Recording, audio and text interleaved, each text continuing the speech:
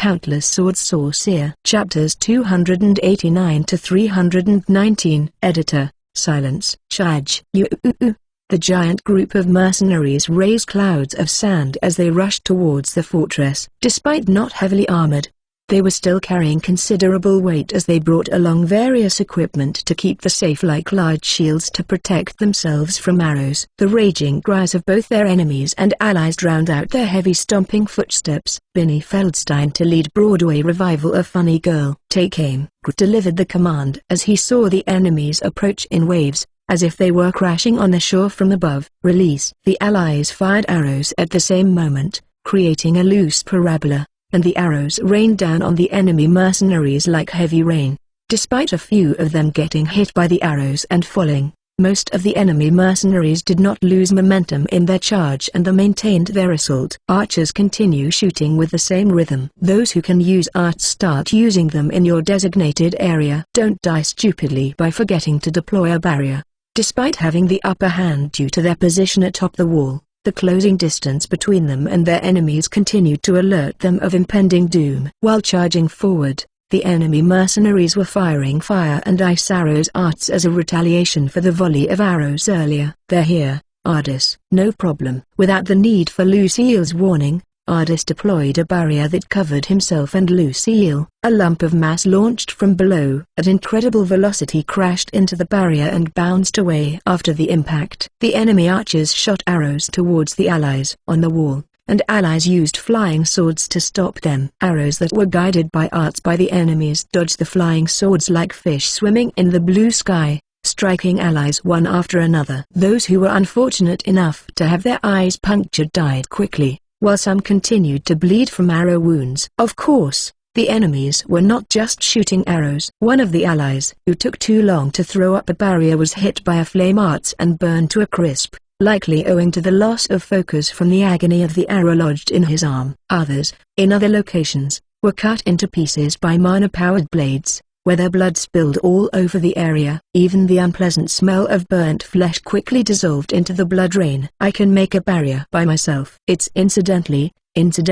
While replying simply to a peeved Lucille, Ardis utilized his arts to counterattack the enemies. About 5 pieces of ice with sharpened edges appeared and shot towards the group of enemies approaching. 3 of them were deflected by barriers, and 1 was evaded, but the last one pierced the enemy's right thigh successfully. With just a half-torn right leg intact, the enemy collapsed, and was trampled by the charging enemy. Geez. Although still seemingly peeved at Ardis, Lucille as well, released her water arts at the enemies. The water, which had been thinned to the point of oblivion, traveled in a straight path, and easily penetrated through their shield. Looking from afar, it would seem like the enemies suddenly collapsed while holding a large shield. However, looking closely, there are small bleeding wounds on their forehead. Regardless of whether a shield was there, the water thread pierced the enemy's head. As usual with the strange arts, Lucille, a man with short greenish-silver hair, called out from the side. The man's name is Sark, who is similarly a Wisteria mercenary, an Ardis and Lucille's friend of the same generation. Although he was slightly older than Ardis and Lucille in age, it didn't make for a significant gap in the mercenary band. In fact, thanks to the similarity in their ages, he's one of the closest people they have in the mercenary band. While idly commenting on Lucille's arts, Sark as well utilized his arts towards the enemies. About 10 huge fireballs line up above the enemies, before crashing to the earth. Accompanied by an explosive roar, the enemies were engulfed in flames, but of course, they still had their barriers to protect them. Despite the barrier, however, around 10 individuals were still burned to charcoal as Sark's insane mana capacity pushed through everything. However, it's only a small part of the majority. Most of them managed to overcome Sark's flames with their barriers, sustaining only minor burns in the process. As usual with the amazing arts, Sark, even though her comments were similar to Sark's, Lucille seemed more dumbfounded in her expression. Simply put, the amount of wasted mana and inefficiency is too absurd. Sark clicked his tongue irritably, whether because of what Lucille said or because his strike wasn't as successful as he had hoped. He just really likes to brute force with mana. Another young man with a similar appearance to Sark spoke forward. Sark reacts moodily as he is stared at by a pair of cool blue eyes that appear dumbfounded. Elian, you're making a lot of noise. So, how about you tell me what I should do? Do it the same, but more efficiently. Exactly like this. Saying so, Elian threw the small jars in his hand towards the enemies below. Using arts, he guided the small jars and carried them above the enemies. Elian then unleashed his arts at the precise moment when each jar was close to an enemy. With small but precise wind arts, he broke all the jars in one go, and some invisible liquid poured onto the ground. Oil? Right on the mark. While replying to Ardis and peering down, Elian once again activated his arts. He only generated a tiny flame that could produce minor sparks. It was too unreliable to even call it a flame, almost like an extinguishing fire spark. That's probably why it never warranted caution from the enemies. The fire sparks struck the ground where oil had already spilled without being hindered by barriers, quickly turning the area into a sea of flames. There were not many casualties because the enemies immediately used arts to extinguish it. However, even though it was just for a little period, their tempo was broken, and many enemies were burned in the leg. That small disturbance is more than enough for Wisteria, which has many experienced mercenaries. Now, pour everything you have. A concentrated barrage of arts poured down on Grith's instructions, and the enemy mercenaries who were still in disarray ate it straight. See? Too much work. Elian's grinning expression towards Sark seemed almost identical to Sark's cumbersome expression. Of course, Ardis won't mistake their face having been together for a long time. However, if they both wear the same hairstyle and a poker face, even Ardis can't be confident who is who. It's easy to assume they're brothers since they have the same face and hair, and even their pupils are the same color. However, they're not brothers. Sark and Elian are twins who share the same mother and were born on the same day. Thanks to their stark difference in hairstyle where Sark has a short hair while Elian has a ponytail, their words and behavior, as well as their expressions, Ardis can readily distinguish them despite their extremely similar facial characteristics. Despite having the same features, their personality and even how they employ their arts in combat are complete mirror images of one another. Unlike Sark who likes to use arts to directly attack the enemies, Elian shows joy in brandishing his creativity and using new ways to fight and create new arts. His attack just now was the same. Sark complained it was too much work, yet its effects can't be overlooked. Of course, there are more enemies directly defeated by Sark's arts. However, Elian's method can't be overlooked when it comes to doing damage to the enemies. Moreover, the mana he expended in all of that was not even 1% of what Sark used just now. It's a far better decision than Sark's technique of pumping mana without care when considering the likelihood of a drawn-out conflict. Of course, Elian's mana pool isn't any smaller than Sark's. If he tried, he could get through it by using force, but it's not in Elian's nature to rely on sheer force like Sark. Mana is the lifeblood of any mage. Our kind will become baggage if mana runs out. Sark, too, should think twice before wasting mana. So noisy. It's much easier to just break through their barrier without fussing about this and that. Sark, who kicked away Elian's advice, was faced with Lucille's dissatisfied face. No one would be in trouble if that can be done so easily. I disagreed with her. If he had the mana to forcefully push through the enemy's barrier, then he would be more use. Only this pair of twins in the whole of Wisteria can break through the opponent's barrier purely by mana overpowering. Even the captain didn't have a mana pool as large as theirs. They're the pair of twins that are too absurd in the standpoint of mana pool. Hey you guys, stop chatting about this and that. Focus on the enemy instead. Joan reprimanded the four individuals with a vein emerging when he saw them like that. But Joan, they're retreating already. Sark glanced down at the hostile mercenaries charging, purposefully putting a roof over his eyes. As Sark said, there are fewer enemies than before. The enemy appears to have sustained significant damage as a result of everyone's concentrated arts, with Elian's arts serving as the turning point. There were still occasionally sporadic attacks flying towards the fortress, but it's looking like they are slowly moving to retreat. The enemies are retreating. Mercenaries move and to pursue. When the fortress commander saw the enemy's actions, he issued orders, and the mercenary bands that got them began marching one by one. You heard it. Wisteria's leave 2 squads on the wall and move and to pursue. Excluding wounded, gather at the gate. Visit Light Novel Reader. Com for extra chapters. With Gr's order to the entirety of Wisteria, They started to move towards the gate as well. Naturally, Ardis and the other three, who are unharmed, are to continue their involvement in the pursuit. Ardis and Lucille had been picked by the Wisteria about 5 years ago. Now, they've both grown into important members of the mercenary band. Lucille belatedly started participating in the battle as a mercenary by 3 years compared to Ardis has about 10 battle experience. She has become a splendid warrior after receiving the baptism of battle and accepting a place to kill or be killed. She is no longer the innocent little girl with a green face who said fighting is impossible for her. As for Ardis, he had stepped halfway into his grave for several times. That much. The times he almost died can't be counted with 2 hands, and neither can he be bothered to count the number of people he's finished off already. Such is the life of a mercenary. He had been continuing for 5 years by telling himself that, in a mercenary band where people are frequently replaced due to death, 5 years is more than enough experience. In fact, the members who joined before Ardis and have remained till now make up little over half of the Wisteria's total membership. In just 5 years, about 100 people disappeared, and replacing them are another 100 new faces. Sark and Delian are part of the latter. They had joined Wisteria around 4 years ago, when Ardis was still learning to stand on a battlefield. Although a little younger than the twins, thanks to being the same generation, the group became intimate. That's the relationship between the twins, Lucille and Ardis. About 2 years had passed since the four started standing on battlefields together. By now, Ardis and Lucille are both recognized as excellent mercenaries by others. As for the twins, thanks to their absurd mana capacity, they are already considered the main force. Within just 4 years. They are regarded as the 5th or 6th most valuable members of the mercenary band,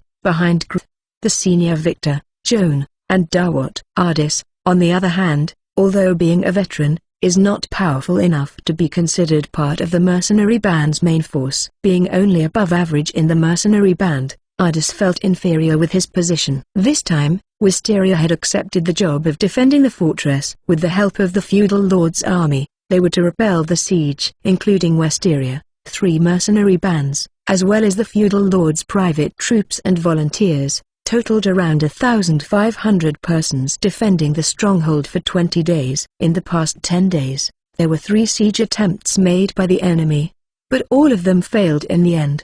The third attempt was settled by Elian's cunning and Wisteria's firepower, and the remaining forces are now on expedition to pursue the enemy remnants. But, couldn't it be a trap? Isn't it common to pretend to retreat to draw in your enemies and then ambush them? Running beside Ardis, Lucille expressed her concerns. Her black hair was tied into a ponytail and swayed in sync to the running tempo. Ardis had given her a violet ribbon a long time ago, and it was this that tidied her long hair. It seems like it was Lucille's favored ribbon, as Ardis could see her wearing it almost every day. While feeling somewhat satisfied in his heart seeing that, he replied to Lucille, "Well, that's probably why we mercenaries are the ones pursuing." "Sounds about right. I guess it doesn't hurt the feudal lord whether we manage to reduce the enemy forces or get ambushed." Elian, who was running behind Ardis, agreed, and beside him, Sark further expressed his negative suspicion. "Rather, aren't they thinking that it's a good chance to exhaust both sides?" "But that's too..." Lucille was stuck for words. She wants to claim that it's too impossible,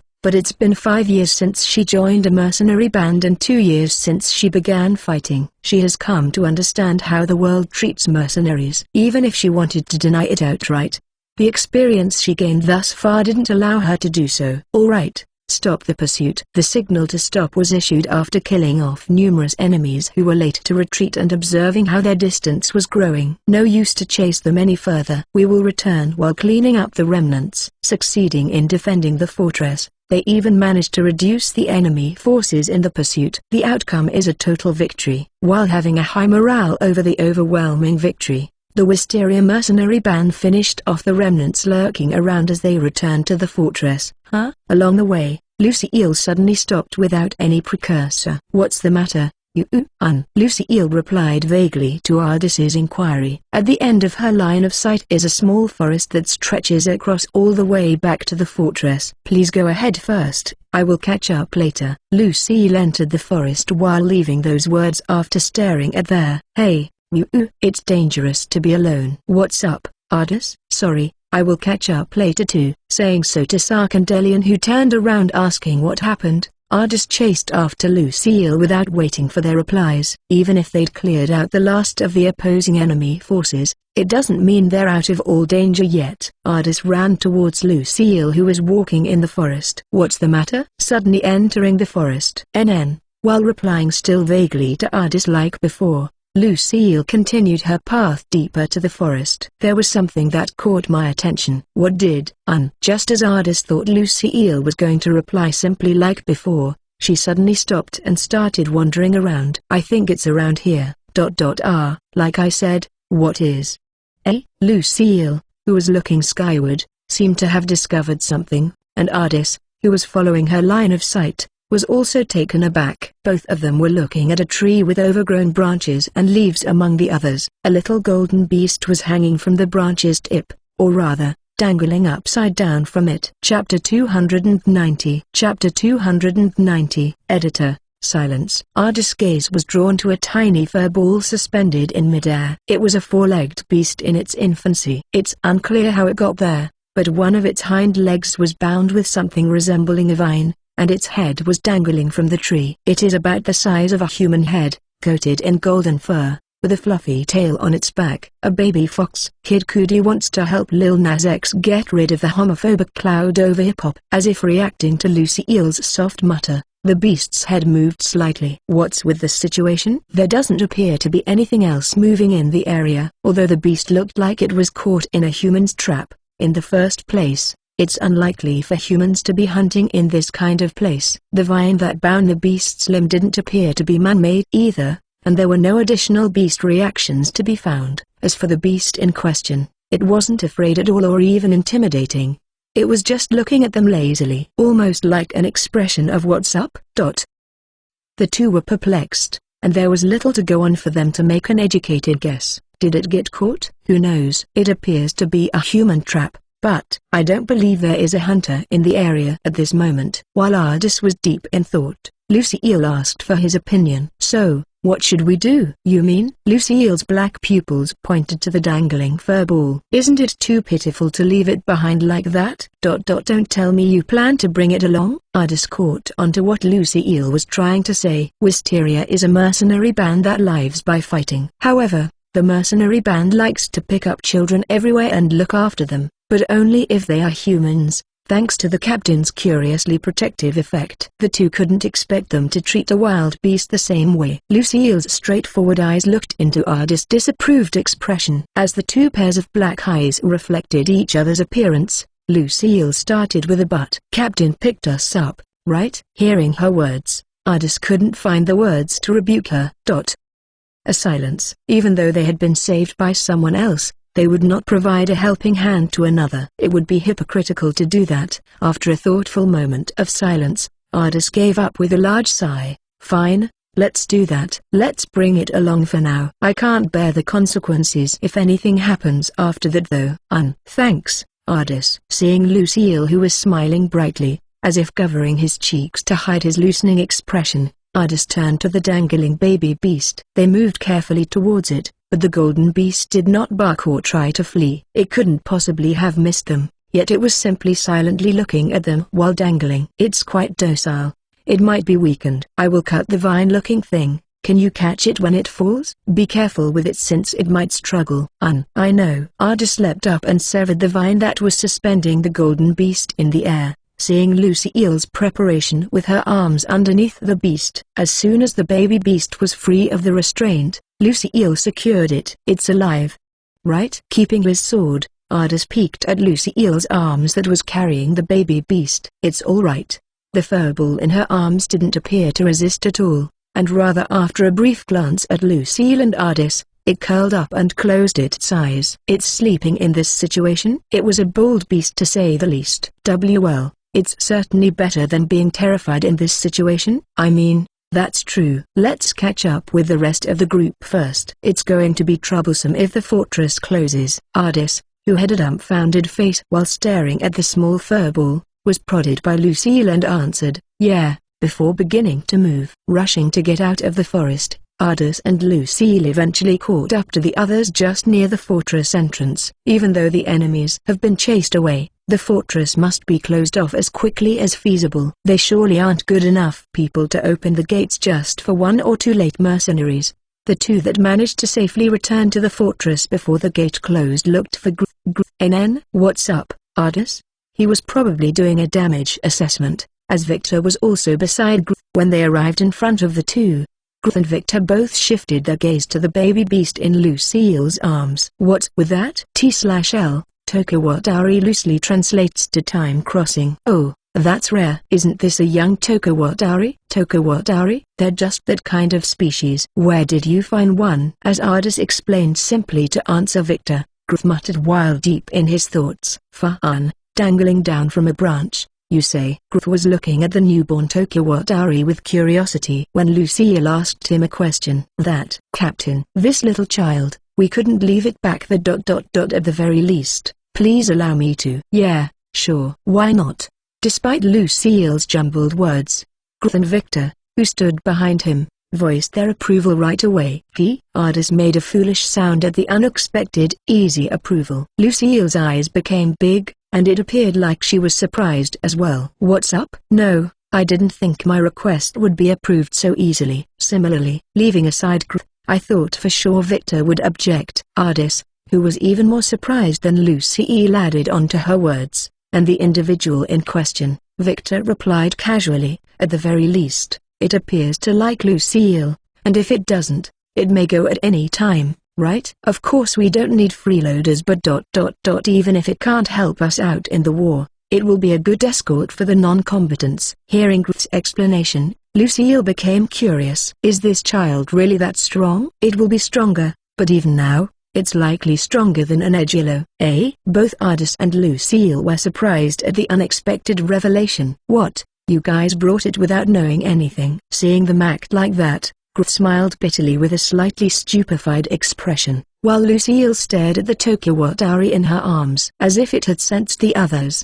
the tiny Tokawatari opened its eyes thinly, appearing unconcerned. I'm not sure you are a male or female, but are you hungry? Gruff spoke while meeting eyes with it. The tiny Tokawatari let out a big yawn, and then stared at Gruff before opening its mouth. This time, it wasn't a yawn. From its tiny mouth, came out human words that Ardis and Lucille never expected. It replied back to Gruff, I'm hungry. It's speaking. Visit Light Novel Reader.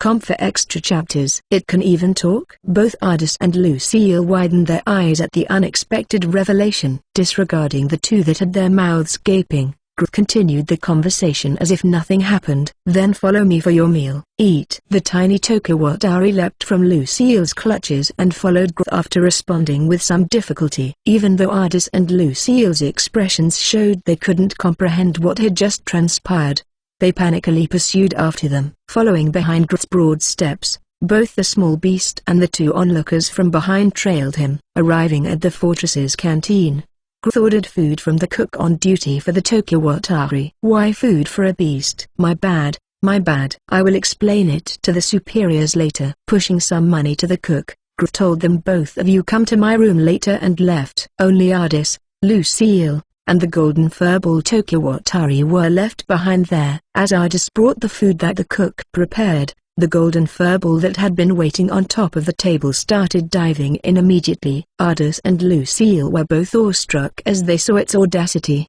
which was inconceivable for any wild beast. Bland. It even appeared to have assigned a grade to the flavor, although it might only be complaining. It's not behaving like a natural wild beast. The meal was not as elaborate as the ones for people. There was only the rough bread, which was only suitable for filling you up, and a little amount of meat that had been cooked without any seasoning. The cook probably thought this was enough for a beast. It's not carnivorous, probably omnivorous. Are foxes omnivores too? Ardis knows about foxes. A little bit. While watching the Tokawatari eat, Ardis and Lucille chatted idly. Unlike the two who were not very informed, Ardis believed that if the dinner was made by the cook under Gruff's instructions, who is knowledgeable about the beast, it should be alright. Taste, average, but full. The beast offered its rating for the meal after eating the amount that was more than adequate for its little size, and then laid down with a satisfied face. No matter how small, it's still a beast born of wild, Ardis, who had been staying silent so as not to disrupt the beast's feast, made his decision and spoke up. "Hey, you can understand what we speak? A bit." The tiny Tokawatari answered while looking at Ardis after a little pause in response to his query. "A bit means only a part of it?" "I guess so. Maybe it's because it's still young, or maybe their species hasn't had many opportunities to communicate. But we'll leave that to Victor to answer." In the past 5 years,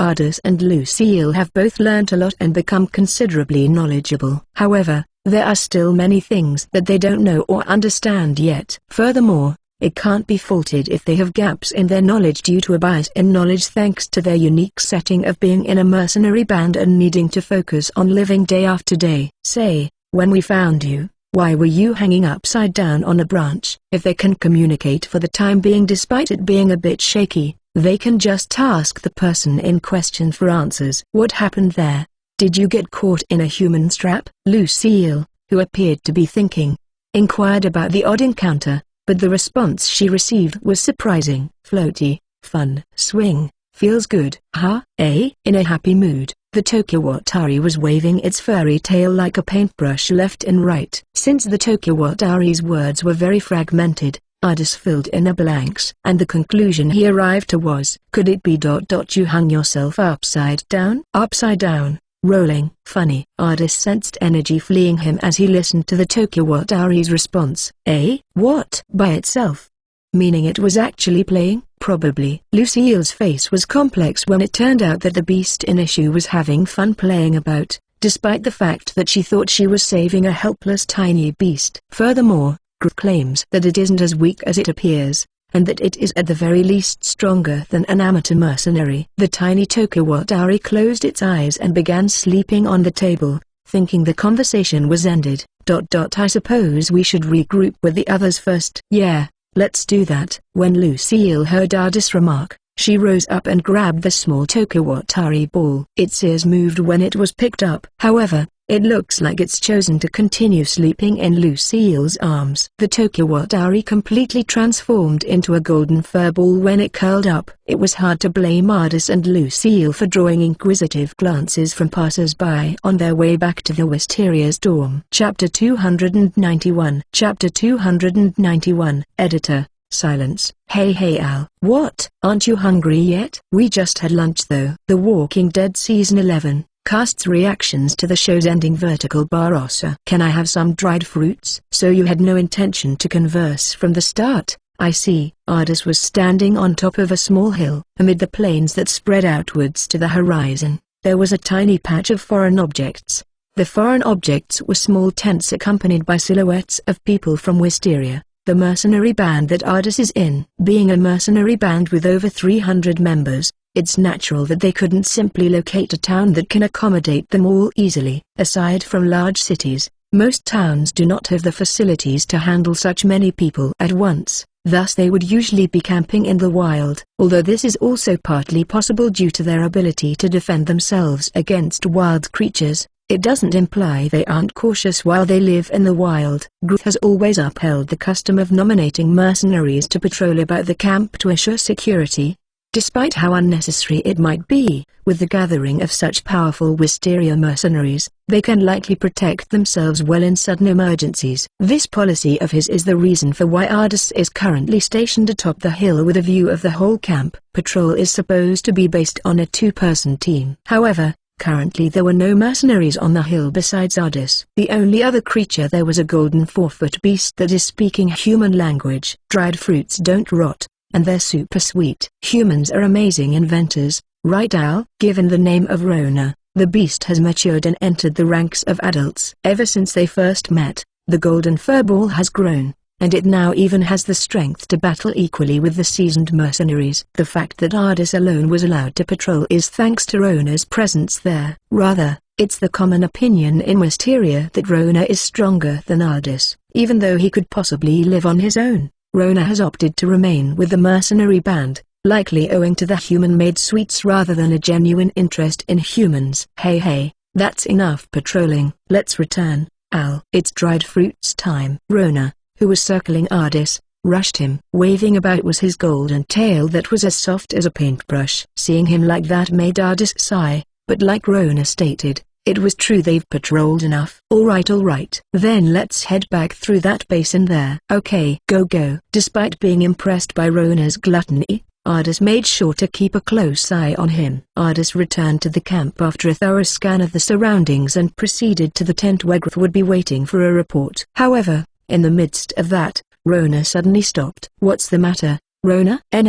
You is angry. Rona's ears twitched as he turned to the right. You is? I think she's arguing about something. As if he was asking about what they should do in this situation, Rona turned his face towards Ardis. Let's postpone the report. Ardis hurried his steps to the right, intrigued by Rona's assertion that there is an argument. Eventually, when he got near enough, Ardis could hear numerous voices. The familiar voice was definitely Lucille's. Ardis' face quickly turned bitter when he finally spotted her. Please stop it already. The first thing that came into his view was Lucille unnaturally raising her voice while covering for several other girls behind her. There were 5 males confronting her, who were the source of Ardis' displeasure. They'd all just barely joined the mercenary band on trial a few days before. Although they are new members, they aren't amateurs in fighting. They are all people that were affiliated with another mercenary band before and have their own share of fighting experience. They came to Griff, who was known for his kindness, when their mercenary band was decimated in a large-scale fight, and they lost their place to go. They are far more powerful than Ardis, but they are still members of the mercenary band on trial and have not yet donned the official uniform. Mercenaries from other mercenary bands are more or less like them, but it seems like these 5 have yet to understand the unwritten rules in Wisteria. Despite being told firmly upon their entry to the band, it seems like they haven't got out of the common sense that they are familiar with. Seeing how the girls behind Lucille were afraid, Ardis could make a guess to what had transpired. Ain't it alright? It's not like we're asking them to accompany us in the night. It's just a little invitation to drink with us. Marty, the leader of the group of 5, is the one in charge. Although he has a pleasant face when he wears a brighter expression, it is clear he is visibly displeased right now. They are growing girls that are still apprentices. They are not here to accompany you drinking. Visit light novel reader. Com for extra chapters. Han. As if there's any use for women in a mercenary band other than chores and nightly affairs. Children are not treated as disposables by Wisteria. The captain, Griff, forbids using them as tools for men's enjoyment in Wisteria under all circumstances. They didn't understand that. I'm not aware of any other mercenary bands, but these girls certainly did not join Wisteria for that kind of purpose. It's only natural for those who can't fight to pleasure those of us who are fighting for our lives. Get out of the way and don't waste our time. Not in a million years. Lucille slapped away Marty's hands that stretched outwards. Enough is enough. This bitch. Was his pride hurt when someone weaker resisted against him? Marty reached for his sword on his waist. Stop right there. As he couldn't stand quietly watching this any longer, Ardis stepped in between them. Seeing Ardis's appearance, Lucille's tight expression loosened a little. What are you trying to do by drawing that? Marty's rage exploded as he received Ardis's cold gaze. Stay out of this, you brat. Don't get on your high heels, you greenhorn. Greenhorn or not, rules are rules. What you are doing is clearly a breach of our discipline. Making a move on the children under our protection is not permissible. Do you still not understand that Wisteria is a different place with different rules than the mercenary band you were in before? Fun. A greenhorn acting like he's so smart. Marty scoffed at what Ardis said and snickered at him with a dangerous gaze. His look, with half of it curving upwards, was incredibly disturbing. Are you saying that you yourself can face against 5 of us? What a joke. Seeing how Marty was so confident with his ridiculing laughter, Ardis informed him of the harsh truth. Looks like you're laughing because you don't understand what is happening. Look around. With Ardis pointing it out, he finally realizes. Marty and his friends turn pale when they look around them. It was not only Ardis who arrived at the scene after hearing the ruckus. There were more than several tens of mercenaries gathered, all who directed piercing cold gazes towards Marty and his friends. All their hands were already on their swords, with some of them looking eager to pull it out. In Wisteria, children and girls are not subjects to be taken advantage of. It's unthinkable and very much a foreign concept in other mercenary bands, but it's something everyone in Wisteria follows. It seems like Marty and his friends could not understand that. Every one of you getting so caught up with a joke or two. He must have realized that his odds are bad. "Oi, we're leaving." After spitting on the ground, Marty along with the other 4 of his friends left the scene. However, Ardis did not miss it how Marty glanced at Lucille dirtily before he left. "Did you see that?" Rona noticed it too, asking without elaborating much. "Yeah." With a grotesque expression like that, it is unlikely that Marty and his friends who can't assimilate into Wisteria will remain silent about what just happened right now. Sensing the upcoming trouble from Marty's glance just now, Ardis starts to think of a counterplan. Chapter 292. Chapter 292. Editor. Silence. It was almost instantaneous when the problem arose. It happened 2 days after the event with Marty, while Lucille was washing herself alone. When your lifestyle in a mercenary band is generally in the wild, it's difficult to keep a nice appearance. There's hardly even a chance to visit a town once a month. Naturally, it's frequent for mercenaries to bathe outside in the wild. It's customary in Wisteria to hang a piece of cloth on a rope stretched between trees to make a small, covered bathing place. While it's still quite early in the morning, Lucille entered the bathing area with only a small layer of clothing. Top 10 Greatest Psychic-type Pokémon. The water is refilled by those on duty who are skilled with water arts, and the large tub in the bathing area appeared to be filled with water last night. There were just the occasional birds chirping, but other than that, it was a quiet morning. Using a pail, Lucille poured water onto herself. The sound of water splashing could be heard. While wetting her black hair, her thin clothes stuck to her body as they absorbed the water. With the thin clothes sticking close to her feminine body, it emphasized her plump curved lines. The 2 mounds that could be seen slightly through the thin clothes are more than enough to seduce men. Suddenly, Lucille's hands stopped as she turned her eyes to a corner of the blinds. Shadows were casted on the blinds by the soft morning lighting from the east. Shadows of people, that is. "Yo, thanks for your meddling that day."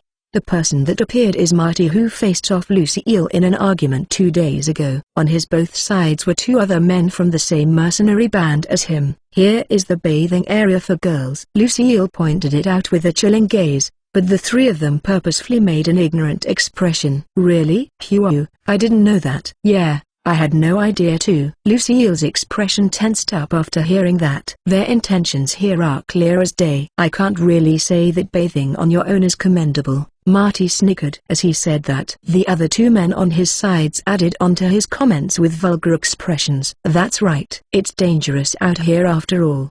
Did our little miss here not know that?" While concealing her translucent thin clothing with her arms, Lucille replied back while maintaining a stance, "I have my defensive weapon with me." She then looked at the sword that was left placed on the dry land. "That's not my meaning at all." Marty's smile distorted.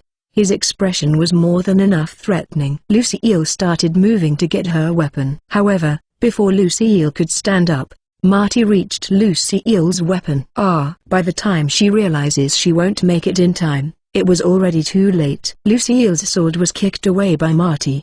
Having lost her weapon, Lucille immediately turned around and tried to escape. However, one of the other men had circled around to stop her. While her path was blocked and she hesitated what to do, she was suddenly pulled from behind to the ground. No matter how she has survived so far as a mercenary, she was currently up against 3 other seasoned mercenaries. Lucille, who hadn't put up a guard, was put down to the ground by Marty. "Oi, stop her arms and cover her mouth." With Marty's other 2 friends helping, even her attempt at resisting was futile. Even if she struggled, she was lacking in pure soul strength. "Just stay still and it will be over. Though it will take thrice the time with all of us here." With a vulgar laugh, Marty reached his hands out to Lucille's light clothing. However, his expression suddenly froze. Twisting away his head that was originally approaching Lucille, a dagger flew right past his nose. As the dagger that missed its target flew past them,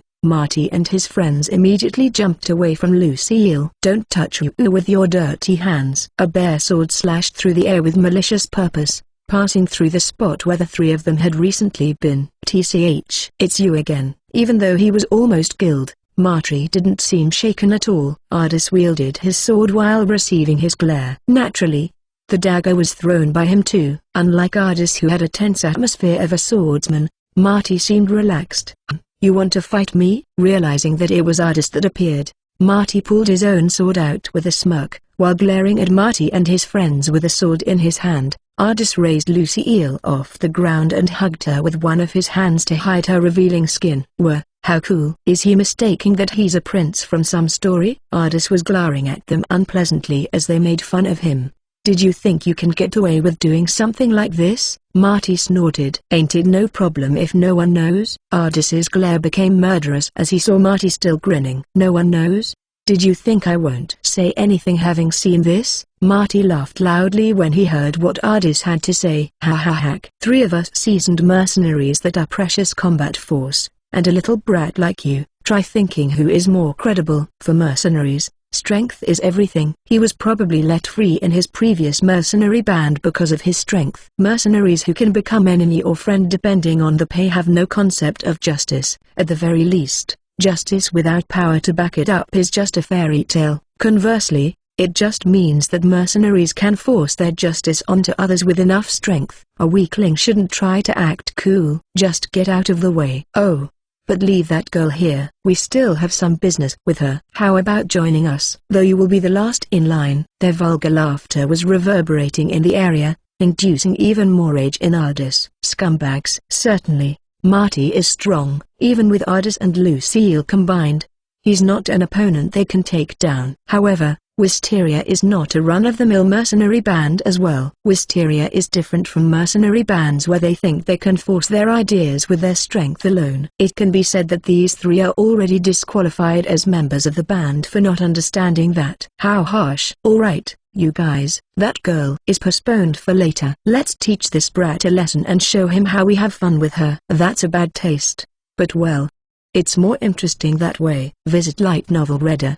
Com for extra chapters. "That's one great idea. Makes me a little excited." Ardis's rage only increased further with the 3 speaking as they wished. "That's never happening." "Dumbass. This green pawn is thinking that he can win against 3 of us again." Marty smirked as he ridiculed Ardis, "but that's only for now." "Who's the dumbass?" "It's you guys that haven't understood." "That's right." As Ardis retorted, there was another voice that interjected, changing Marty's expression instantly. This voice, the captain of Wisteria, Gru, arrived belatedly after the voice. Alongside him a Sarkandelian. "It's not just them that I hear either." As if to encircle Marty and his other 2 friends, more than 10 other mercenaries appeared from behind the blinds. "Wah!" Turning his head around in panic, Marty lost his words when he realized his situation. "You were awfully confident, but it looks like your luck has ran out." "Wisteria's mercenary band is not so easy that you can do anything you want forcefully." To Gru, who told them this with a chilly expression,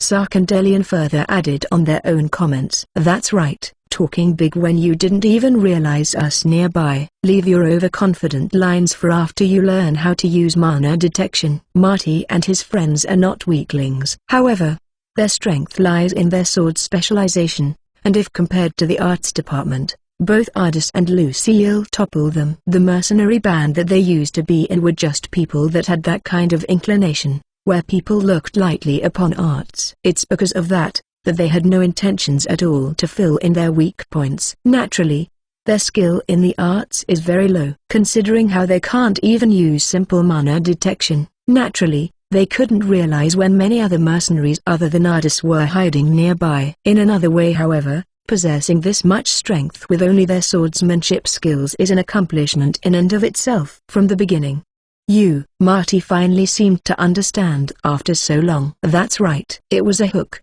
line, and sinker situation. Ardis, who saw Marty's meaningful smirk that day, had started drawing up a plan together with Rona. Full of animosity towards him, Ardis comments, else who would let Lucille bathe alone after knowing what would happen. Since Marty and his friends made it obvious that they were planning something, a plan was used against them. Knowing that this was going to happen sooner or later, it was better to prepare for them in advance and catch them off guard while they're in the act. Many other mercenaries agreed, stating that allowing them to continue would be hazardous for the other female apprentices, and Gru agreed with them as well. If they act irrationally as a result of the trap, they will be severely punished. This time, Gru, who had promised it, was in command of the operation. As for the bait, Lucille volunteered herself. Considering what had happened before, It was certain that Marty would bite the bait if it's her. Although there were voices in Wisteria saying that it's too dangerous for her to be alone, Lucille insisted that they will lower their guard because I'm alone. You set me up. That's funny. You're acting like the victim.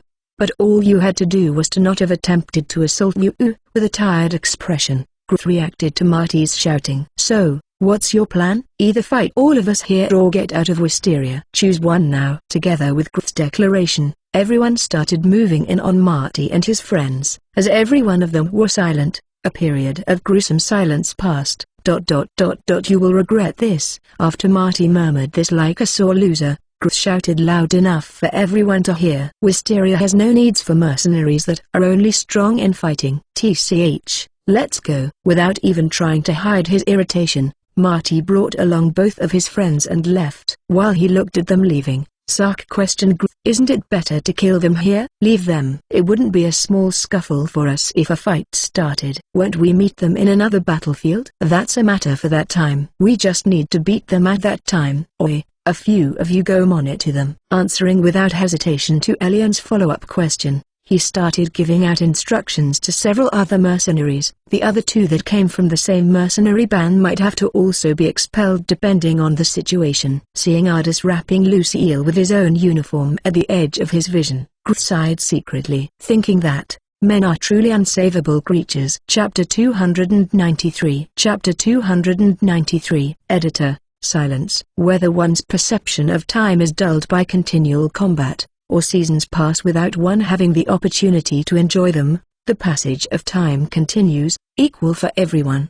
Having grown into a young man from just a boy, Ardis has completely become a familiar member in Wisteria. Like Sark and Elian, he has come to be regarded as a young talented person and his presence in the mercenary band continues to grow. Say, Ardis. What? In case you missed IT. Sam Asghari responds to trailer for upcoming Britney Spears documentary. Despite Ardis' difficulties with communication, his extensive service in the mercenary band has naturally helped him get along with the other mercenaries of his generation. When one of his comrades calls out to him, he has learned to cooperate enough to respond even though he is uninterested. I heard that our commander this time is a girl.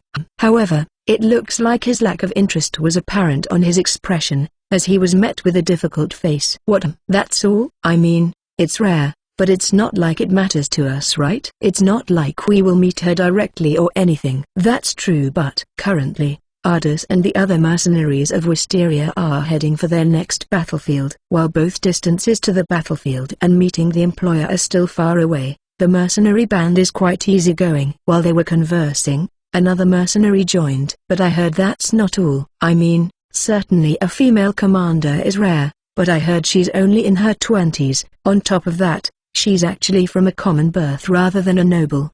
Probably thinking that it's a good opportunity to kill time, a few other mercenaries chimed into the conversation. Common birth? From a remote farming village, I think. And she's the commander for an army at her 20s? That can only come off as a joke for me.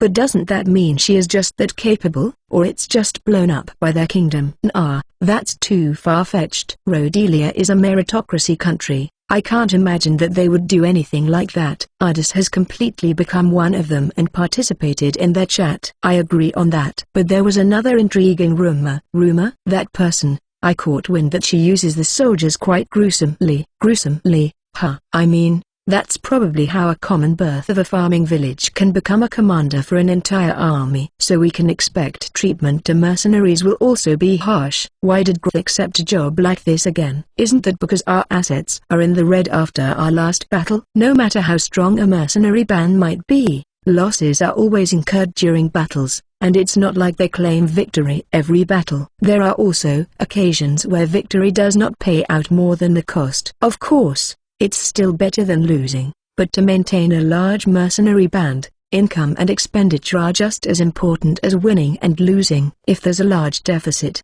they would be forced to choose a good-paying job to fill that hole up. Wisteria is currently in such a predicament. Dawat-san even said that the pay this time is exceptional for a winning battle. Exceptional? Right.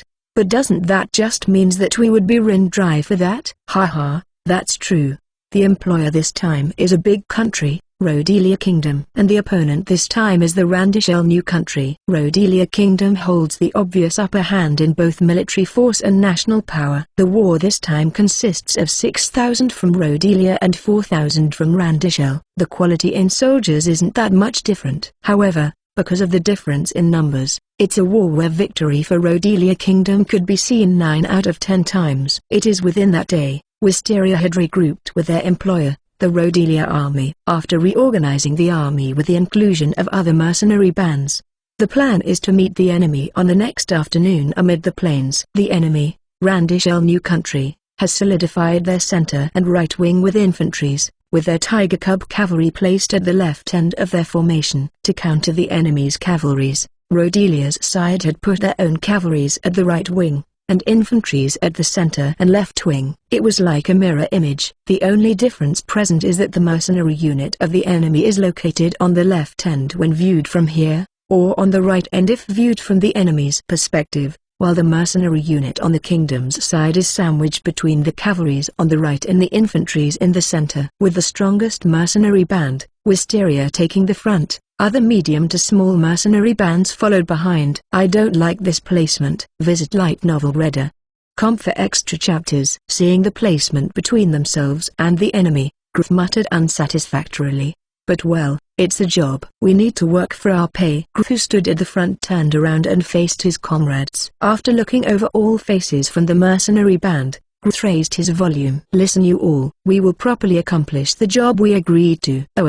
Following Griff's words, everyone in Wisteria raised their voice. Don't loosen up just because it's a winning battle. Don't get distracted by the short-sighted victory and miss my instructions.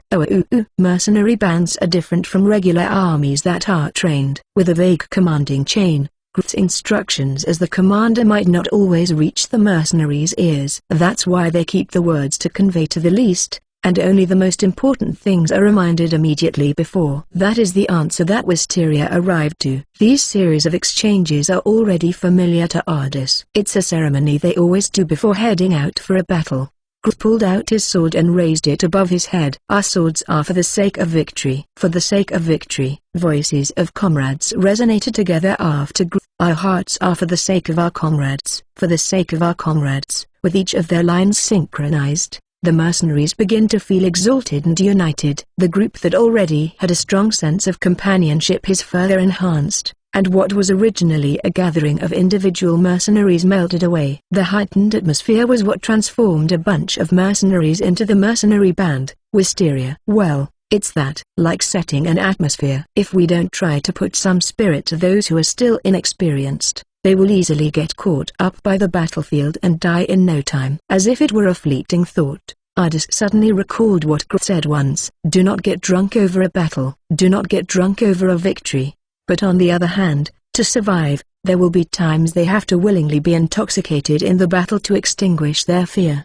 Despite it still being a contradiction, everyone chooses to be intoxicated in that way to shake off their anxiety in battle. Here we march, with glory under our flag. With glory under our flag. Everyone raised their weapons and shouted to the extent of their lungs, while being wrapped in their loud voices that would even reach the enemy in the distance. Ardis entrusts himself to the tension. Kill or be killed. That day, Ardis threw himself into the fray where his faith is on the line again. Chapter 294. Chapter 294. Editor. Silence. Rhodelia Kingdoms and Randishell New Country's troops were facing one another. Ardis's side, the Rhodelia camp, was the first to act. Except for the cavalry unit, the two wings were given the command to advance, and their formation gradually expanded to create a half-circle. Ardis and the other Wisteria members are in the right front. Naturally, this implies they will face the adversary sooner than other groups. Don't go too far on your own. Gwyneth Paltrow and Brad Pitt visited same stylist for 90s haircuts. Match your feet with the others. The veteran mercenaries warned the newbies while they faced enemies of their own. Ardis, from above. Lucille warned when she realized the enemy approaching from above. It's not uncommon to see enemies trying to surprise attack from a higher angle by creating footholds from mana. It appears that their enemies are not mercenaries, but rather the regular army of the Randishell New Country. Their outfits were uniformly grey uniforms, with armor that lacked any semblance of beauty and was designed solely for function. Elian. Those that got through are yours. With Ardis yelling his name, Elian started pouring all his spirit into casting his arts. Countless needles shot upwards from both of Elian's arms, increasing in size as they traveled towards the enemies above. The small needles that had grown to the size of small knives pierced through the barriers of the enemies and skewered them. 5 of them immediately dropped from the sky because of it. Falling from that height, of course, meant no salvation, painting new red splotches to the already chaotic battlefield. It's coming.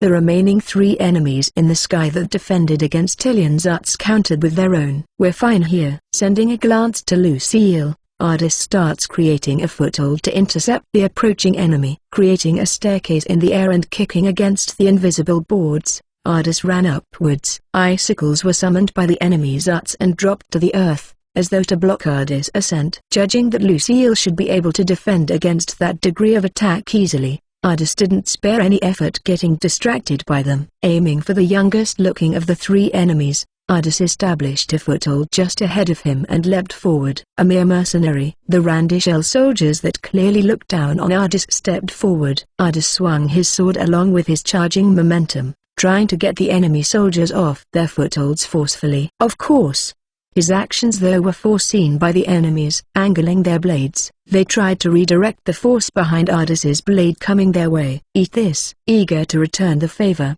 the enemy soldier created a fireball from a close distance. However, Ardis simply dispelled the foothold he was standing on and dodged the fireball by free falling, before throwing his blade forward from the blind area that is their foot. As the soldiers jumped backwards from the attack to another foothold they created, Ardis stacked a fist-sized foothold on their newly created footholds. The landing spot that is a little higher than what they initially expected caused a slight discrepancy that is fatal for anyone on the battlefield. The soldiers that lost their balance could have no chance to dodge Ardis's sword. I guess they don't teach stuff like this in the army. Without mercy, Ardis's sword pierced through the soldier's stomach. Gahak. It wasn't fatal yet. However, they are currently in the air where they would have to stand on the minor footholds they create and maintain. The soldier that suffered great damage started falling downwards with a painful expression. Ardis, we're done here. A voice came to Ardis, who tried to look for the remaining 2 soldiers. Sark was the owner of the voice. It seemed like Sark had managed to defeat the other 2 in the time Ardis took to defeat 1. What? Just when I thought I wouldn't get disturbed. Sark had likely cleaned up the remaining. Realizing that,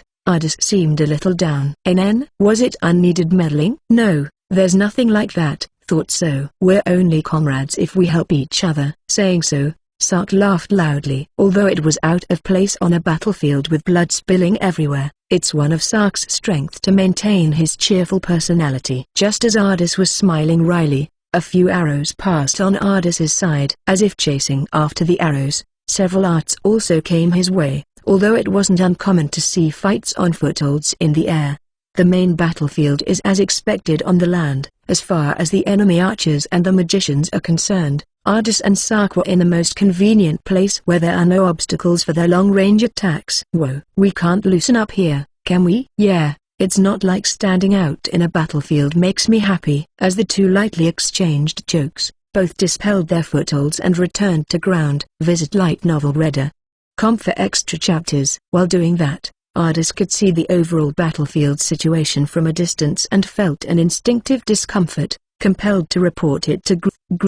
Our left wing is getting pushed back. Left? Gr, who heard the news from Ardis, made footholds of his own and ascended to see the entirety of the battlefield. TCH, Ardis is right. We're going to be the only one charging into the enemies if this continues. In the first place, the Rhodelia Kingdom's formation was a semicircular arc with one of the ends occupied by Wisteria. With the left wing being pushed back, if Ardis and the others pushed too much with the momentum they had, they would delve too deep into enemy territory. Let's hold back a little. We will only be swallowed if we continue. Victor and Gruff both had the same idea, and so they went forward with the idea of slowing down the advance. Yeah, let's do that. With Gruff's decision made and his instructions distributed, Wisteria was putting a stop to their advances, although slowly. Just as they thought the situation was slowly getting under control, another trouble happened. Those guys, Are they not seeing what's happening? Dawat was not yelling at the enemies, but his own allies. Although Wisteria was slowing down their advances to avoid rushing too deep into the enemies, it didn't mean the mercenaries following behind them caught the same idea. Rather, they couldn't gain contribution if they stayed in the back with Wisteria at the front, so they went forward recklessly. It wasn't because of ill intentions. It's natural for mercenaries to be clouded in a winning war and in front of a circumstance where victory seems apparent. If they had the eyes to see the entirety of the battlefield like Grith or Victor, then the situation wouldn't have worsened there. Even with Wisteria's training, controlling the atmosphere and momentum of a battlefield is difficult. Despite weakening their offense to avoid overextending, Ardis and the others were being pushed by the pressure from behind and squeezed forward. This is bad. Should we turn right for now? That's not happening. We will just block the cavalries from advancing. Dawat expressed his idea in the worsening situation. But Victor rejected it. But the left is even worse, right? Then, what about just escaping upwards?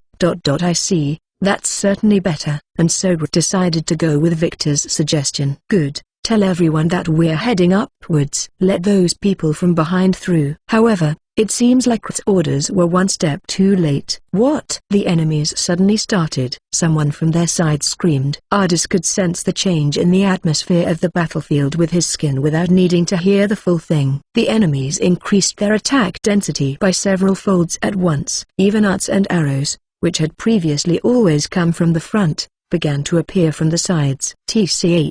It's too late. Grith bit his lips. With the enemy's center advancing, Wisteria is now under attack from both the front and the left. It's impossible to escape to the air now that the intensity has risen so high. Even if they tried to, they would only be targeted by a shower of arts and arrows. Moreover, they are stuck in the predicament where the pressure from behind is still heavy. Despite being half encircled, Wisteria was withstanding the enemy's attacks until the enemy made another damaging maneuver. The enemy cavalries on the right are charging. Chapter 295. Chapter 295. Editor. Silence. Wisteria was carried into the open with the enemy's cavalry force charging. Reports from each battlefront began to arrive at the Rhodelia Army headquarters one after the other. Squad Jones is in contact with the enemy. Squad Wilson is still advancing. A young girl sat amid everyone, in an elegant chair unsuited for the gory battlefield. LeBron James says he got vaccinated against COVID despite initial skepticism. Tilting the porcelain cup in her hand, she was enjoying tea leisurely while everyone else was scrambling around. Her name is Julia, the commander responsible for all 6,000 men of the Rhodelia Army. Even though everyone else was busily sending messages around, the individual herself seemed quite relaxed and laid back. She was known as the Red Catastrophic Butterfly because she ascended to the post of general in Rhodelia with her own capabilities, despite being of common birth. Needless to say, it was a name given to her by those who confronted her. Nonetheless, it appears that she had taken a like to it and was actively utilizing it. In front of her was a table wide enough for an entire adult to lie on his back, and on it was a map of the entire topography of the battlefield. Red pieces represented the Allies, while white pieces represented the enemies. Her subordinates moved the pieces in accordance with the overseers in the sky and reports made by each group's messenger. The enemy cavalries are moving, likely towards our right wing.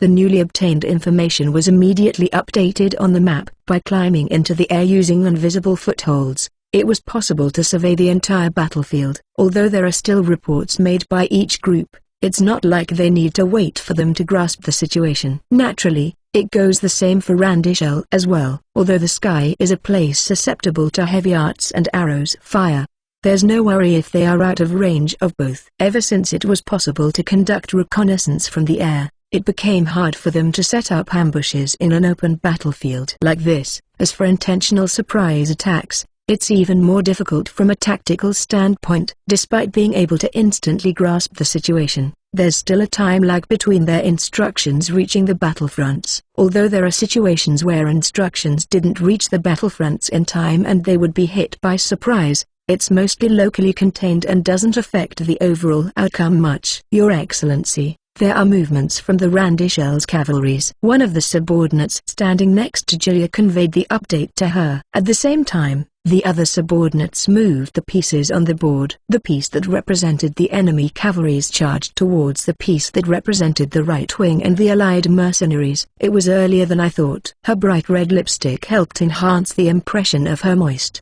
and gleaming lips while her overjoyed voice resounded. The mercenaries at the front are moving well. Who are they again? If I recall, it's Wisteria.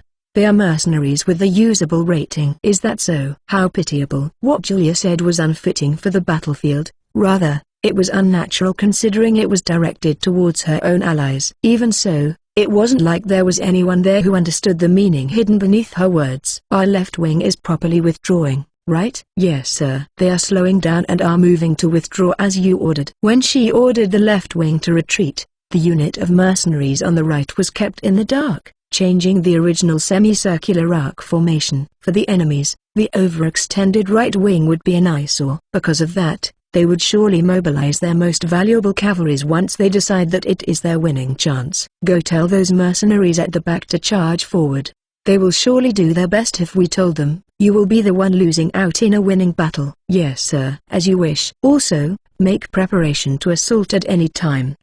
Sir Spencer commanding the cavalries is an excellent knight. He would surely perform well without. The subordinate that was in the middle of speaking was suddenly blown to the wall. Who gave you permission to talk? Her gaze was chilly as she wiped off the blood from her right fist. The person that took the hit was on the ground about 10 steps away. Blood spilled from his nose with several broken teeth visible painfully inside his half-open mouth. Even though everyone there were considerable warriors of Rhodelia, it was impossible for them to avoid Julia's punch without precursor. It was the proof of her absurd power. Another subordinate glances at his injured colleague with pity before taking over her orders. I will go ahead and inform Sir Spencer. Go. Replying in the shortest way, Julia reheated her tea with arts and continued enjoying herself. The subordinate that irritated Julia was no longer to be found. Probably, some smart and alert subordinate had taken him away. After taking a few moments of break, she muttered. Now then, did those stubborn heads from Randishell properly bite the bait?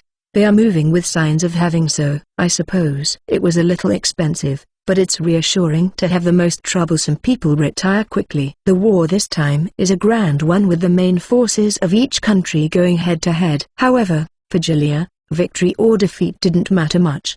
Despite having the upper hand in numbers, it's hard to break the opponent with just one match. Despite having the tendency to stick to traditional tactics, her enemies also have the mind to think, the intelligence to devise strategy, and know when to retreat when the situation is not in favor. It is because of this that Julia set the purpose of this battle to be annihilating the enemy elite cavalries. If that much is possible, then the rest of their army can be cleaned up later. Randishell New Country had always been strong in cavalry battles, but conversely speaking, if they don't have their cavalries, there's no doubt in Rhodelia's victory. That's why rather than victory or defeat, her primary aim in this battle is to annihilate the enemy cavalries. For that to happen, she even placed tasty baits by making a situation where her allies looked like they overextended. She reasoned that for the bait, she should utilize mercenaries who could be hired for a fee. After all, Rhodelia won't feel an itch even if all of them died. But, of course, they must be sturdy enough to withstand enemy cavalry attacks, so she had to employ skilled ones. Although it was somewhat expensive, it is still a bargain if they can end the war between two countries in a single blow. Randishell wouldn't be a threat if their cavalry is crushed. The enemy cavalries are moving. A report came from the overseer. From above, one of the subordinates moved the piece on the table. The piece that signified the enemy cavalries moved closer to the ally right wing. Did the message make it in time? Yes, sir. We have received signal that both have received it. Is that so? Then I will wait for the good news. While Julia talked with her subordinates, reports came in one after another. Randishell cavalries started assault on our right wing. The allied mercenaries who had been waiting in the rear have joined the attack. The pieces on the table moved busily. Seeing that, the corners of Julia's mouth loosened. It's about time for the closing. Cavalries are units that specializing in charges, so once they stop, their effectiveness falls by half. By drawing the enemy's attention with the allied mercenaries, she would command the cavalry to charge after the opposing cavalry charged forward to stop them in their tracks and diminish their effectiveness. To do this, bait was required, as well as an obstacle from the opponent's side to prevent their cavalry from turning back, and, most importantly, orchestrating a scene to convince the enemy of victory. The mercenaries served as the bait. Since it was obvious that the mercenaries will soon be annihilated, she never stationed any regular army there, with the left wing of the semicircular formation withdrawing. If the mercenaries that overextended as bait get surrounded by the enemy infantries from all directions, they will also block the retreat route of the enemy cavalries. Then, by withdrawing the left wing and convincing the enemy that they are winning, all that remains is to convince them that the mercenaries are the only ones left to help the Rhodelia army. Since they were so easily caught in her bait, Randishel is truly a gullible opponent. Our cavalries? There isn't a report yet, but they will surely move soon. The cavalries only had to charge in before the enemy's cavalry retreats. If they don't miss that timing, then the original goal of annihilating the enemy cavalries will be achieved. But, on the off chance the cavalries were too slow to the action, then, there's nothing to do about it. The only thing left to do would to be punish Sir Spencer, who led the cavalry, and go on to the next battle. It's not as though sacrificing the mercenaries will incur a big loss on Rhodelia's side. The unlucky mercenaries caught into it are pitiable, but, well, they're only mercenaries. Without a sliver of guilt, Julia murmured as if it wasn't something she cared about, and the report from the overseer in the air came. Sir Spencer is now moving. Chapter 296. Chapter 296. Editor. Silence. Wisteria was already under fire from both the front and the left, but the situation continued to worsen. The enemy cavalries on the right are charging. A warning cry came from the right flank. As Ardis looked at that direction, the enemy cavalries that didn't move a single muscle till now, were raising clouds of sands as they charged towards them. Why are they charging now? Where are the kingdom's cavalries? They're not moving. Those shitbags don't only move us around. Amidst the angry cries thrown around, Groot's voice called out instructions. Stop their charge with all you got. If we can foil their first charging attack, they will be forced to stop. The allied mercenaries were layering barriers after barriers. At the same time, the enemy infantries are retreating to not get in the way of their cavalry's charge. Here, Ardis. Ardis confirmed Lucille's appearance and ran to her. How many layers? At least 3. Got it. Finishing grasping each other's intentions with just a few words, Ardis started deploying barriers of his own to stop the enemy cavalry's charge. As Groot said, stopping the first attack is all that was needed. After all, the enemy could only have a charged attack once. There is no second opportunity. Even if they tried to turn around after a failed charge on Ardis and the others, they would encounter only enemy infantry or their own soldiers in the middle. When their charge comes to a halt and they have nowhere to go, they have no choice but to stop. No matter how strong their cavalry is, they could never be effective in a melee battle. But of course, the enemies saw victory in this charged attack. If they can't defend against the charge, Wisteria will surely crumble, and at the same time, it's likely to decide the battle's outcome. They're here. The enemy cavalries already blew apart the group in the front and was approaching rapidly. All members of Wisteria were like Ardis, bracing with their barriers to defend against the charge. However, some of them weren't strong enough. People were flung into the air as the horses leapt, and spears pierced through them. 2 cavalries came straight towards where Ardis and Lucille were. The enormous horse with its charging momentum neared Ardis and crashed into the deployed barrier head-on. Although 4 layers of barrier were shattered immediately, that's all their momentum amounted to. The next moment, the cavalry's warhorse tripped over its own momentum and went out of his sight. The rider must have had confidence in his horse's power and weight, but in the end, it seems like it was his mistake. Unable to shatter all the barriers, the horse's stature was broken, and the rider met his end as the consequence. One more. Lucille warned Ardis of another charging cavalry. He must have witnessed the cavalry stumbling before. This time, the rider didn't aim to trample them with his horse. He was charging with a spear in his hand. Deflect it. Upwards? Yeah. Exchanging short words, Ardis created another layer of barrier with a slight angle upwards to deflect the spear tip. On top of Ardis's barrier, Lucille layered another smaller yet tougher barrier. The spear held by the rider crashed into the barrier. However, the trajectory slowly shifted before Ardis's eyes. Stopped by Lucille's pinpoint barrier, the remaining momentum was deflected by Ardis's angled barrier. The spear flipped upwards after getting deflected. Not able to make use of the momentary opportunity, the rider missed his attack. The rider continued with his momentum to find the next target, but naturally, Ardis would not allow him to do that so easily. Dispelling the barrier that served its role, he turned around and shot a magic arrow towards the horse's hind leg. No matter how fast the horse is running, it can't outrun an arrow. The magic arrow lodged itself deep into its hind leg, causing the horse to run amok from the pain, dropping the rider in the process. Yawa! The enemy that fell off his horse failed to regain his balance before hitting the ground. As he fell at an unfortunate location, he was trampled by the following cavalries. Having witnessed the end of the rider, Ardis looked around for more enemies to look out for. Our damage is severe. As he looked around, there were figures of his comrades being made into skewers. Most of them seemed to have defended against the charge, but casualties are still considerable. However, after losing their charging momentum and not having enough space to start gaining speed again, it meant that the enemy cavalries are no longer a threat. What they can do at best is to retreat the way they came or be plunged into a melee battle. Naturally, Wisteria wouldn't let them run. It's our turn. Don't let them run. Griff's voice was responded by everyone. For everyone that had escaped the imminent death, this is the greatest timing to counterattack. With the enemy cavalries here, there's no worrying about arrows or arts from the enemy and fear of friendly fire. The enemy will at most send out their infantries to aid the cavalries. A melee battle is a mercenary's forte. It's what everyone hoped for. While the allies slowly regained momentum, the situation suddenly took a turn again. There are more cavalries coming this way. Someone from the right rear yelled out a warning. Shit, there's still more? No, it's Rhodelia. Thinking that there are more enemies worsening the situation,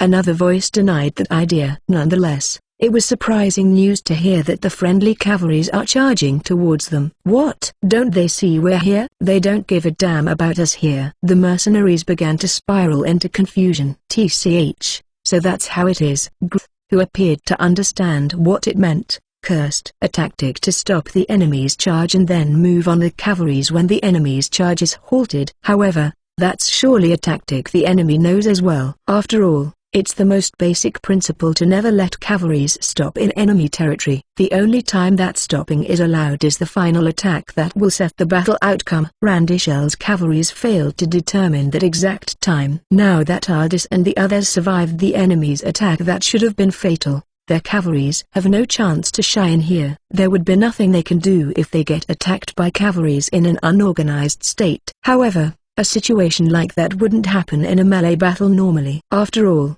there would be risk of friendly fire. In a fast-paced melee battle that is happening currently, it's difficult to even discern foe from friend. In other words, sending the cavalries now meant sacrificing everyone despite on the same side here. It is not an action anyone would take normally. Even if they won the battle, there will be skepticism towards the commander's ability. However, if it's not Rhodelia's army that will bear the losses, but the mercenaries hired with money, all of you, make footholds, and get into the sky now. But, we will be under fire if we do that? Although there was one person that reflexively questioned Griff's orders, the others followed immediately. It's still better. We will just be squashed by our own cavalries if we stay on the ground. The front and left are enemies, with the addition of allied mercenaries from the rear who rushed forward without understanding what was going on, and the Rhodelia cavalry, which is rushing from the right rear right now becoming the last nail of the coffin. They can only flee to the right front, where the Randishel cavalry came from,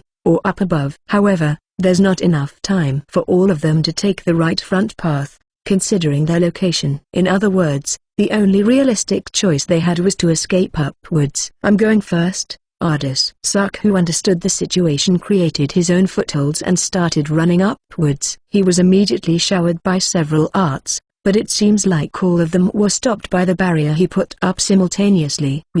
Ready? Yes. Calling out to Lucille, who seemed a little fatigued, Ardis created a foothold, and climbed. I will take care of the barrier. Sorry for the trouble. To lessen Lucille's worry by even a little, Ardis created a slightly larger barrier that could cover them both. Looking around, everyone of Wisteria was climbing to the sky, similarly like Ardis and Lucille. However, some mercenaries from other bands couldn't make their own footholds, and some were busy fending off enemy cavalries that they didn't have time to flee, leaving a considerable number of mercenaries still on the ground. Ardis, a large one is coming. Following Elian's warning, A large fireball came his way from Randishel's army. Arts loaded to the brim with deadly purpose to shoot them out of the sky were launched at them one after the other. Some unlucky comrades couldn't endure the attacks that shattered their barriers, throwing them back to the ground. Amidst that, Rodelia's cavalry unit finally arrived at the action with their charge. The sound of horseshoes, combined with many horses trampling over the ground underneath them, threw up clouds of sand. The enemy cavalries that had their momentum halted could do nothing to stop them, and mercenaries that didn't escape in time were thrown in the air from the charge. As Rodelia's cavalry troops passed under their eyes, they swerved right, passing right by the enemy infantries, and continued towards the right. With no enemy ahead of them that could stop their advance, the situation completely overturned at that exact moment. Wisteria was already under fire from both the front and the left, but the situation continues to worsen. The enemy cavalries on the right are charging. A warning cry came from the right flank. As Ardis looked at that direction, the enemy cavalries that didn't move a single muscle till now were raising clouds of sands as they charged towards here. Why are they charging now? Where are the kingdom's cavalries? They're not moving. Those shitbags don't only move us around. Amidst the angry cries thrown around, Gruth's voice called out instructions. Stop their charge with all you got. If we can foil their first charging attack, they will be forced to stop. The allied mercenaries were layering barriers after barriers. At the same time, the enemy infantries are retreating to not get in the way of their cavalry's charge. Here, Ardis. Ardis confirmed Lucille's appearance and ran to her. How many layers? At least 3. Got it. Finishing grasping each other's intentions with just a few words, Ardis started deploying barriers of his own to stop the enemy cavalry's charge. As Gruth said, stopping the first attack is all that is needed. After all, the enemy could only have a charged attack once. There is not a second chance for them. Even if they tried to turn around after a failed charge over Ardis and the others, they will find only enemy infantries around them, or their own soldiers occupying the center. They have no choice but to stop as they have nowhere to go when their charge comes to a halt. No matter how strong their cavalry is, they could never be effective in a melee battle. But of course, the enemy saw victory in this charged attack. If they can't defend against the charge, Wisteria will surely crumble, and at the same time, it's likely to decide the battle's outcome. They're here. The enemy cavalries already blew apart the group at the front and was approaching rapidly. All members of Wisteria were like Ardis, bracing with their barriers to defend against the charge. However, some of them weren't strong enough. Spears pierced through them, and people could be seen thrown into the air whenever the horses leapt. 2 cavalries came straight towards where Ardis and Lucille were. The enormous horse with its charging momentum neared Ardis, and crashed into the deployed barrier head-on. Although 4 layers of barrier were shattered immediately, that's all its momentum amounted to. The next moment, the cavalry's war horse tripped over its own momentum and went out of his sight. The rider must have had confidence in his horse's power and weight, but in the end, it seems like it was his mistake. Unable to shatter all the barriers, the horse's stature was broken. The rider met his end as the consequence. One more. Lucille warned Ardis of another charging cavalry. He must have seen the cavalry earlier dripping. This time, the rider didn't aim to trample them with his horse, but was charging with a spear in his hand. Deflect it. Upwards? Yeah. Exchanging short words, Ardis created another layer of barrier with a slight angle upwards to deflect the spear tip. On top of Ardis's barrier, Lucille layered another smaller yet tougher barrier. The spear held by the rider crashed into the barrier. However, the trajectory slowly shifted before Ardis's eyes. Stopped by Lucille's pinpoint barrier, the remaining momentum was deflected by Ardis's angled barrier. The spear flipped upwards after getting deflected. Not able to make use of the momentary opportunity, the rider missed his attack. The rider continued with his momentum to find the next target, but, naturally, Ardis would not allow him to do so easily.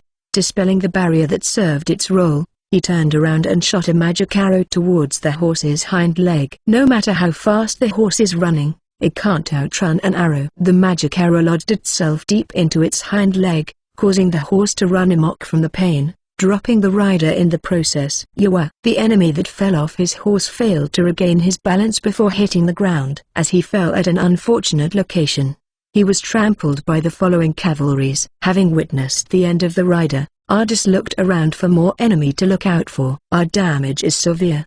As he looked around, There were figures of comrades being made into skewers. Most of them seem to have defended against the charge, but casualties are still considerable. However, after losing their charging momentum and not having enough space to start gaining speed again, it meant that the enemy cavalries are no longer a threat. What they can do at best is to retreat the way they came, or be plunged into a melee battle. Naturally, Wisteria wouldn't let them run. "It's our turn. Don't let them run." Griff's voice was responded by everyone. For everyone that had escaped the imminent death, it is the greatest timing to counterattack. With the enemy cavalries here, there's no worrying about arrows or arts from the enemy and fear of friendly fire. The enemy will at most send out their infantries to aid the cavalries. A melee battle is a mercenary's forte. It's what everyone hoped for. While the allies slowly regained momentum, the situation suddenly took a turn again. There were more cavalries coming this way. Someone from the right rear yelled out a warning. "Shit, there's still more?" "No, it's Rhodelia." Thinking that there were more enemies worsening the situation, another voice denied that idea. Nonetheless, it was a surprising news to hear that the friendly cavalries are charging towards them. "What? Don't they see we're here? They don't give a damn about us here." The mercenaries spiraling into confusion. TCH. So that's how it is. Who appeared to have understood the meaning behind it cursed. A tactic to stop the enemy's charge and then move and the cavalries when the enemy's charge halted. However, that's surely a tactic the enemy knows as well. After all, it's the most basic principle to never let cavalries stop in enemy territory. The only time that stopping is allowed is the final attack that will set the battle outcome. Randishel's cavalries failed to determine that exact time. Now that Ardis and the others survived the enemy's attack that should have been fatal, their cavalries have no chance to shine here. There would be nothing they can do if they get attacked by cavalries in an unorganized state. However, a situation like that wouldn't happen in a melee battle normally. After all, there would be risk of friendly fire. In a fast-paced melee battle that is happening currently,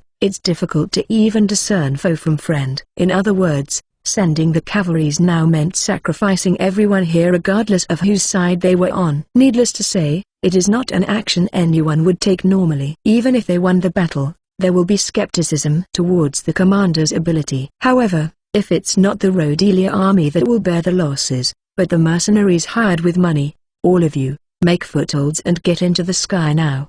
But we will be under fire if we do that. Although there was one person that reflexively questioned Griff's orders, the others followed immediately. "It's still better. We will just be squashed by our own cavalries if we stay on the ground." The front and the left are enemies, the allied mercenaries from the rear that rushed forward without knowing anything, and then the Rhodelia cavalries that's charging from the right rear now. The only direction they can escape to is the right front where the Randishel cavalries came from, or up above. However, there's not enough time for all of them to take the right front path considering their location. In other words, the only realistic choice they had was to escape upwards. "I'm going first." Ardis Sark, who understood the situation, created his own footholds and started running upwards. He was immediately showered by several arts, but it seems like all of them were stopped by the barrier he put up simultaneously. Ready?" "Yes." Calling out to Lucille, who seemed a little fatigued, Ardis created a foothold and climbed. "I will take care of the barrier." "Sorry for the trouble." To lessen Lucille's wear by even a little, Ardis created a slightly larger barrier that could cover both of them. Looking around, everyone of Wisteria was climbing to the sky similarly like Ardis and Lucille. However, some mercenaries from other bands couldn't make their own footholds, and some were busy fending off enemy cavalries that they didn't have time to flee, leaving a considerable number of mercenaries still on the ground. "Ardis, a large one is coming." Following Elian's warning, a large fireball came his way from Randishel army. One after another, arts filled to the brim with murderous intent to shoot them off the sky were hurled towards them. Some unlucky comrades couldn't endure the attacks that shattered their barriers, throwing them back to the ground. Amidst that, the Rhodelia cavalry unit finally arrived at the action with their charge, raising up clouds of sands. The sound of horseshoes along with countless horses trampled over the ground below them. The enemy cavalries that had their momentum halted could do nothing to stop them, and mercenaries that didn't escape in time were thrown in the air from the charge. As the Rhodelia cavalry troops passed under their eyes, they swerved right, passing right by the enemy troops, and continued towards the right. With no enemy ahead of them that could stop their advance, The situation completely overturned at that exact moment. Chapter 297. Chapter 297. Editor. Silence. The outcome of the battle was decided the moment Rodelia's army broke apart the enemy cavalries and turned to the offensive. The left wing that had been drawing in the enemies skillfully till then, restarted their aggressive advance.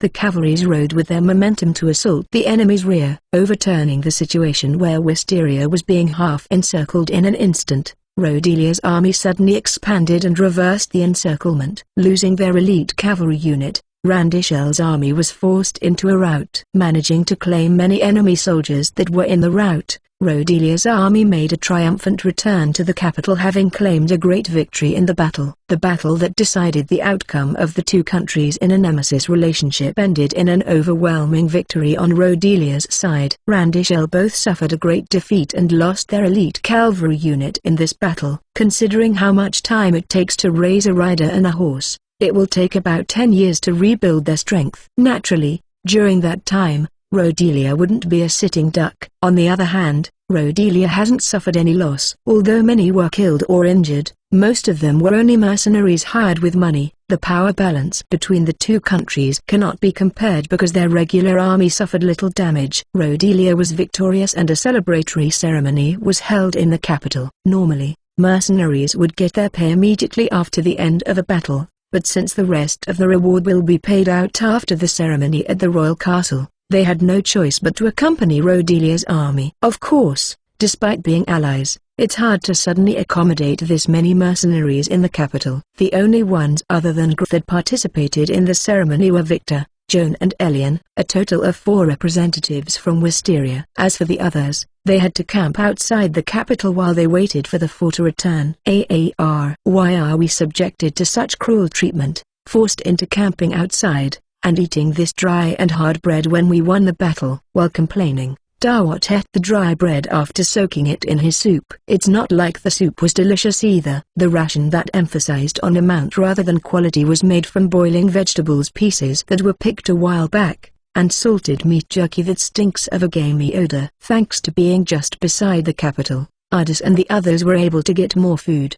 but it didn't mean that the taste was good. Naturally, spices which are high-grade goods are omitted. The soup was dominated by the gamey taste of the meat jerky and a little saltiness. Just don't eat if you have that many complaints. Lexi rebuked Dawat, who was complaining too much without much enthusiasm. After all, there are many others who will be willing to eat your portion if you don't. Since when did I say I'm not eating? I thought we were going to eat something better. So just leave me grumbling. Grumble all you want if that makes it taste better. But you do know it won't change anything no matter how you complain. Who the heck doesn't know that? Then eat quietly. While listening to Dawat and Lexi bickering, Ardis tried the soup. Not just the taste of the vegetables, but even the salty taste that was supposed to be the base were overpowered by the stench of the dried jerky so much that it was vomit-inducing. While his expression contorted, Ardis stopped his breathing and gulped all of it down in one go. It doesn't change the fact that it's food and a precious source of nutrients. Only the taste was the sole luxury he can't have. There's something he saw after traveling here and there as a mercenary. People that died from starvation in alleyways,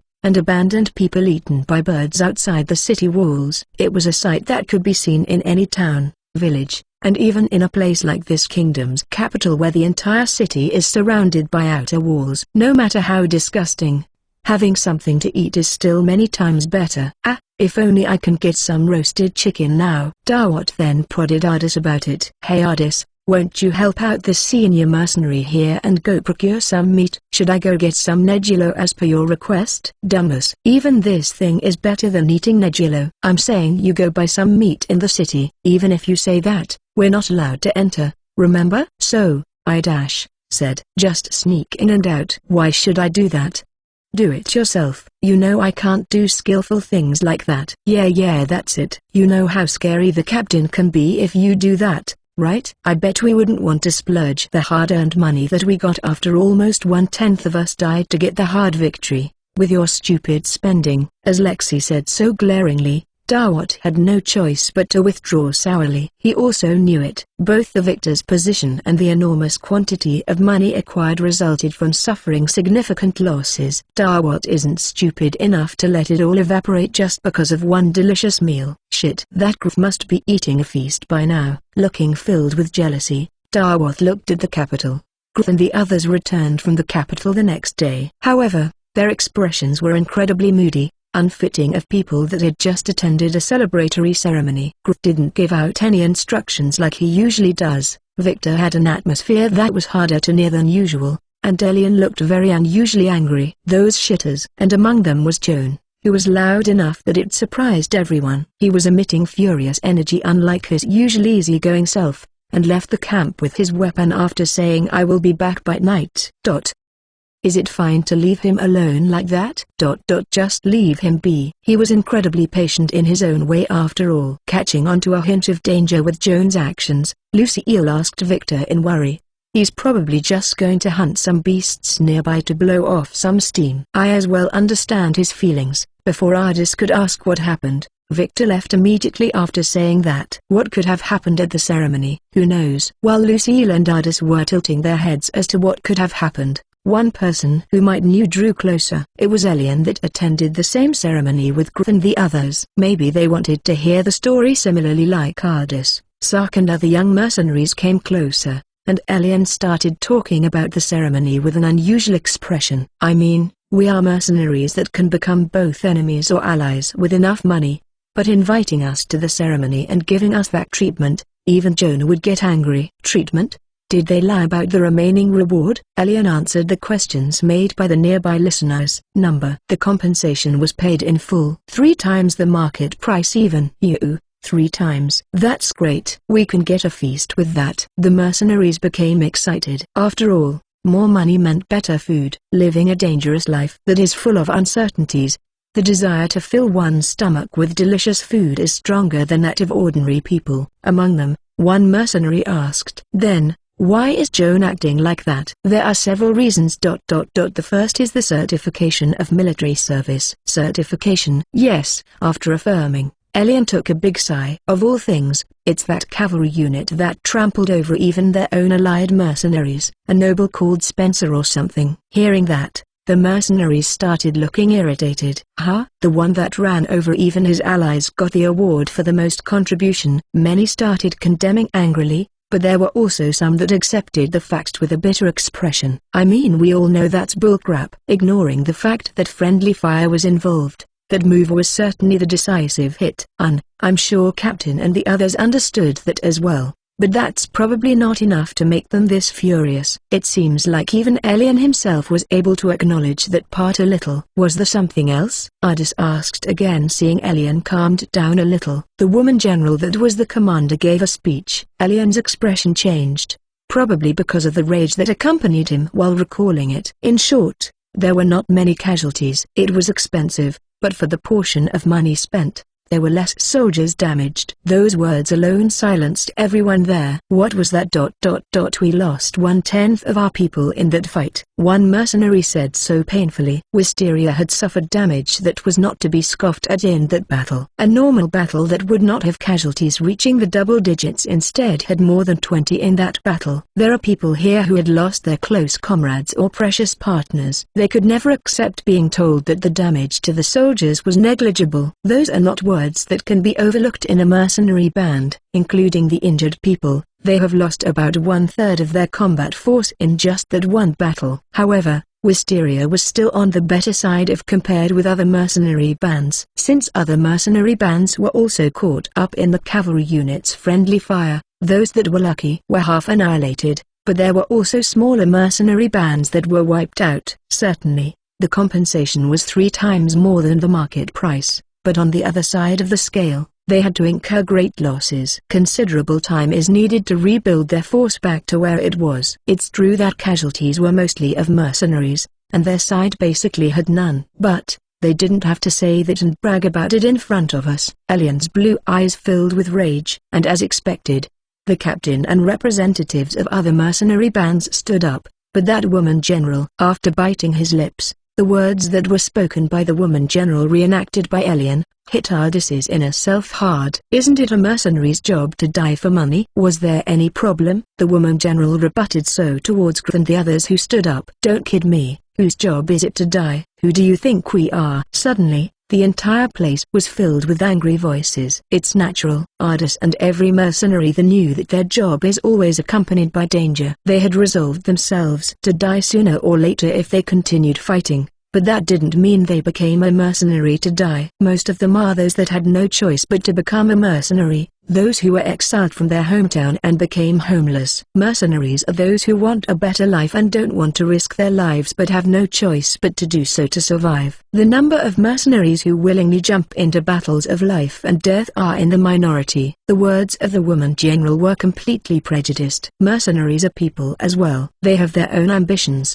troubles and futures. They do not exist only for the sake of being moved like pawns on a battlefield. I have a question. What is it? Why were representatives from mercenary bands invited to the ceremony? From what I've heard so far, that general only treats mercenaries like tools, right? Yeah, about that. Apparently, according to the woman general, the mercenary bands had considerable contributions as well. However, the contributions weren't anything like taking down strong foes, overturning the situation, or anything of the sorts of what Ardis and the others thought. Your greatest contribution is to have died for the sake of Rodelia's soldiers, rather than living a sorrowful life as a mercenary. Isn't it better to have a quick and meaningful death? The woman general congratulated them with a tone, and eyes filled with benevolence from the bottom of her heart. As expected, that is when I snapped.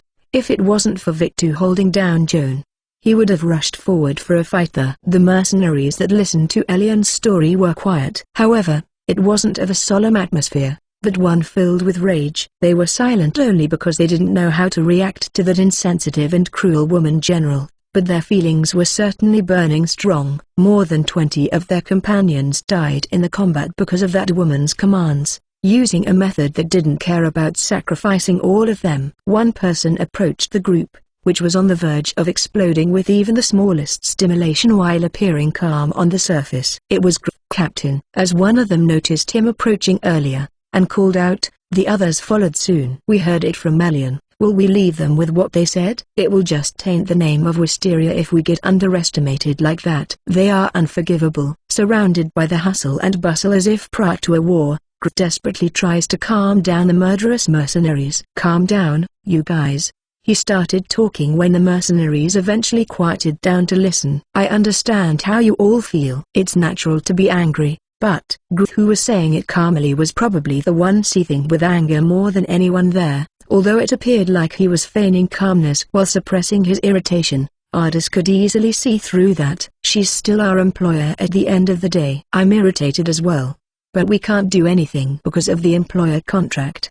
But that employment contract is over already. Just listen first.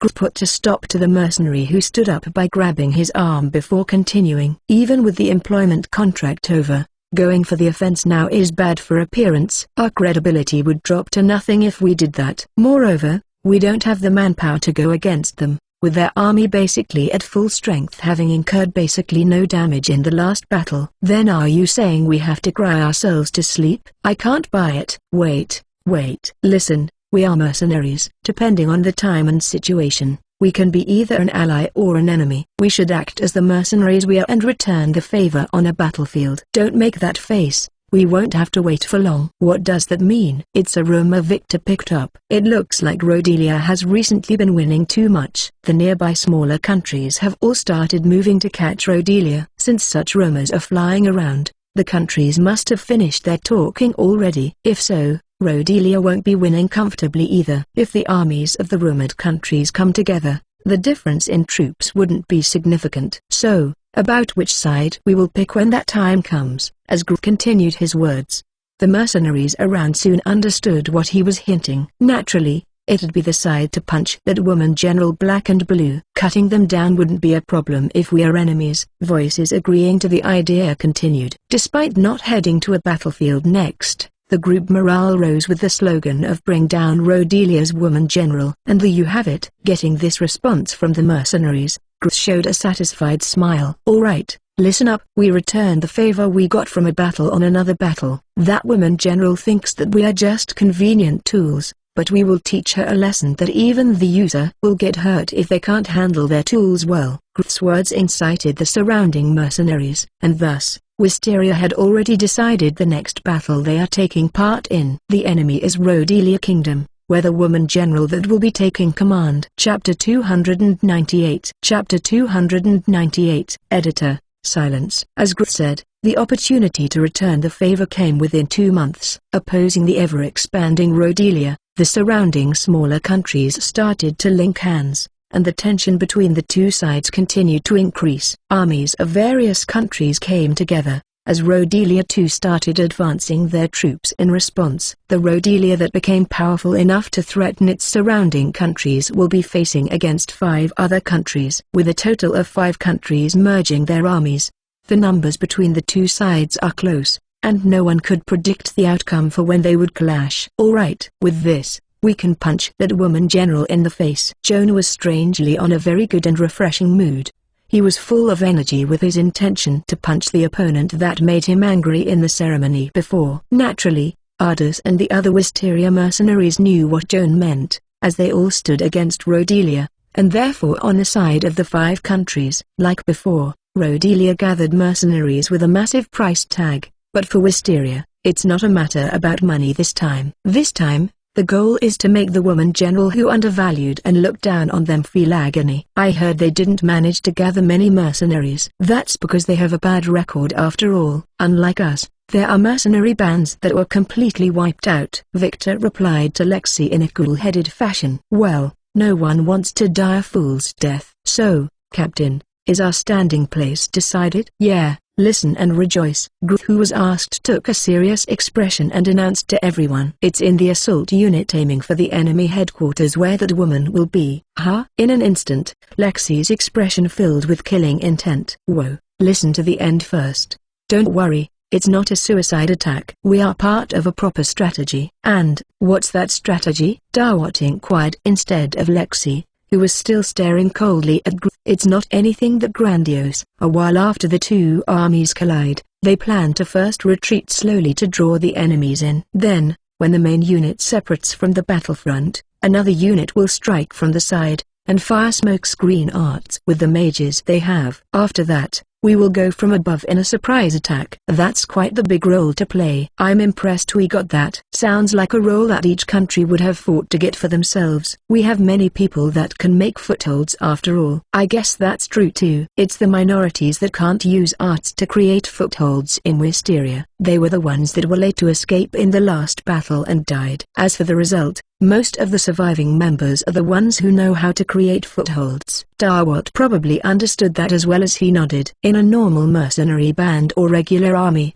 there are at most 3/10 of people that can use footholds. In a sense, it was inevitable that almost everyone in Wisteria was enlisted in the assault unit. As for the other reasons, you can think of it as a compromise reached by all the armies after a lengthy debate. The armies are so troublesome. Very true. For the people tasked with leading a country's army, there are probably many things to worry about other than fighting. Lexi, who had been put in a good mood by Victor's explanation, grumbled, while everyone else who listened smiled wryly. Adding on the 5 armies and mercenaries, they had a total force of 8,000. Rhodelia, on the other side, had grown to 6,500 people since the last war. Although the 5 countries had an advantage in headcount, it was more like a gathering of different groups of people, where the lack of cooperation and unity cannot be wiped out. Rhodelia, on the other side, had a cohesive army with a clear command structure, and leading the assault was the lady commander known as the Catastrophic Butterfly, who knew no defeat. It is not an easy struggle to anticipate based on numbers alone. That's why our performance will be very valuable. Dawat grinned as he hit Ardus's back. Isn't that right, Ardus? Why are you hitting me? The noises of footsteps and the vibrations generated by troops walking on the plains could be felt through the earth. As Ardus moaned about being hit so hard that he almost fell, the lid on the raging fires of war was thrown away. You guys, remember to not overdo it. Save your mana. As Groth's orders flowed, Ardus and Lucille together with Rona plunged into the battlefield. The surroundings immediately became filled with sounds of angry voices and metal clashing. Ardis was solely minded on swinging his sword and cutting down the enemies ahead of him, severing their limbs, tripping their legs, piercing their throats, and slashing open their necks. As he cut down the sixth person, a warning came from Rona and Lucille. "Al, a big one is coming." "Ardis, dodge it." Immediately, Ardis put up a barrier and leapt to the side. A beam of light passed directly in front of him. It was too large to be considered a ray and was more akin to a pillar of white lighting. There was no way that it was a typical illumination on a battlefield. The white glow licked the ground like a lantern, cutting away the darkness, with a radius that could wrap around the full carriage. At the same time, some people who were unable to flee its radius began to combust. Although it was only a short period, the mercenaries and soldiers that were caught in it became charcoal as smell of burnt flesh spread in the atmosphere. "That's a troublesome one there. Isn't it bad to leave that alone?" As Ardis muttered, Rona, who came beside him, asked. "Crushing it is better." "Yeah," agreed. "Hey, wait." Ardis, Rona, ignoring Lucille who was about to stop them, Ardis and Rona both rushed into the enemies. "Cover me, Al." "Got it." Drawing closer to the group that was likely protecting the mage, Ardis released a fireball towards the center. Although it could be defended with a simple barrier, its role is to only draw their attention in the first place. Ardis, who had managed to attract their attention, grabbed up a blade dropped by God knows who and controlled it with his mana. "It's a mage. Look out!" The enemies shouted a warning. Ardis cut down an enemy that stood in his way and immediately jumped back to release another fireball. Although it was neither accurate nor powerful enough, it was enough to draw their attention. Rona, who had been waiting, surged towards the enemy in one move, taking advantage of a gap created by the troops' attention on Ardis. "Yuak, a beast." "Is it the enemies?" Rona, who is faster than humans, quickly raced by them on a path that was lower than their waist. Rona's teeth gripped the target's neck as he plunged into the middle of their group. "They got our mage." "Shit, don't let it get away." Hearing that,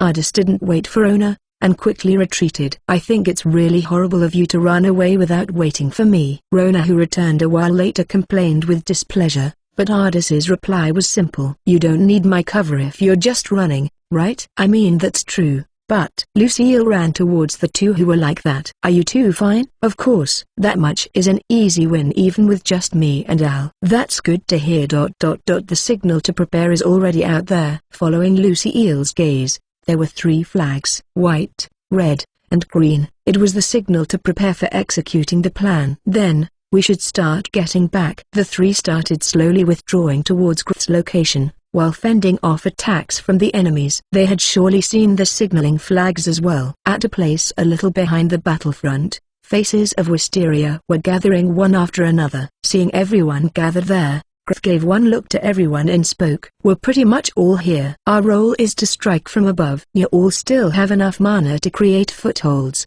right? Tighten the marking cloth on your wrist yet? Confess now if you are one of the fools that overused your mana." Of course, there were no such fools in Wisteria. Even if there were, they must be in the dirt already. "All right, listen up. Our job is to launch an assault to the enemy's headquarters.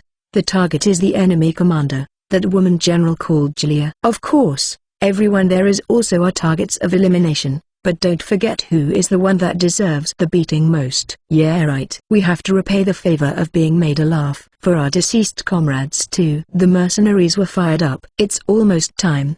The plan will soon begin." "Don't lag behind." As Griff said, a big change was visiting the battlefield. The Allied forces displayed unbelievable cooperation as a gathering of different armies, but on the opposite side of the Allied forces that were fighting patiently while slowly retreating, Rodelia's army was inching closer and closer. As a result, Rodelia's army was slowly distancing from their headquarters. It wasn't a distance great enough to warrant a relocation of the headquarters, nor cause them to withdraw their units. That's when the 5 allied countries aim to strike with a diverted unit. Even the enemy wouldn't know that the diverted unit is just a distraction. The diverted unit released arts that were half-purposed for offense and half-purposed to create smoke screens. As arts were fired continuously, sands were raised, sunlight was blocked, and with clouds of smoke rising, Rodelia's army suffered invisibility. "Now it's time to go." Yeah. At that time, everyone of Wisteria that had been waiting thus far,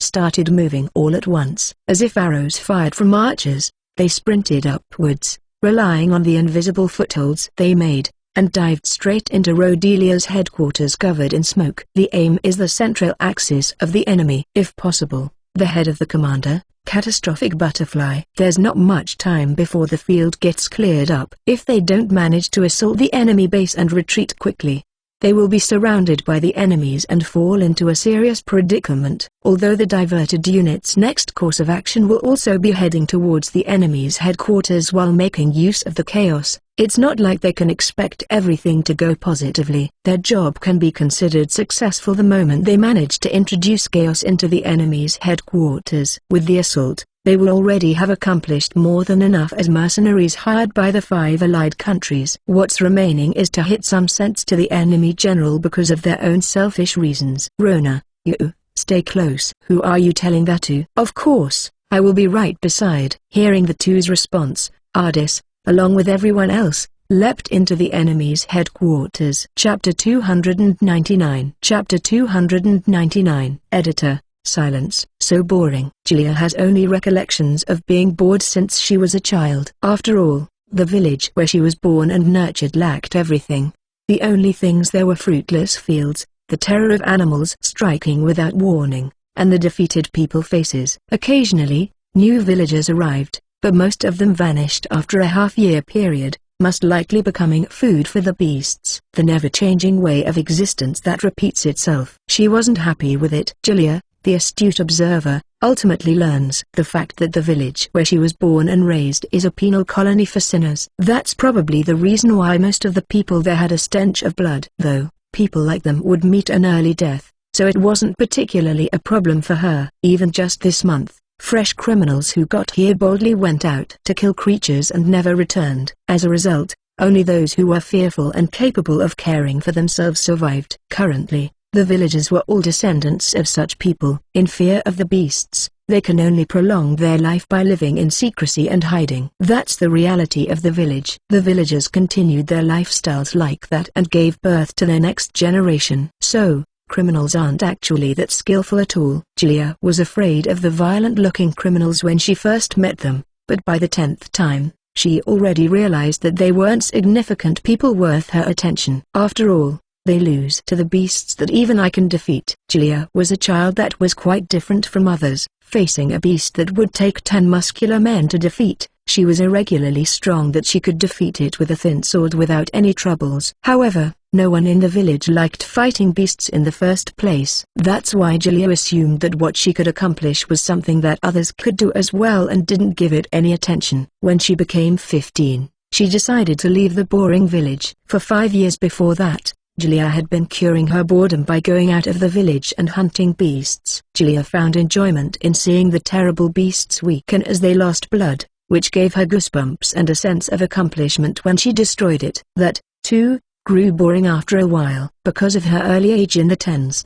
the need to satisfy her curiosity did not enable her to spend her entire existence in the village. As soon as she reached the age of 15, Julia notified her father of her intentions to leave one-sidedly. You want to leave the village? Yes. I mean, this village is really boring. Although the sinners that were exiled to the village were not allowed to leave, the story would change if they were talking about their third generation. Said to have atoned enough for their crimes, the great-grandchildren of the sinners could leave the village. Since her father was of the grandchildren generation, he couldn't leave the village, but being his daughter, Julia could escape from that restraint. Do as you see fit. The Kurt further thought for a while and then gave his approval without any hint of holding her back. It may be because she was an oddball that was difficult to handle, unlike the 2 elder sisters she had. And just like that, Julia left the village full of excitement. Normally, it would be a reckless journey.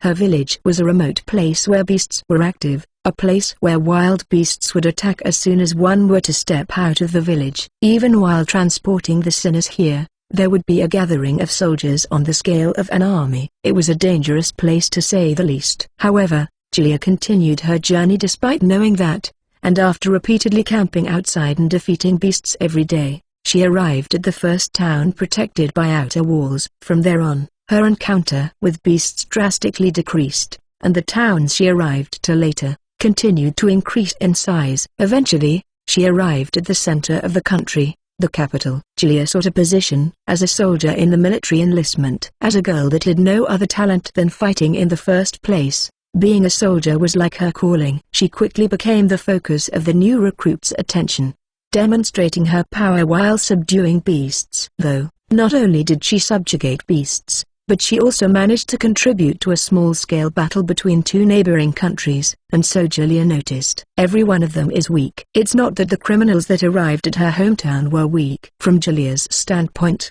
even her soldier colleagues were insignificant people. After beating down the senior soldiers that discriminated against her as a criminal's descendant, everyone became silent. Even when she got into trouble with a mercenary that was said to be strong, she easily cut off both of his arms, and no one came to find trouble with her after that. What, I guess myself is just stronger. It didn't take long before she concluded like that. So boring. Julia was unsatisfied with the popular operas in the city, the bright and stylish outfits, and even the expensive dinners prepared with no money saved. Never meeting any strong enemies that would make her feel excited, there was only the appearance of suffering and writhing enemies that kept her boredom at bay. The moments where she would overpower the enemies, scatter them, and trample them were the only moments that gave her satisfaction. It was truly exhilarating when an arrogant person would get crushed thoroughly, flaunting their empty strength, and misunderstanding their own power. She felt incredible the moment she crushed all of them. Unlike beasts that all show similar reactions, humans show various kinds of reactions when they fall into a predicament. Those that completely changed their attitude and begged her to spare their lives, those that continued to bluff their strength, those that suddenly became docile and tried to talk pretty to get out, or those that tried to escape from reality. Julia found satisfaction seeing the various kinds of reactions. Although she was clearly dysfunctional as a human being, there weren't many people that raised it against her. This was since everyone who raised it against her were forced to back down by her power, and those who were righteous were all eliminated in the end. Julia's desire for pleasure was directed to the armies of other countries. The soldiers praised Julia as she brought home victory every battle. Despite her apparent problematic behaviors, she was relied on heavily by the upper echelons of the army because of her strength. Thanks to having been acknowledged by the king of that period as well, she was able to become a general having not been in the army for more than 10 years. It was because of her nature of utilizing any methods for the sake of victory, that she became known as the general feared, and known as the catastrophic butterfly by her enemies. Such was the current Julia. This is a boring development. No matter how much contribution she had, no matter how luxurious her life is, it was only a victory in a battle that brought satisfaction to Julia. Or rather, it would be when she steps all over the enemies on the battlefield. From such a person's point of view, this battle may be uninteresting, even when her side was looking favorable. Inside the tent built at the center of the headquarters, Julia was sitting on a makeshift chair with her feet crossed while she yawned. Overall, our army is pushing through the enemies at a steady pace. Shall we move the headquarters? NNN. Yeah. The enemy feels a little too fragile this time though. The outcome is currently favorable. Just as her subordinate said,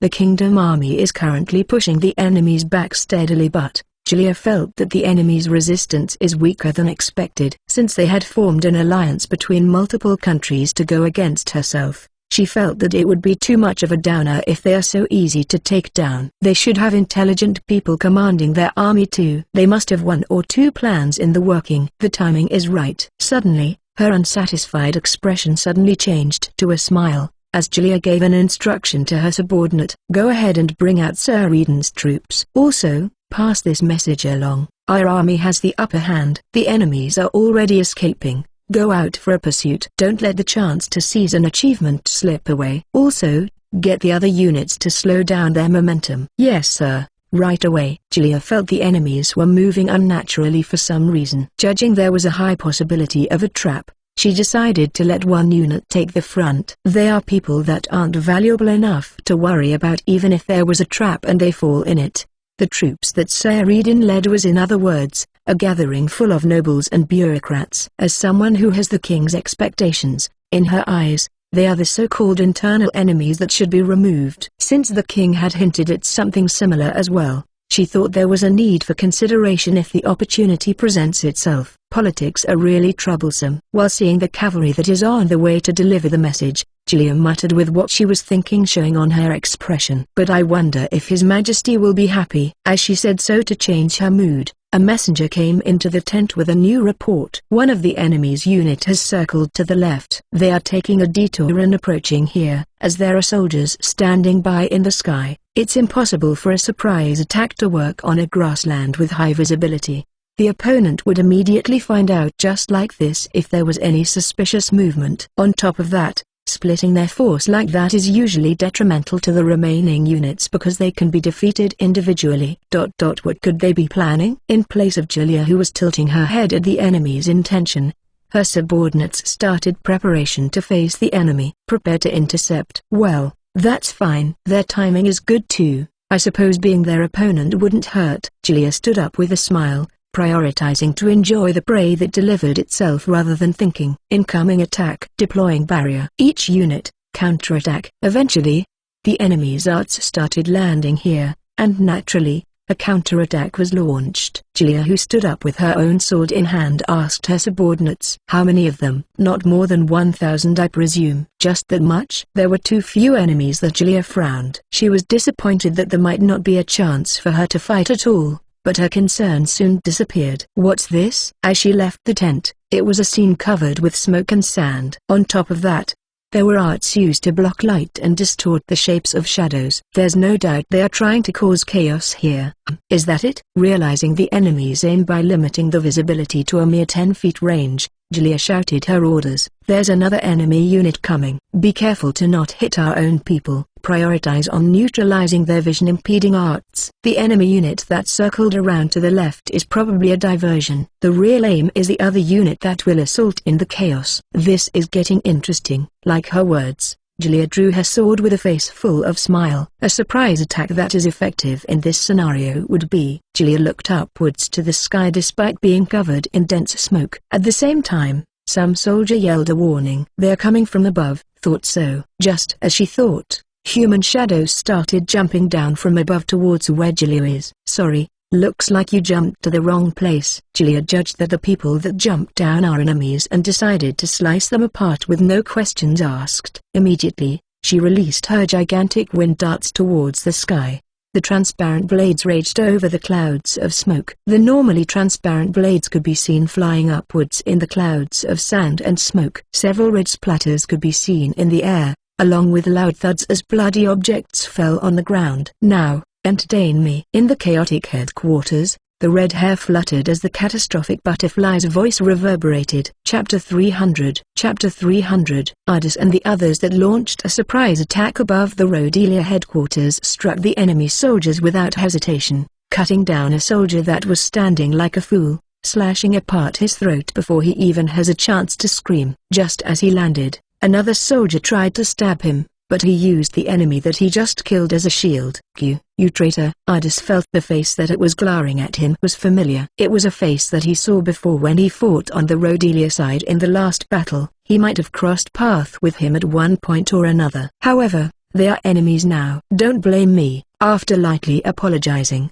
Ardis dove into his opponent's bosom swiftly, and slashed apart his abdomen. Being a mercenary, yesterday's comrade becomes today's enemy is commonplace. Although it may seem like an act of betrayal from the soldier who stays in the regular army, for Ardis and the others, it only amounted to a degree of so what. Ardis, there. Lucille, who similarly defeated another enemy on her own, pointed towards a certain direction. The enemy general? The vivid crimson hair was sticking out like a sore thumb despite the harsh visibility. It's obvious how Ardis came to a conclusion like that instantly, albeit not luxurious. A woman was wearing a crimson cloak, the same color of her hair, with a glittering armor that didn't suit the battlefield, while wielding a sword.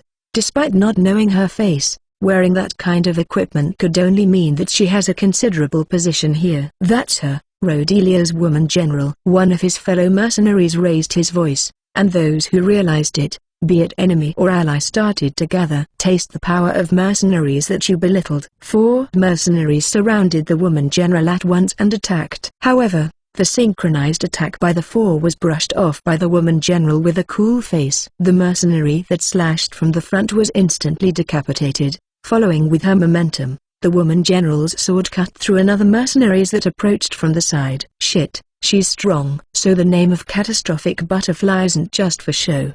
The remaining two sensed imminent danger and retreated one step. Well, it's fine that you don't even know the correct way to invite for a dance, but it's unsightly to back off now that you've extended the offer to a maiden. The woman general had no intentions of letting her praise escape as she tried to cut down the remaining two. Ardis. I know. Without Lucille saying, Ardis already stepped forward to support the two mercenaries by deploying a barrier and slashing. The moment he thought that he could strike in surprise at her vulnerable back, it was as if she had eyes on her back and turned around. Too late. TCH. Despite knowing that his surprise attack had failed, Ardis still swung his sword down. Nonetheless, matching the timing when he swung his sword, Lucille as well fired a fireball to help him, as they flew past Ardis. Phew, what kind of amusement is this? 3 silver-colored glowing spheres that looked like a mirror appeared beside the woman general as she scoffed, stopping Lucille's fireballs from the front. At the same time, she received Ardis's attack with her sword, and handled Rona who attacked from the side with another one of her spheres. Missing the timing, Rona stopped. Say, entertain me more. As if urging the sideshow to entertain a party, the woman general wielded her sword at Ardis. Ardis managed to stop the sword attack that came unexpectedly, but the weight behind the sword that was more than expected caused his face to contort. Despite able to avoid a situation where his sword gets deflected, he could not dodge the silver sphere that chased after him as he ate it in his abdomen. A wave of pain so intense that all thoughts halted for a moment washed over as Ardis was blown backwards. Ardis. Just as Lucille chased after Ardis, a taller figure ran past. It ran past both of them and headed in a straight line towards the woman general, crossing the distance in an instant. The figure that was Victor slashed at the woman general, holding a short sword in both of his hands. He struck the woman general in rapid succession. The rapid attack that had no gaps in between was too much even for the woman general as expected. And then, to the two, another person joined. It was the leader of Wisteria mercenary band, and also its strongest warrior, Victor. Even around were swords and spears. Even tent stakes and other various kinds of weapon could be found floating around him. Using mana to manipulate the weapons, it was the arts known as flying swords to attack as if having many invisible hands. The number were in the tens, and each of them displayed skills not inferior to himself. It felt like had spawned multiple clones of himself along with the weapons. It was a joint attack conducted by the number 1 and number 2 that stood out even amongst the gathering of strong people that is Wisteria. Normally, there wouldn't be anyone that can stand up against both at once. However, the woman general that held the nickname of Catastrophic Butterfly displayed strength befitting of her rumors. My, are you two enemies today? Fine. Let us have some fun. Despite facing Victor and whom both are irregularly strong, the woman general was wielding her sword while enjoying herself.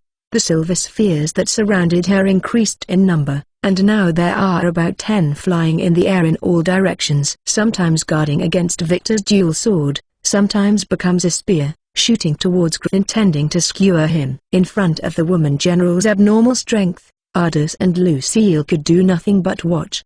It was an exchange of defenses and attacks, too high-leveled even for Ardis's eyes. There were no gaps to enter even if he wanted to help, and if he did so carelessly, it may be an obstruction to and Victor. The exchange of defenses and attacks didn't continue for long. Eventually, a magician with cool blue eyes interrupted the two sides that did not yield at all. Not missing the instant when both and Victor retreated to readjust their stance, a streak of emerald green light hit the woman general. The owner of that arts was someone Ardis knew well. Elian. I will support. Replying to Elian started constructing the second arts as a follow-up. Although the first arts certainly landed on mark, the enemy surely isn't easy enough to go down with one. And just as expected, the woman general was seen defended against the arts with her barrier, as Elian fired the second arts. Just this much. However, Elian only got a scoff as response instead of a counterattack. Small fries should go hang out elsewhere. Even a small fry can do this much. Replying to the woman general who said as if driving away an annoyance coldly,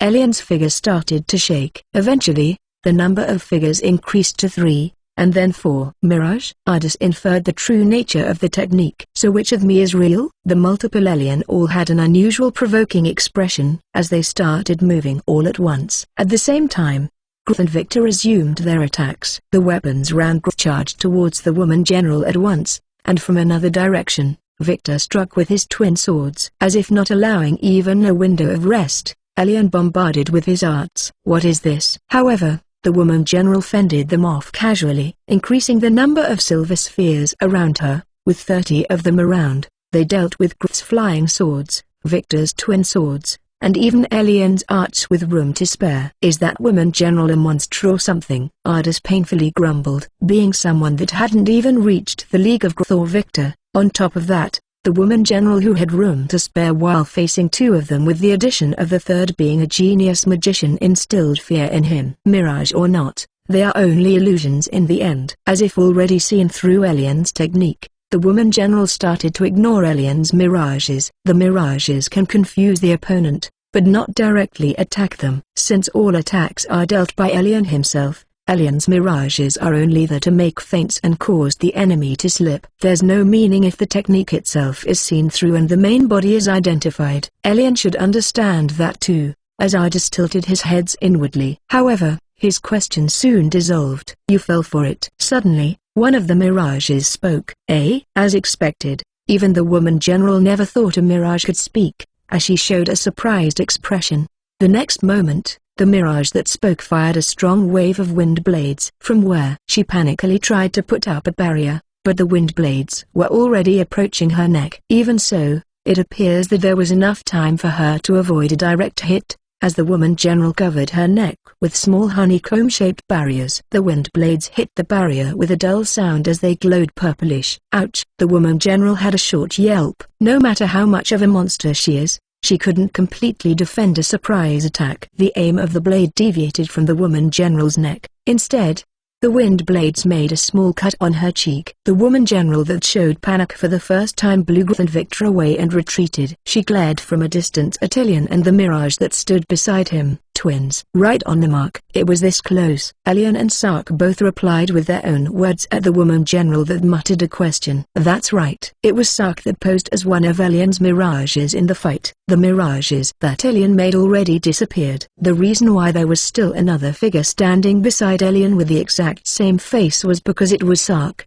a real person rather than a mirage. The woman general that didn't notice that made a painful mistake. All because she was too focused on the fight that she didn't think of using mana detection. With mana detection, it's easy to discern mirages from human. However, the woman general that was fighting single-mindedly thought they were all Elian's mirages and foregone the possibility that there was a real person hiding among them. Even Ardis couldn't tell when Sark hid among the mirages. Sark wasn't there when Elian created his mirages for sure. Considering how Ardis didn't realize Sark's presence there, it can't be blamed that the woman general was deceived too. The woman general touched her own face. Moving it in front of her, she stared at the fingers that was wet with blood with her crimson eyes. Blood. My face. Wound? Using as much as 2 pauses to grasp the situation, eventually, the woman general raised her face. Wounding me. My face. Eventually, as she realized that she was injured, her expression contorted to like a hania, expressing her intense fury. A mere mercenary, wounding my face. Rage filled the woman general, a raging expression as if the composed person from before was a lie. The woman general doused with clear rage glared at Elian and Sark. You dare do this to me? Having seen that, Ardis felt chills down his back, as the woman general stepped one step forward with an overflowing killing intent. A battle cry from a little distance away resounded. We're out of time. Retreat. It was Grth signaling the retreat. The allies that attacked as distraction to let Ardis and the others of the assault troops to attack the Rodelia's headquarters made use of the confusion among the enemies and charged in despite a little late. The clouds of sand that covered the Rodelia headquarters had thinned out considerably. Although the risk of friendly fire had decreased, there was nothing guaranteeing they wouldn't be hit by their own allies that were charging in with momentum. Victor, hold them back. Heard it, Ardis? Take Ryu and Rona and retreat quickly. Why yeah. Having called out by Grth, Ardis finally snapped out from being frozen by Julia's killing intent. The problem was whether the enraged woman general would let them leave quietly. Julia-sama, the enemies are charging from the left.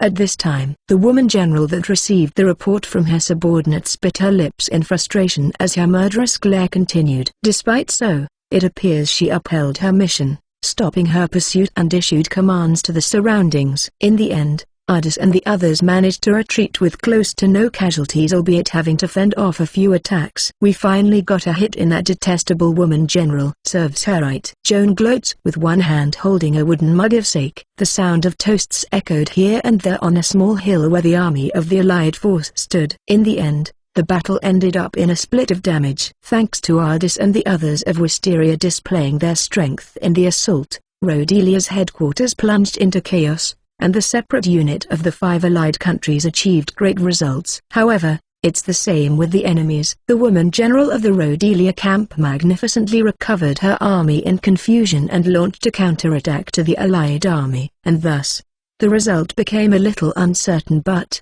that's only if viewing from the allied forces' perspective. For Wisteria that had joined the battle for personal reasons to beat some sense into the woman general called the Catastrophic Butterfly, it can be said that they had accomplished their goals more than enough. It's a shame we couldn't claim her head, but we sure taught her what will happen if she belittles mercenaries. Our comrades that had passed away can also come to peace. That face she made when we hit her. What a show. Good job, Sark. Today's spotlight is on you. Of course, it's not like there were no casualties on their side, but still, it was considerably lesser than the previous battle. It's natural for mercenaries to die in battles. Fighting properly and dying in the process is something that cannot be avoided. However, they were able to return the favor to the woman general that used them like disposable pawns in this battle. Certainly, mercenaries are lowly existence from the public's point of view. Still, they are human beings that have their own feelings and emotions, not disposable pawns. At the very least, they were able to convey that message to the opponent. If that's not a victory, then what is? With the dry sound of wooden mugs hitting together, hitting each other's back as they celebrated, they washed the blood they showered in the battlefield and the negative feelings they carried with alcohol. In the corner where Wisteria camped, the party continued until late in the night. Chapter 301. Chapter 301. One whole season had passed after the battle between Rodelia and the allied countries. In the dedicated general's office within the royal castle, the woman general with the name of Catastrophic Butterfly asks with a displeased expression, "It's rejected?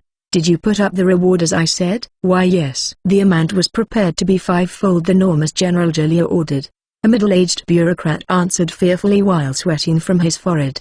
Despite his opponent being a female in her prime age, her absurd abilities and lack of mercy towards anyone who dares to oppose her is well known even in the royal castle. Buying her displeasure and getting punished is undesirable. The bureaucrat was more nervous than he could handle. Mercenaries should just be mercenaries and wag their tail at money. With clear irritation shown on Julia's face, the bureaucrat's shoulder jumped. Julia had been grumpy recently. Although the wound on her cheek from the previous battle had healed without any trace behind, the crack in her pride can't be said to have healed yet. She wanted to use them as sacrificial pawns in the next battle. As expected, they were on guard. Even with the absurd amount of money offered, they didn't budge at all. Julia was frowning with her eyes shut for a while. When she eventually raised her eyelids, she gave new instructions to the bureaucrat. I suppose there's no other way around it. Hide the name of Rodelia, then shall the request contents be changed? Yes. The contents. Let's see. How about a raid on a laboratory in Rodelia?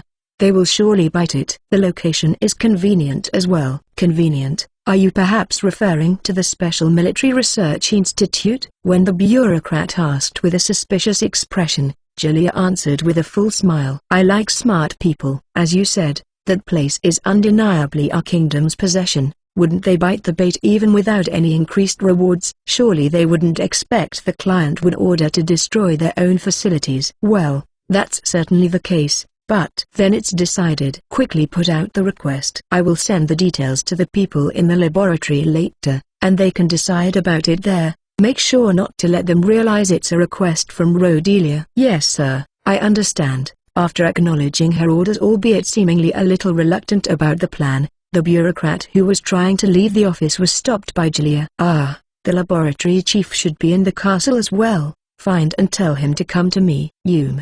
That person? The bureaucrat didn't hide his unwilling expression at all. That's right. Get going already if you understood. A while later, after the bureaucrat left the office having been chased out, Someone visited Julia. Hiya hiya hiya, I heard about it, General. You're inviting mercenaries and having a blood feast at the facility. A short elderly man was laughing disturbingly. With a head full of curly hair, thanks to its color, his hair looked like a product of having basked in flames. It is the laboratory chief that was mentioned in the conversation with the bureaucrat earlier.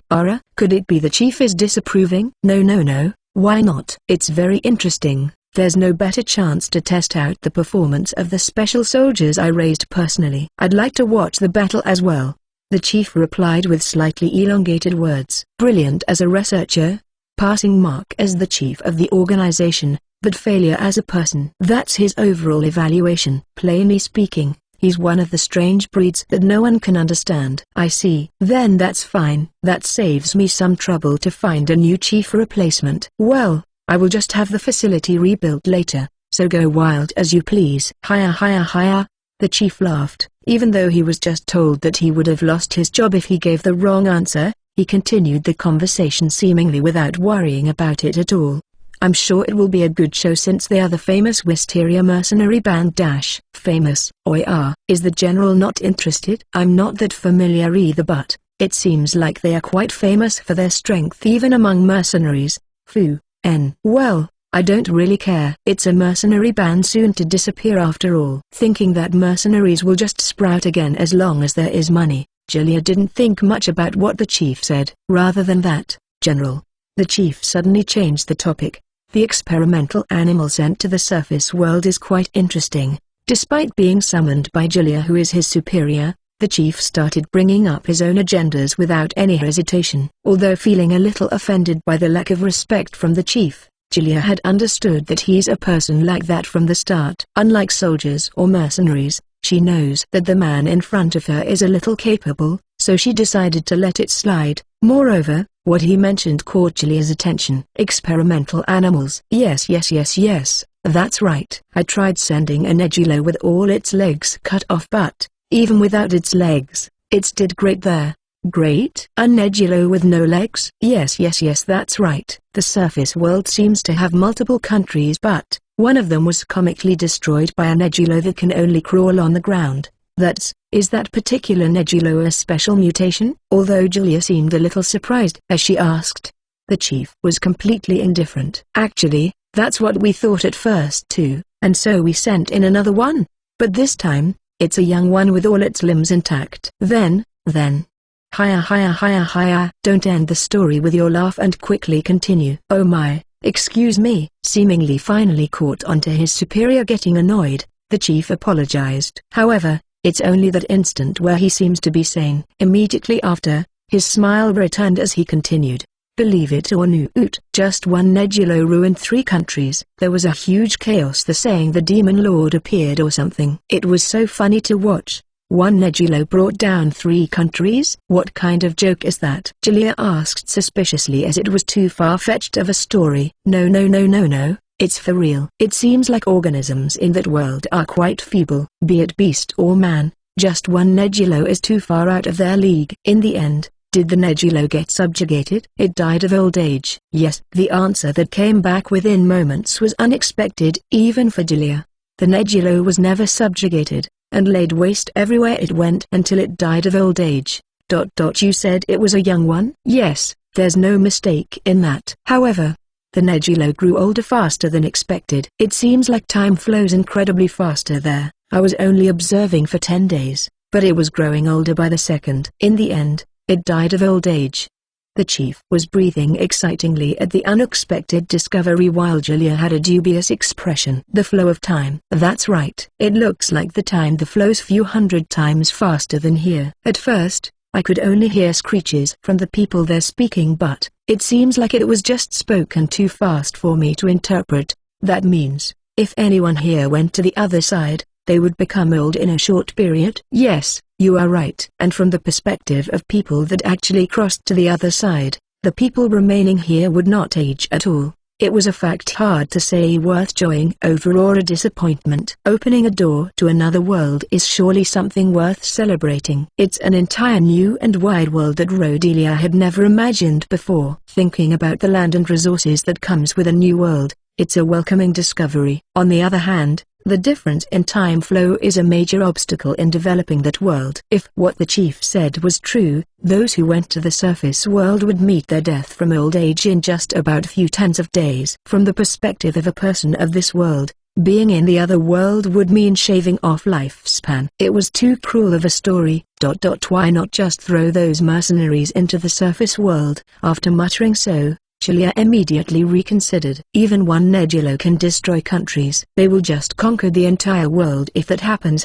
It looks like traveling to the surface world should remain a secret between themselves. Julia, who thought so, ordered the chief to continue his research and take thorough measures to prevent information leaking. Chapter 302. Chapter 302. Is that our assault target today? Seems like it. It's a research facility under that woman general's direct control. Griff nodded at Lexi's question. Wisteria had accepted a request from the 5 allied countries and arrived at the border near Rhodelia Kingdom. The request asks to take over the research facility. Where Ardis and the others looked at was a grey-colored research facility constructed in a secluded forest. Considering the size of the building, there were probably more than 100 people in there. It's secluded and hidden, or not, seeing how grand the facility is. Also, we're not here to assault but to take it over. Seemingly bothered by the wording, Griff corrected Lexi. However, Lexi didn't lend him an ear. Isn't it the same thing?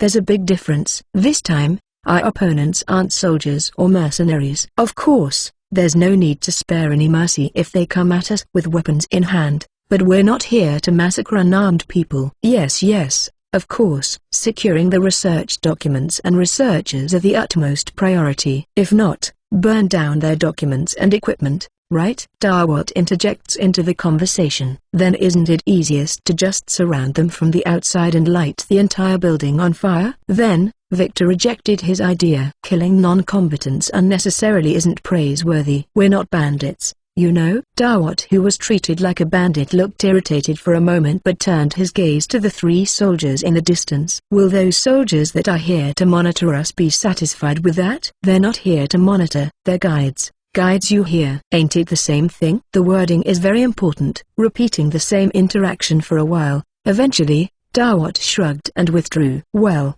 it's not like I kill people as a hobby. I will just tie them up with a rope or something if they aren't resisting. Dawat, who changed into his easygoing mood, peered at the building with his hand above his eyes as he voiced his question. But why the heck did they even build a research facility in this remote place? Normally, wouldn't something like this be built in the royal castle's grounds or something? Who knows? Maybe it's something that must be hidden, or they're researching something dangerous. Getting inside may reveal that. But what? Frankly speaking, there might be ominous things inside. Ending the meeting that also served as rest time, Ardis and the others soon headed to breach the facility. The facility had a total of 3 entrances, dividing Wisteria into 3 groups.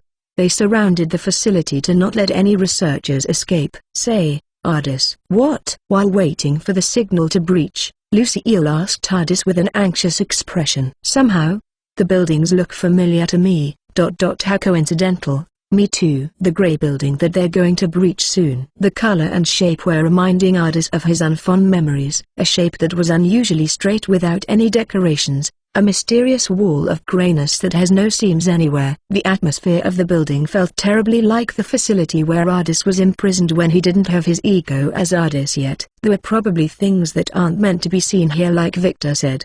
The moody atmosphere was almost too overwhelming for Ardis, but he thought he shouldn't keep his mind like that. Breach. At Groot's signals, everyone rushed towards the building at the same time. The people that appeared to be gatekeepers pointed their spears at them, but the difference in strength and numbers are clear as day. Unable to stop them, Ardis and the others easily defeated the gatekeepers and intruded the facility. Isn't it exactly the same? Following after Groot, who was leading the group, Ardis muttered after seeing the corridors and the equipment inside the building. After all, everywhere he looked, they were the same as the insides of the building where Ardis and Lucille were imprisoned. Eventually, everyone split into team of several people and scattered over different areas of the buildings. Ardis himself was with Lucille, in the team where Griff led, and were walking deeper into the building, confirming every split corridor on their way, and investigating several smaller rooms. Eventually, they arrived at a place different from the rooms they seen prior, with a long desk and many chairs lining up. It was probably a room used to hold meetings or gatherings. There's nothing out of place even when they investigated. It was an empty hall with no one nor anything significant in it. While doing that, they heard battling sounds from afar.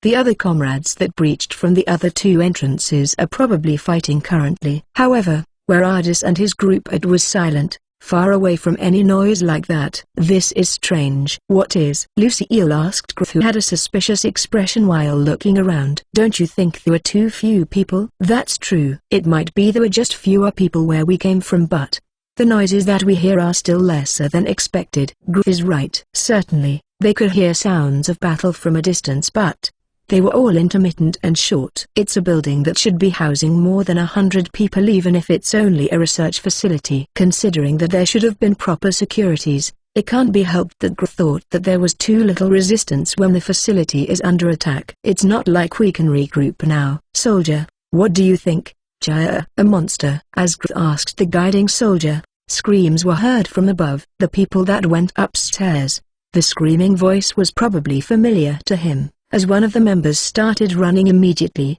Griff followed behind tightly. We're going to help them. Don't let your guard down. Naturally, Ardis and the others wouldn't leave their comrades in a pinch. With their own weapons in hand, they followed Griff to the stairs, and ran up the next floor. When Ardis and the others found the room where the screams came from, they were speechless. Wow! A tragic scene too intense to look at unfolded in front of their eyes. It was a room that wasn't special nor large. However, what wasn't special is only the shape of the room. The reason being, from the floor to the walls, even the ceiling was dyed in red. The paint used was human blood. And as if proving that reasoning, there were chunks of flesh stuck on them with no resemblances of its original shape. This is, in the middle of the carnage, there was one seemingly out-of-place existence. The shape itself is like a human. 2 arms, 2 legs, a large head on top of its torso. If only looking at its size, it's about a child in his early teens. However, it was also clear that it is not a human. What covered its whole body was not armor nor clothing, it was something hard that looked charred. The abomination was on the ground with its mouth in a pool of blood, with sounds of sucking blood from the ground reverberating. In that silence, someone's words rang. Monster. True to his words, it was a monster. Intense fear ran down Ardis's spine. This is no joke. Shaking off the thoughts in his head, he gripped his sword firmly. The monster faced this way, with a torn face with no features, only a small red stone embedded in its forehead stood out. In an instant, one of their comrades had his head tore off and instantly died. Its fast spread out. They were surprised only for one moment. The mercenaries that have crossed path with many deaths started moving again immediately. Put your back against the wall. Don't forget your barrier. Calling out to each other and positioning themselves to better surround the monster. However, the monster's speed was greater than what they expected. Jayak. Another one of them couldn't evade the monster that closed the distance in an instant, and his arm was bitten. Fuck, let go. Fuck off. His remaining arm stabbed at the monster's back with a dagger, but the opponent didn't faze at all. On the contrary, it forcibly tore off his arm with its tremendous grip. Jaya, this bastard. Others closed in to help, swung their swords at the monster. However, their blades were all deflected away by its skin. The monster's skin that is full of tearing and splits is much tougher than it looks. May I zoot. The monster muttered something. Depending on how one heard it, the sound that was like a human's voice felt like it was trying to tell something. The monster dropped off the torn-off arm in its mouth and immediately switched targets. Its next targets are the 3 mercenaries that just attacked itself. Closing the distance instantly, the monster opened its torn mouth and spat out some kind of liquid. Get back. Faster than Griff's warning resounded, the 3 had already took evasion measures. However, the monster was even faster than them. Ujia. 2 of the 3 couldn't evade the incoming liquid and were showered in it, and their body melted like wax, leaving not even bones behind. My legs. Even the remaining one has one of his legs showered in the liquid. From below his knee, his entire leg melted in a blink of an eye. The remaining stump was entirely red as if they were burnt off. Hey! Having seen a terribly grotesque scene, Lucille yelped. As if that being the reason, the monster looked at Lucille next. Ardis immediately stood between Lucille and the monster while stacking many layers of barriers. The monster's face that looked burnt and torn had no distinguishing features like eyes or nose. However, at that moment, Ardis certainly felt the monster's gaze on himself. Zoot. After letting out what sounded like a groan, the monster closed in on Ardis. Half-fast barriers can stand no chance to block his opponent. Understanding that, Ardis gave up thinking about any hopes of counterattacking and poured everything into defense. The monster's hand stretched, and Ardis's barriers were shattering in the attempt to stop it. First, second, third. Ardis panicked at the rate of his barriers shattering. Shit. The moment he thought he couldn't defend against it, another barrier expanded in front of Ardis. Believing that it is Lucille's without any basis, Ardis's body moved itself naturally defensively. Considering how he can't discern an eyeless monster's intentions at all, he had no other choice but to move his sword to try to hit the incoming hand. Ardis's sword made contact with the monster. Suddenly, an irregular amount of strength pushed against Ardis's sword. The abnormal strength that the monster exuded, unimaginable from its physique, bent Ardis's sword. The blade's unpleasant complaining sound was signaling the nearing limit. Chapter 303. Chapter 303. It's breaking. The moment when Ardis felt his sword reach the limits of its durability, the monster was suddenly blown to the side. That's enough, monster. The owner of the voice is the flying sword user, Wisteria's captain. The most reliable man in that place. Half-assed attack won't work on it. 3 including me will be attacking. The others put barriers on anyone that is about to get hit. Yes. Receiving orders, the mercenaries that were stunned in place regained themselves, defending against the attacks that were abnormal in speed and power by having multiple people layering many barriers, including 3 skillful mercenaries struck it with all their strength. Although the mercenaries were able to subdue the monster with all their powers combined, they still incurred one more casualty and many injuries. How many of us were taken out? Including the people that were here in the beginning, it should be 8. One of the old-timers answered. TCH, the heck is this? It's not just a normal research facility, I guess. The 5 allied countries didn't manage to get any information regarding what kind of research was being done here, and so, unexpected emergencies could happen. However, even didn't expect they would encounter a monster of this caliber. What should we do? Splitting up is no longer an option. With that kind of monster around, it's too dangerous to fight in small groups. Either way, if we hold the entrances, there's no worry that they can escape. Tell the other groups to move around in high alert. Also, if there are any researchers we captured, interrogate them about the monster just now. We can probably come up with a few countermeasures if we know what they are. Prompted by a veteran, Gruth gave his orders one after another. However, before the mercenaries could move in response to the instructions, a laid-back out-of-place voice was heard. Really? I don't mind telling you though. Wow. The mercenaries were on guard against the sudden occurrence and were looking around to find the voice source. Who's there? From where? However, no matter how much they looked around, they couldn't find anyone who could be the speaker. As they were all confused, suddenly, a part of the wall turned around, and from within appeared several strange boards glowing black. Then, one of the boards that are aligned with each other in a grid pattern chinned, and a face that Ardis and the others knew well appeared. You are the Rodelias. Several others exclaimed the same thing in surprise. The person that appeared on the board was the Rodelias woman general that they have quite the karma with. A person known as Julia of the Catastrophic Butterfly. You asshole. One of the mercenaries reflexively threw a dagger towards Julia. With a sound of something hard being struck, Julia disappeared, and only the broken black glowing board remained. Seriously? This is why mercenaries are so. Where did she go? Despite disappearing, Julia's voice continued to reverberate. Of course that's because I'm not even there. It's only an image of myself you see. Destroying them wouldn't accomplish anything. Image. Yes. So, stop that meaningless act. Matching the reverberating voice, Julia's face once again appeared on another board. And as expected, no one broke the board this time. As Julia herself said, it is probably only an image they are seeing. No matter how much they destroyed the boards, there's no meaning if it can't do any damage to the person herself. Well then, let me start anew. Welcome to my experimenting site. Experimenting site? Gruth reflexively questioned the eerie-sounding words. That's right. An experimenting site for the pets that my subordinate raised. I wanted to see how they will fare against mercenaries. What are you hinting? It's exactly what I said. Didn't you fight it just now? Pet. That thing? Foo-fa-foo. Though I can't say that it's cute, it did well. right? Although I already have a lot of test data, actual combat data is still lacking. So, I wanted to let them fight you in an actual fight for a bit. Along with Julia's voice that seemed to be quite enjoying herself, there was another irritating laughter like higher coming behind her. Griff glared at the soldiers that were supposed to be the guides. But the soldiers were shaking their heads with their face green. It seems like even the 5 allied countries fell prey to Julia's plot. That's quite an underhanded way you took to get revenge. Thanks to you, 8 of us died in a terrible way. Turning back to face her again, this time, Gr asked void of any emotions as he glared at the woman general. Are you satisfied yet?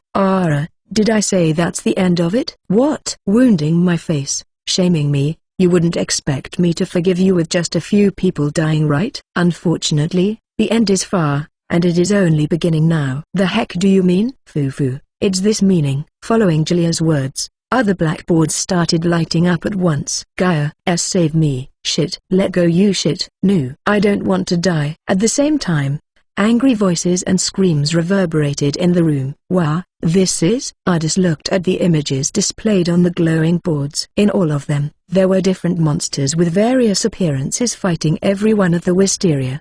They were the other members that entered from the other entrances. Hey, I'm melting. One of the boards showed a mercenary being swallowed whole by a translucent monster, and their entire body was melting away. Starting from their skin, even the exposed muscles were diminishing by the second. Eventually, even his bones turned into bubbles and disappeared. No, go away. On another board, fist-sized beetle-like organisms were swarming one mercenary, having his body torn apart alive. The image of them forcibly grinding their way into their body was unbearable even for Ardis, who had witnessed many deaths in battle. Eventually the mercenary fell to the beetles, becoming chunks of bloody flesh to be devoured. The beetles that ate even the weapon and armor that were made of metal then assaulted the other mercenaries. Shit. There were other monsters. There was a familiar voice responding to Gr's frustrated voice. That voice. Is it Captain Victor? Victor's figure showed up on one of the boards clearly. Victor and others of his group were fighting a humanoid monster that looked like it is covered in rock. We are in a tough battle with a strange enemy currently. 5 of us died. Please support us if you can. It was Ardis's first time seeing Victor asking help from someone else. It meant that the enemy was just that much of a threat. Got it. Where's the location? Despite Gr's intention to respond to the distress call, Julia stopped his attempt. Did you think you have room for that? Suddenly, 3 silhouettes dropped from the ceiling. If they are the same as the monster that took 8 lives just now, naturally, their strength is clear. With not even a chance for them to ready themselves, the 3 monsters jumped at the group. After that, it was a cruel period for Wisteria. Even just one of them is too much to handle, and there were 3 of them. Moreover, their numbers were already cut from the initial battle. There were not enough members even if they wanted to cooperate effectively. And naturally, they aren't opponents that can be defeated in a versus fight. The group desperately resisted under Gr's commands, but more and more of them fell prey to the monster. It was only the moments where the monsters were drinking blood from the corpses that they have room to breathe at all.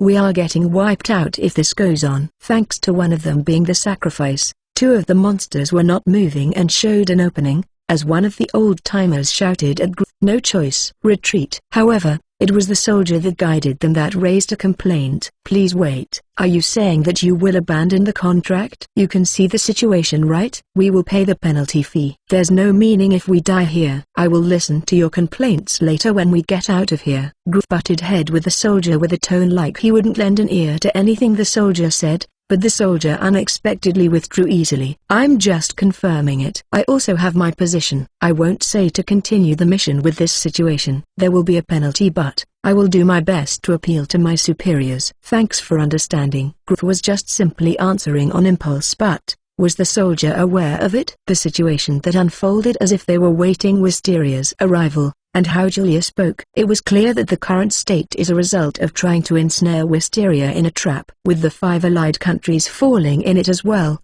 they have the same fault. From Ardis's standpoint, it was the 5 allied countries' fault to not have realized that it's a trap before bringing the offer to Wisteria. Though there's nothing to be said about it currently. Like Gr said, It would be meaningless to say anything if they don't survive. All of you all hear that? Wisteria will now abandon this request. Retreat in your group at your own discreet. Despite announcing to retreat, it's not like their opponent would let them out easily.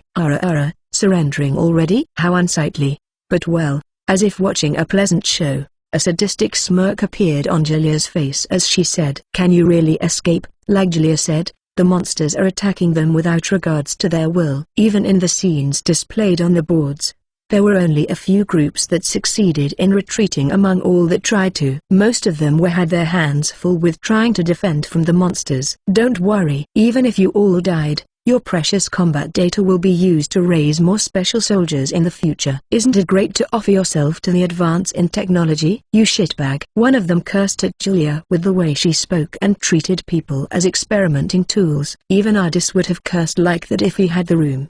Defending against the monster that approached at irregular speed. Somehow, Ardis and the others moved slowly to exit the room. In this process alone, there were already casualties in the double digits. Retreat is difficult even in a battle with humans. Moreover, they are facing monsters that know no fatigue nor fear. Eventually, by the time the group managed to arrive at the crossroad near the exit, the numbers of the group had been the half of when they entered the building. Hurry! We're near the exit. It's not strange even if another monster appeared. Being very cautious to their surroundings, Ardis and the others ran down the corridor. Wait. What's the matter?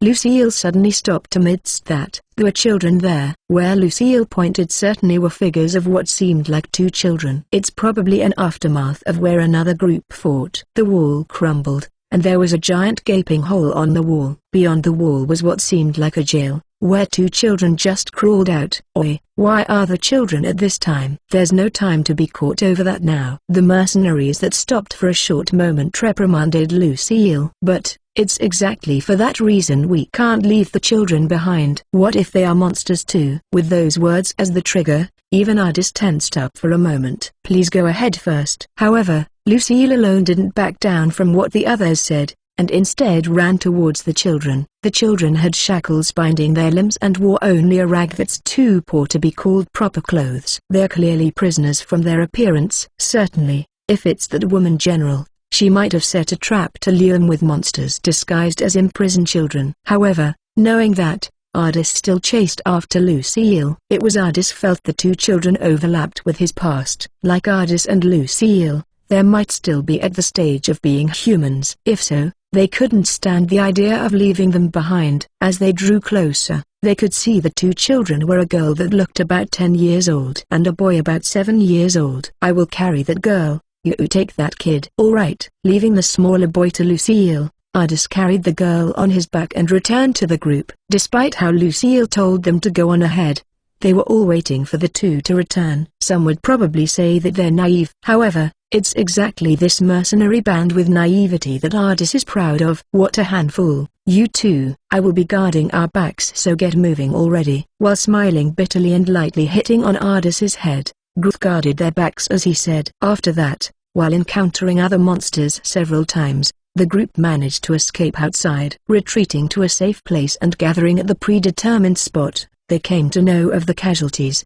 The group that Gruth led had more than half dead, but the other groups that went through other entrances were even worse. More than 70% of Victor's group didn't return, and the group that Dawat led had only measly 3 survivors including him. In the 158 members that participated, only 43 made it out alive, incurring a loss that is as great as 3/4 of the entire mercenary band. Wisteria can be said on the brink of dissolution. Chapter 304. Chapter 304.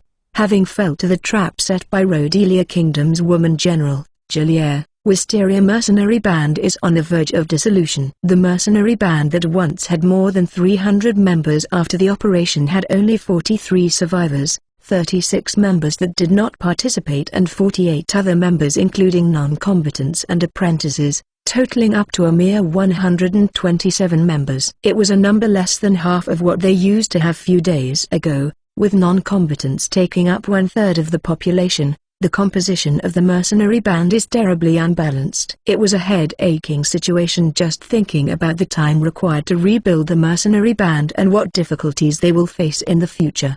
Despite all of that, What the mercenaries felt wasn't powerlessness nor sadness, but rage that could not be suppressed. The deceased mercenaries are all someone's partner, someone's benefactor, someone's lover, or maybe someone's parent figure. With such a terrible death forced upon them, the others could never forgive it. Julia had said so. That this is her experimenting site for her pets, being used as tools to be experimented as their opponents. Many of their comrades lost their lives miserably, crushed, melted, or eaten alive. No one could blame them for their intense rage at how their comrades died in such an inhumane way. By now, the mercenary band of Wisteria is united by the hatred towards Julia of the catastrophic butterfly. Despite knowing the dark and distorted mindset are undesirable, Wisteria mercenary band started to go off course. Amidst that, there were two mercenaries carrying a heavy atmosphere with a meaning a little different from the others. Say, Ardis. Lucille sat down beside Ardis, who was on a suitable piece of rock a little distance away from the other mercenaries, and started speaking after a long period of silence. That facility. Ardis faced sideways and exchanged gazes with Lucille. Nodding with Lucille silently, Ardis averted his gaze and faced front again. So it's really as I thought. He understood what Lucille was hinting at. The building that is burned into Ardis's memory. Regaining his ego. The place where he was treated as an experimental animal. The place where they fought just now was too similar to the place where they were imprisoned before. The color and shape of the building. The internal layout. The unknown tools that were scattered in different rooms, and researchers that wore white clothes. It's not the same place, but the layout and structure of the buildings are clearly the same. In other words, the building where Ardis and Lucille came from and the building that they just fought in were both built for the same purpose. Lucille's hands reached out to Ardis. The fingers that grasped onto the sleeve of his clothes were trembling slightly. Unlike Ardis, Lucille doesn't have any memories being experimented upon. After all, Ardis brought her out before it could happen. After the previous battle, they finally got a good understanding on what kind of facility they were imprisoned in before. What would have happened if she didn't escape along with Ardis? It was clearly demonstrated this time. It's natural to be afraid of the outcome. Ardis pulled Lucille into his arms. Wrapping her trembling self in his arms, Ardis hugged her. At that time, Ardis had the choice of abandoning her. In that situation where he himself wasn't clear of, Ardis thought that bringing Lucille along would be counterproductive. However, currently, Ardis is very relieved that he was able to rescue this warmth from that place. While thanking his past choices, he recalled few of his unfond memories. In his vague memories, he was killed countless times, having administered unknown drugs and being tampered with. Many operations were done on him without him ever knowing the reason. Because of that, he started thinking that he stopped being a human and was turned into something else. The murky feeling that he'd forgotten until now resurfaced. Most of the monsters they fought this time were humanoid-looking. There was a possibility that those who are imprisoned in that facility will eventually end up like that, if he didn't choose to escape from that facility. When he regained his ego, just imagining it made Ardis sweat cold. Shaking his thoughts away, Ardis hugged the warmth within his arms harder. Say, Ardis. What? After a while, Lucille, who had calmed down within his arms, looked up at Ardis and asked, in that facility, are there still children imprisoned? Ardis's expression turned cloudy at that question. When getting out of the facility, they were able to rescue 2 children. However, they couldn't take over the facility, and was instead forced to retreat in defeat. In other words, there are still places within the facility that they haven't seen yet. It's not strange for there to be children other than the 2 that they rescued still imprisoned there. If that's the case, we must save them. If not, Ardis was able to tell Lucille's intentions from her words. Infiltrating and rescuing the children from the facility. Although Ardis emotionally agreed with Lucille, his composure as a mercenary was not allowing him. I know, but it's impossible now. The opponents are surely on alert. It's natural that security will be fortified in the facility that was just attacked. Until all reparation is finished, and everything returns to normal, the security would be on alert. However, no matter if they were infiltrating or not, entering that place is too big of a risk. Although one could say the time to strike is now when the opponent is in disarray. The problem is they didn't even know how many children are imprisoned in there. Just 1 or 2 person is fine. However, if there are more, their difficulty of escaping without getting found out increases exponentially. There's a need to thoroughly investigate before conducting a rescue. It's probably better for them to wait and see until the situation calms down a little. Let's talk about it with Griff and the others. Worst case scenario, just the both of us can try to rescue the children. So, now, sorry, leaving aside the past Wisteria, the current Wisteria has no room to spare. It's unlikely to get any sort of cooperation from Griff and the others. Even so, Ardis couldn't bring himself to abandon the children imprisoned in the facility. A helping hand that was never offered to him in the past. To offer that to someone he doesn't even know and rescuing that someone might give some meaning to his own life. As Ardis started to have such thoughts, after that, 2 months had passed. The hatred and rage towards Julia had only increased, but they still had to earn their living. While waiting for the opportunity to exact their revenge, Wisteria is in the process of rebuilding their organization as a mercenary band. Despite the member count was dramatically lowered, the elites including Griff, Victor, Joan, Dawat and Lexi were all still there. They couldn't invest everything into a large-scale battle, but they were keeping their presence known by participating battles with a small elite group. The lack of hands is ever apparent, as every member had to bear a heavy burden. Of course, that includes Ardis. Participating in battles is just one thing. He was pushed up to the position of a core member of the mercenary band that had lost many of its veterans, and now had the role of guiding the children apprentices in the mercenary band. On top of that, with much time spent on gathering information and preparation to rescue the children in the facility, Ardis was too busy every day. Look at this. Here, an energetic voice called Ardis. Looking over at the voice, it was a girl with the same eye color as Ardis, creating a small fireball on her palm. You can use fireball already? Ardis's eyes were both impressed and surprised. Her name is Raina. She is one of the children that Ardis and Lucille rescued from that facility. A neat and unfair. Even I can make a fireball now. Next, an even shorter boy, as if not willing to lose, showed a small fireball of his own to Ardis. It was the younger brother, Kyo, that was rescued together with Raina. They were always crying at first, but, thanks to being under the protection of Wisteria, their expression turned brighter, and after 2 months, they had totally regained their energy. Could it be that their eye and hair color was especially similar, or maybe they understood that they were saved by Ardis and Lucille? They were particularly friendly with them. The 2 children called Ardis as Aln and Lucille as Une. Seeing their figures, he felt that the decision made that time wasn't a mistake after all. Is Une not around today? She went out to investigate something for a bit. Ardis answered indifferently towards Kyo's question. 2 months had passed since that defeat. Ardis and Lucille had been gathering information regarding the research facility and frantically preparing to infiltrate and rescue the children inside. By exhausting all their means through merchants, they were able to gather information regarding the facility and even managed to bribe a researcher into getting a mean to infiltrate the facility. Lucille was out near the facility on her own for the final confirmation. Will she return tonight? She promised to teach me how to cook. Raina is also learning how to cook. What a hard-working girl. Really? Patting her head with a handful of creases, Raina laughed embarrassedly. Me too.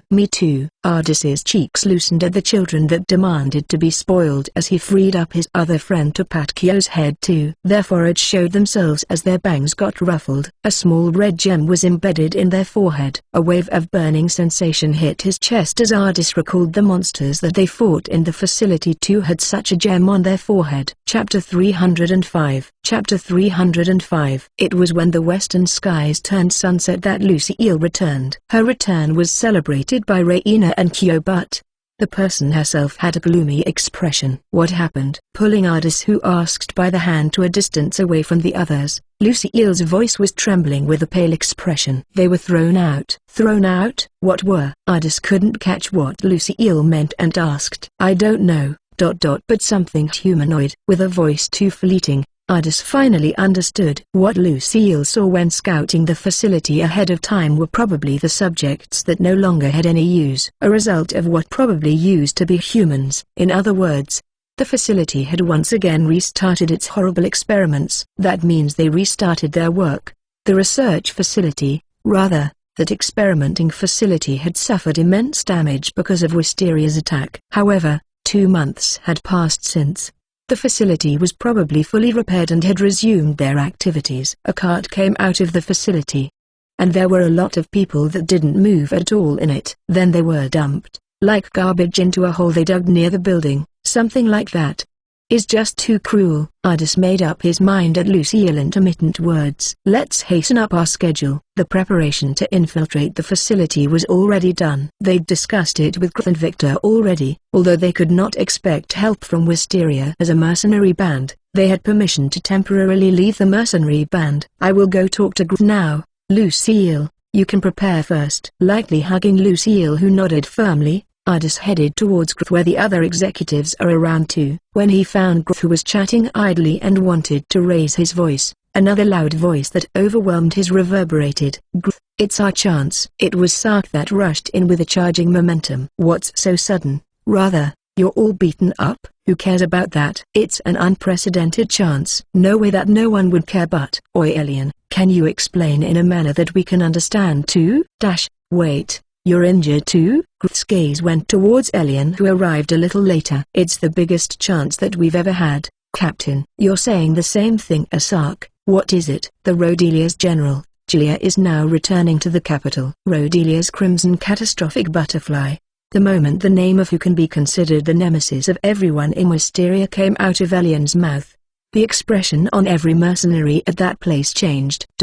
Meaning? Ardis, who entered to find Grth like Sark and Elian, asked for more elaboration. There was a coup d'état that happened in the royal court. Although the coup d'état itself ended as a mere attempt, the royal castle is now in disarray, and they are summoning General Julia back from the front line urgently. It's probably to suppress the uncertainties in the royal court by utilizing the power of catastrophic butterfly. With the royal order coming straight from the king, even that catastrophic butterfly wouldn't bring an entire army back to the capital. I'm sure she will have lesser escorts now. Sark added on to Elian's explanation. As Sark said, leading an army back to the royal court where a coup d'état was just attempted would only bring suspicion onto herself. It's natural to think that to not provoke the delicate situation, she would have to head towards the capital with a small number of troops. Could it be another trap? It's information that we've finally gotten after infiltrating the kingdom's military command office. As expected, it's unlikely for the entire country to be setting a trap just for us. Moreover, a coup d'état attempt paints a bad name for the country. Infiltrate. So that's why you two have those injuries. Since when did you guys turned into a spy? Sark is right. It's unlikely for the country to take a hit just to set a trap for a mercenary band like us. They know Julia has a personal grudge against themselves. By now, Ardis and the others are already irreconcilable enemies with Julia. However, they weren't particularly enemies with the kingdom itself. If Julia is not there, they thought the kingdom would still be a big client to do business with. They had kept such a distance with the kingdom. If we depart now, we can catch the catastrophic butterfly before she arrives at the capital. If we have 50 of us, it's not impossible to subdue her. All right. After considering Sark's words for a bit, Grth made his decision and announced, leaving aside fighting for real or not, we will circle around and lie in wait for that woman. If winning seems possible, one of the old-timers asked, and so Grth immediately answered without any frills. At that time, kill her with no hesitation. It's revenge for our comrades that are used as rags. Hearing his words, the mercenaries around the area were raising their voices and cheering. You're sure? Then we must hurry. Quickly prepare. Lessen your equipment. Idiots that have heavy equipment will just be left behind. It's finally time to get revenge for them. Without any instructions from anyone, everyone voluntarily scattered around to start preparing. As Sark said, between Rodelia's capital and the battlefront where Julia is at, and their own position, there's a need to depart immediately. There's no room to chat idly here at all. Since they had decided to go, they must depart as soon as possible. Ardis thought inside his mind. Just a while ago, he had promised Lucille to rescue the children in that facility together tomorrow morning. However, hearing what Sark and Elian just said, he thought it was certainly an unprecedented chance. It's true that the children should be rescued as soon as possible. Ardis himself too had no intentions to abandon the children. Because he was never offered a helping hand, he wanted to be the one that offers a helping hand to the children awaiting rescue. That feeling itself is not a lie. In the past 2 months, he had been moving for that sake after all. However, from how Lucille and himself were imprisoned in another facility, he knew there are multiple facilities of this kind. Even if they rescued the children from this one facility,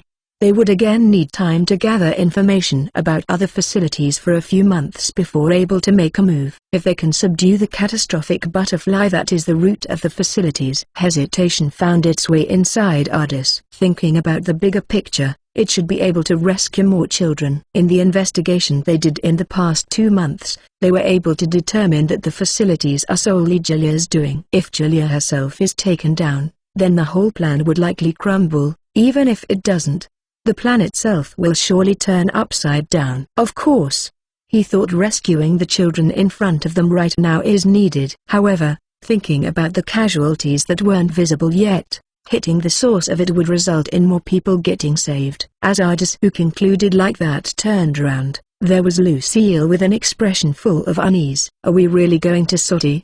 Despite his words were tied for a moment, Ardis affirmed. Yeah. Is Ardis planning to go as well? Yes. Why?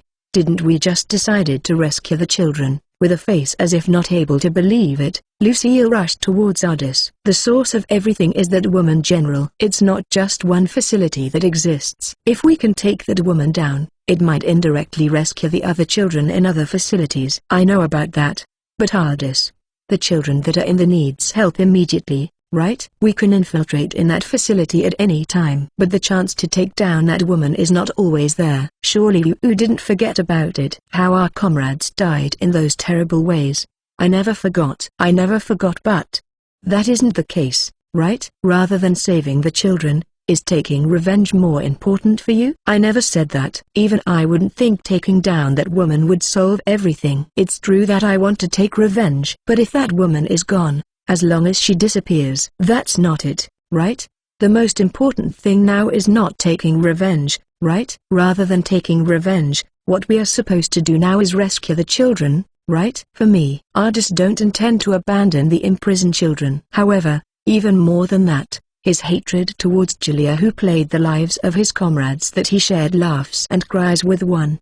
Despite having been in the same situation, Ardis, who had escaped on his own power, and Lucille, who had escaped because of someone else. That small difference might have been the cause of the discrepancy between Ardis, who prioritized striking the source, and Lucille, who prioritized saving the victims that she can see sooner. Lucille's expression was filled with sadness at Ardis, who could not say anything. That can't be right. With her left fist trapped in her right hand on her forehead, Lucille muttered. A distant voice from another comrade sounded in the awkward atmosphere. Oi, Ardis, quickly get ready or you're getting left behind. Yeah, I know. Ardis, who answered, approached Lucille, and was trying to embrace her. I will be back. Let's go rescue the children together when I'm back. However, Lucille rejected Ardis's attempt. Pushing him back with her hands, she said with a face on the verge of tearing up. That can't be right, Ardis. With those weak words left behind, Lucille ran, leaving Ardis behind. Even while worrying over Lucille, who remained in the camp,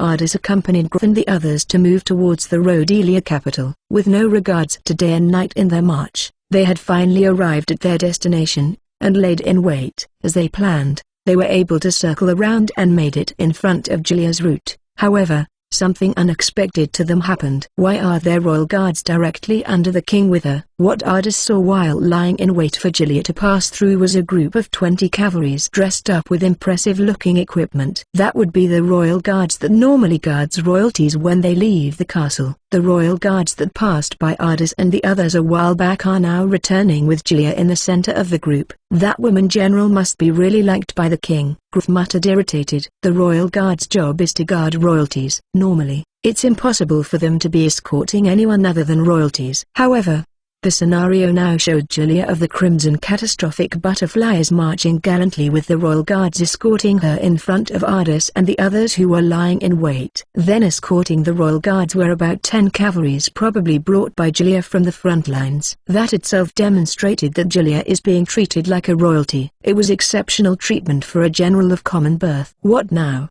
TCH, we can't fight the royal guards either. If they were able to target only Julia, then they can justify it as a personal grudge, but if they attacked a group with royal guards, it would inevitably turn the whole Rhodelia kingdom into their enemies with no questions asked. In the first place, Ardis and the others had only about 50 people here. It was because they betted that Julia would be accompanied by a small number of escorts while hurrying back to the capital. In fact, There was only 10 Calvaries excluding the Royal Guards.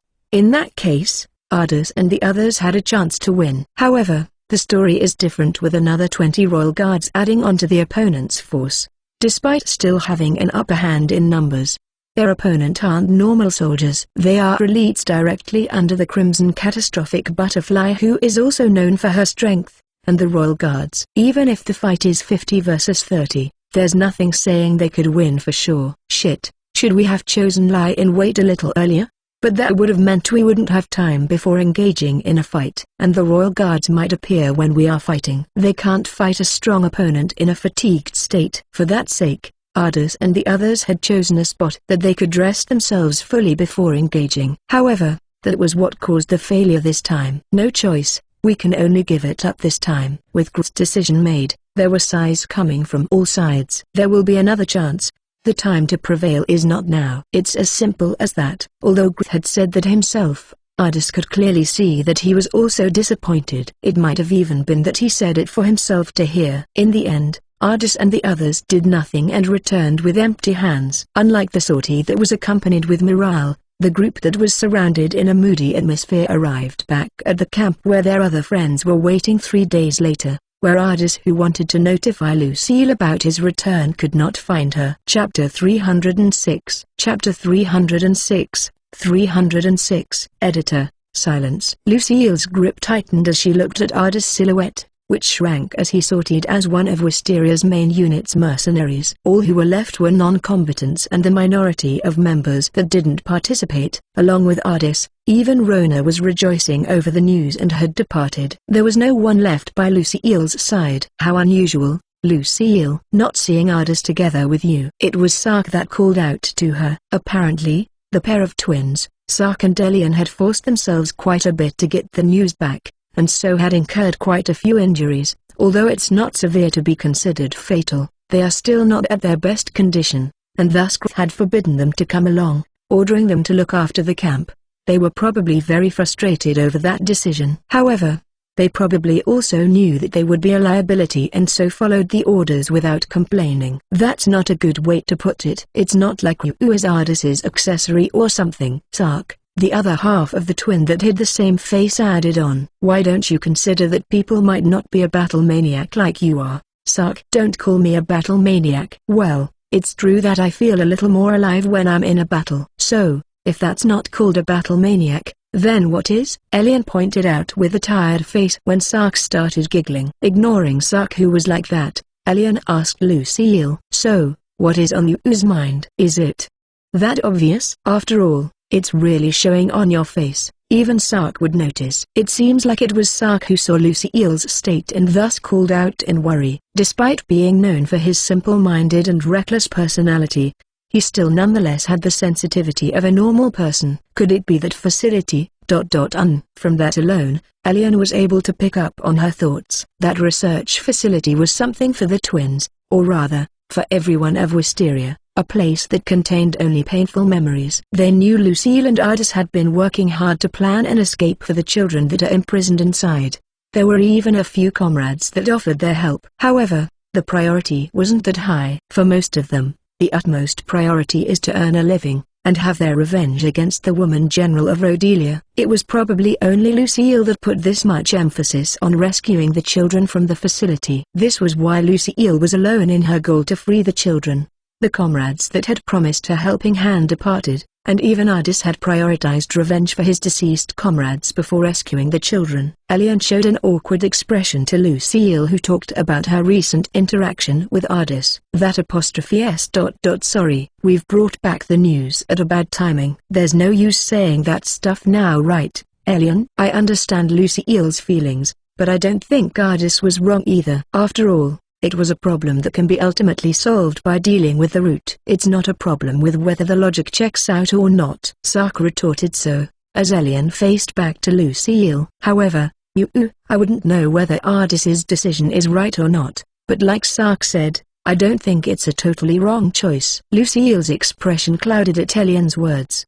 I'm sure everyone that just went out will return in 2 or 3 days. It wouldn't be too late to head to the facility then, right? At that time, Elian and I will help too. I'm getting itchy being left out this time after all, Then if I said we should go right now, will you two come? Elian made a troubled expression as Lucille asked without constraints. That's not possible. We're following the captain's orders to protect the camp until everyone return. Even if it's not a role we want, we can't really forego it after accepting it. You would understand too, right? Understand.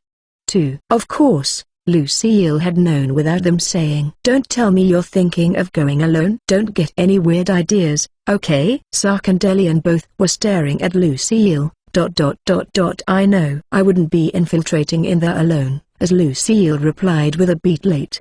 The twins who seemed to be relieved left. After seeing the two figures going out of sight, Lucille who was left alone went back to her own tent. Seeing a good opportunity as no one was around in the tent, Lucille put on her equipment, and wrote a note for Ardis before leaving the camp secretly. At a distance where the camp was almost visible, she stopped and turned around once. Sorry. Not knowing who the muttered apology was for, Lucille faced front again and resumed her path. The twins wouldn't know what Lucille felt. That's natural. After all, they would have never known that Lucille and Ardis were both once imprisoned in a similar facility. Lucille herself only had a body investigation done on her and had not experienced anything else. If not for Ardis coincidentally saving her, she was sure worse things would have happened to her. She might have followed a similar future as the future of those children currently suffering in that facility. That's why she wished that Ardis, who was in the same environment, would understand. However, he had prioritized their revenge against the woman general and departed.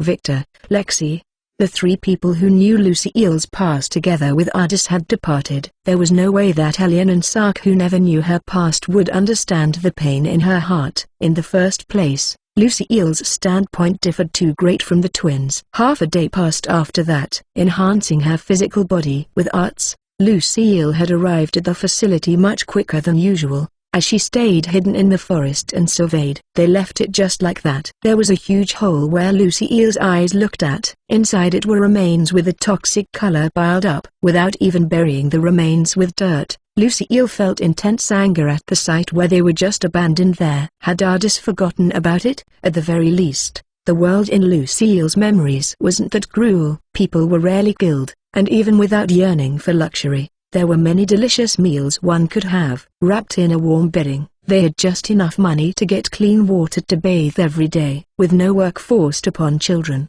and never any killing among them. The brilliance of the world they once lived in, despite complaining about it every day, Lucille realized only after she had lost it. However, these children were killed without a chance to even realize that, abducted from what only seemed like utopia now, losing a place to return to, being turned into a monster with no apparent reason, and being thrown away like garbage when their use was over. The scene she saw while recalling the other day resurfaced in Lucille's mind. Several men with white coats pulled along a large cart with unmoving grotesque remains of what used to be humans. One of the white coats used what looked like a stake with a hook in his hand to pull off the grotesque bodies from the cart. Another white coat kicked the remains into the depths of the hole. Green fluids splattered out from the body that was kicked, staining the white coat. The white coat shrieked so filthy, and retreated. The grotesque body wriggled with many small waves forming, and just looking at that instilled one's disgust. If she didn't know what the origin of those grotesque remains were,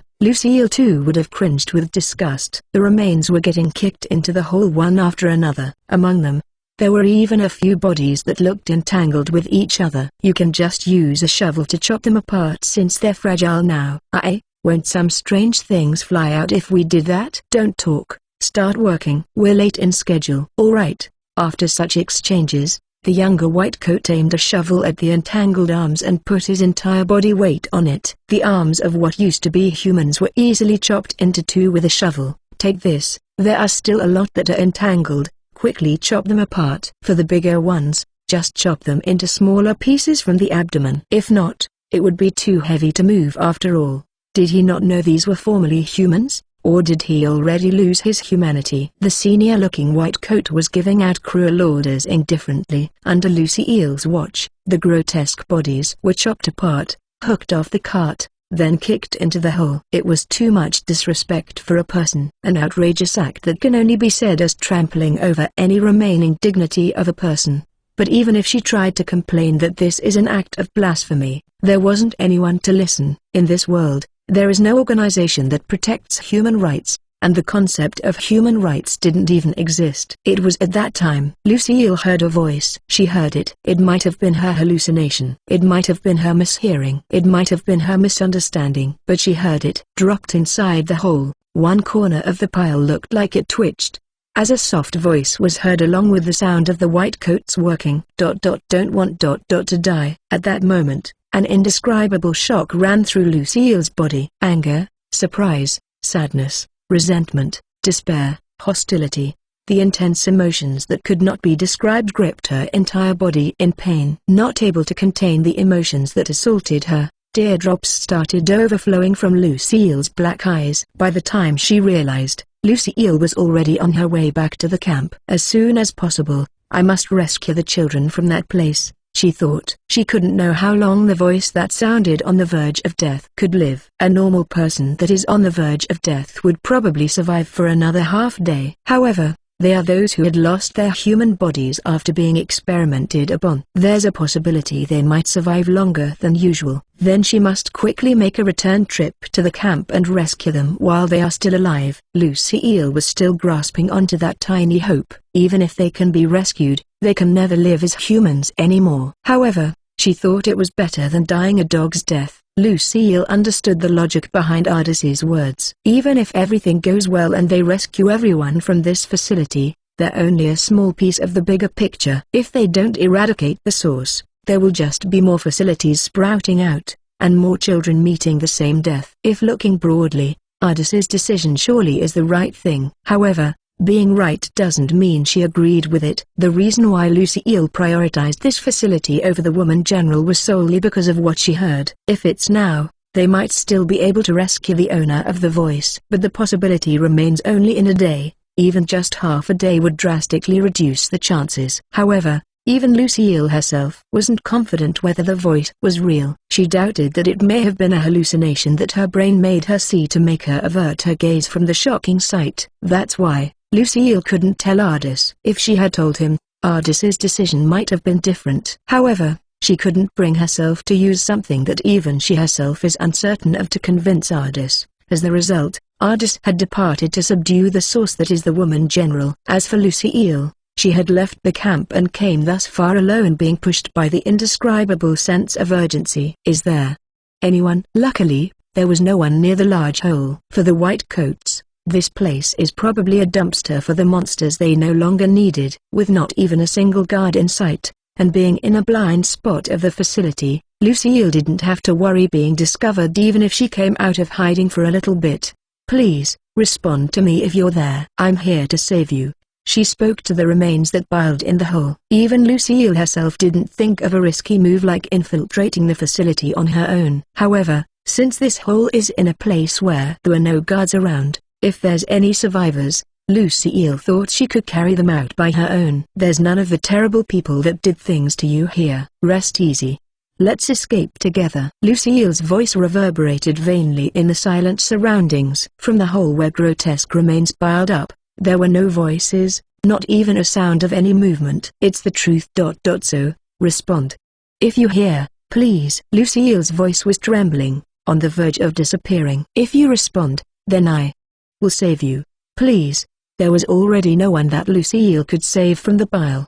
The surroundings dominated by silence ascertained the cruel reality. Sorry. If only I was a little earlier, Lucille cried. For the ones that could not cry as a human. For their family that didn't even know about their whereabouts and death.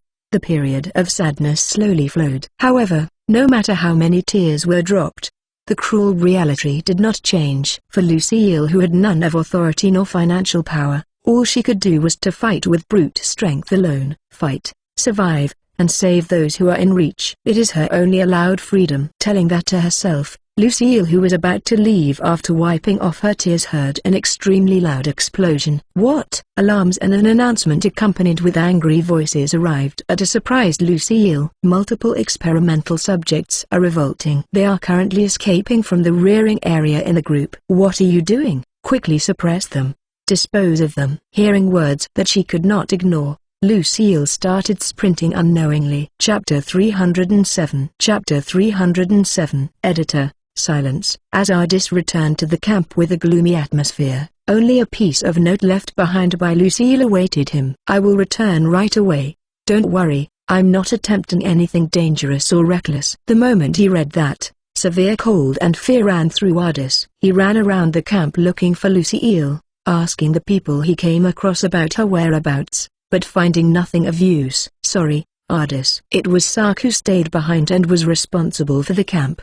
He called out to Ardis suddenly. Elian was also beside him. "Do you know something?" Ardis grabbed onto Sark's shoulders and rushed his response, but it was Elian that explained with a dark expression. "She probably went alone."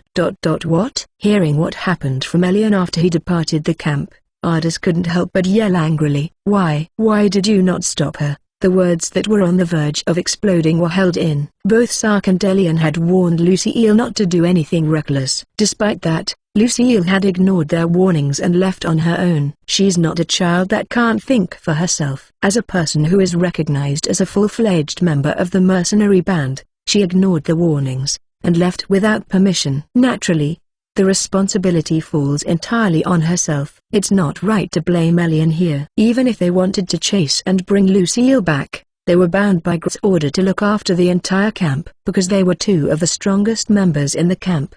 There weren't many mercenaries that stayed behind to guard the camp. Lucille, who was included in the calculation, had already left on her own. On top of that, if either one of the twins left the camp, the risks for those who were left in the camp would become even greater. They could never selfishly behave in a way that would expose other non-combatants in danger. Because he understood that, Ardis suddenly lost a target to vent his feelings.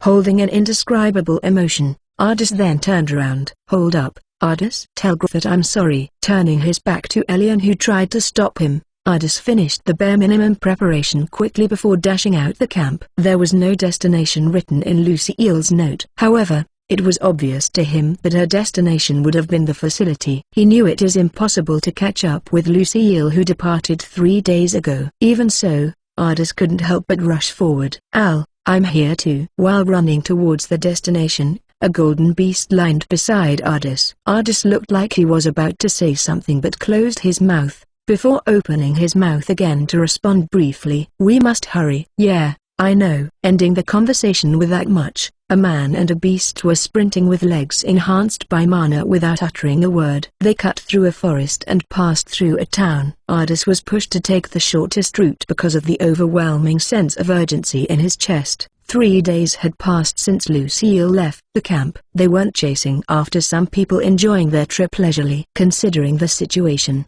Lucille must have headed towards the facility in a hurry too. Enough time had passed that it isn't strange that she had already arrived at the destination. Shit. If I knew. Despite understanding that there's nothing regret could do at this point, Ardis couldn't help but hate his decision. At the same time, he wanted to hit his past self. The most important thing now is not taking revenge, right? Though too late, Lucille's question asked him again. At that time, Ardis didn't answer that question. His hatred and anger for the person that trampled upon the first ever place he belonged, and the companions whom he shared pain and joy with, created hesitation and clouded his eyes. Such a fool. What was most important at that time, Ardis had lost sight of it. For Ardis, both Wisteria, where he belonged, and the comrades that he was always with, were irreplaceable existences. It's true that he thought his mission was to save the children who were imprisoned with a similar situation as he once used to be, but making the woman general pay for playing with and killing his comrades that are family to him is already his second nature. But what was most important is just one single girl. The person that Ardis swore to protect first, Lucille. The Lucille who gave him a reason to live. The two boy and girl should have eventually become a man and a woman that could walk together side by side after spending a long time together. It was as if the time of retribution for Ardis had come, as a punishment of losing sight of that. Because of his stupid decision, he will lose what he can't lose. As if averting his eyes from himself, he sole-mindedly chased after Lucille. Fatigue would naturally accumulate, regardless of whether he strengthened his body or not if he continued to abuse it. However, no matter how his body complained of the limits, he didn't stop his legs. and continued to run day and night with only the bare minimum of resting time in between. It was about the second night after he left the camp, Ardis finally arrived at his destination. What only awaited Ardis, who ran here only praying for Lucille's safety, was the sound of wind carrying the dry air and the unexpected scene of the ruins of the facility that turned into a pile of rubble. "This is?" Rona asked the stunned Ardis. "Al, this is the correct place, right?" "This place. There's no mistake." But within Ardis's vision, there were only rubbles of various sizes. The building that was once 5 times taller than himself had crumbled apart as if the internal space itself was pulled out. Previously, when Wisteria assaulted this place, it wasn't at this state of ruin. What could have happened? There's no way of knowing. What was certain was that the facility was already destroyed. The fact itself was presented in front of his eyes, giving him no room to doubt it. Where's Ryu? While having a monologue and remembering his purpose here, his face turned green. The rubble and the silence itself were like a gravestone. The only sounds he could hear were insect noises. The place Ardis was at was such a place that it's unlikely anyone alive would be there. While heading towards the pile of rubble, Ardis expanded his mana into a web and tried to search for any people around. There, he swallowed his breath. "Al, there's no one." Rona, who similarly searched for any mana reaction, said this with his words muddled. The result of searching the entire area, which wasn't very wide, was that there were no mana reactions that would indicate a person. Rather, there were no reactions of any living person. Suppressing his emotions that swelled up, Ardis started removing the rubbles at his feet piece by piece, blowing away the smaller pieces with wind created by mana, carrying away larger pieces with his strengthened limbs, crushing and removing pieces that are larger than himself with a shockwave created by mana. Seeing Ardis work silently in urgency, Rona as well shut up and started helping. Eventually, the rubble that was probably the ceiling was removed, and the corpses underneath was found. A man with white coat that is likely a researcher, an armed man with a large stature, a small child with black hair, lastly, a grotesque body that doesn't resemble a person. After carrying the corpses that they dug out to a flatter place a little distance from the rubble, Ardis once again faced the mountain of rubble. How much time had passed since then? With not a single thought spared to care about the spent time, Ardis only focused on digging up the corpses buried within the rubble. Eventually, each piece of rubble was removed, and more than 50 corpses were lined up. Ardis fell to his knees as his voice trembled. She's not here. The corpses that Ardis and Rona dug up from the rubble. Lucille wasn't among one of them. She's alive. Ardis had told himself that. Ryu must still be alive. Lucille couldn't be found anywhere there. This means her survival isn't clear at this point. However, Lucille wasn't buried within the rubble. In other words, at the very least, Lucille's death wasn't certain yet. The fact that Lucille's corpse was not at this place also hinted at the possibility of her survival. It's a tiny bit better than the worst-case scenario, Ardis thought. That tiny reassurance alone was what made Ardis think that there was no greater fortune. However, that is also but an illusion. Although not the worst-case scenario, it's still very much close to it. It was Rona's muttering question that brought Ardis back to reality from the momentary relief of knowing the possibility. Then, where could Ryu be now? Chapter 308. Chapter 308. Editor, silence. She's not here either. The pursuers are almost here, Al. With the only light in the room coming from the small window, Rona urged Ardis, who was looking discouraged. I know. Replying shortly, Ardis turned around and went back through the pathway. Behind Ardis, who walked together with the 4-footed golden beast, the doors and bars were all destroyed, leaving only a vast empty space with no obstacles around. Even the prisoners, who were confused at first, had fled with joy after coming to realize they were just given unexpected freedom. 4 years had passed since Lucille had went missing. 4 years ago, they never found Lucille within the ruins of the facility, and with no other clues to go off with, they could only leave with disappointment. Ardis, who returned to Wisteria, immediately departed to find Lucille. No one from the mercenary band had held him back after knowing what had happened, and even Griff had put his hands on Ardis's shoulders, saying come back at any time. He pushed his back. With Rona as his only companion, Ardis left on the journey of finding her. Ever since they were participating in a foreign country's war after hearing about a black-haired female mercenary,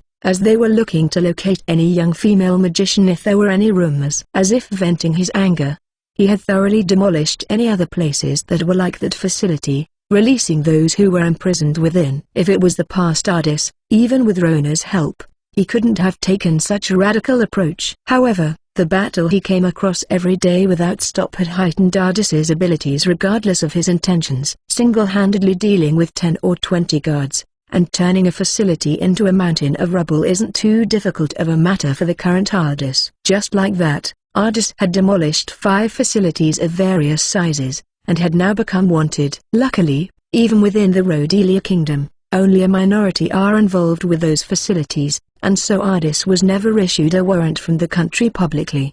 He was pursued by those under the jurisdiction of Rhodelia's woman general, Julier, who came up with the idea and operation of the facility, or maybe other independent parties. Although it's fortunate that he hasn't turned the entire Rhodelia into his enemy, that doesn't mean that there are no problems. At the very least, whenever Ardis assaulted one of their facilities, there would immediately be pursuers on his tail.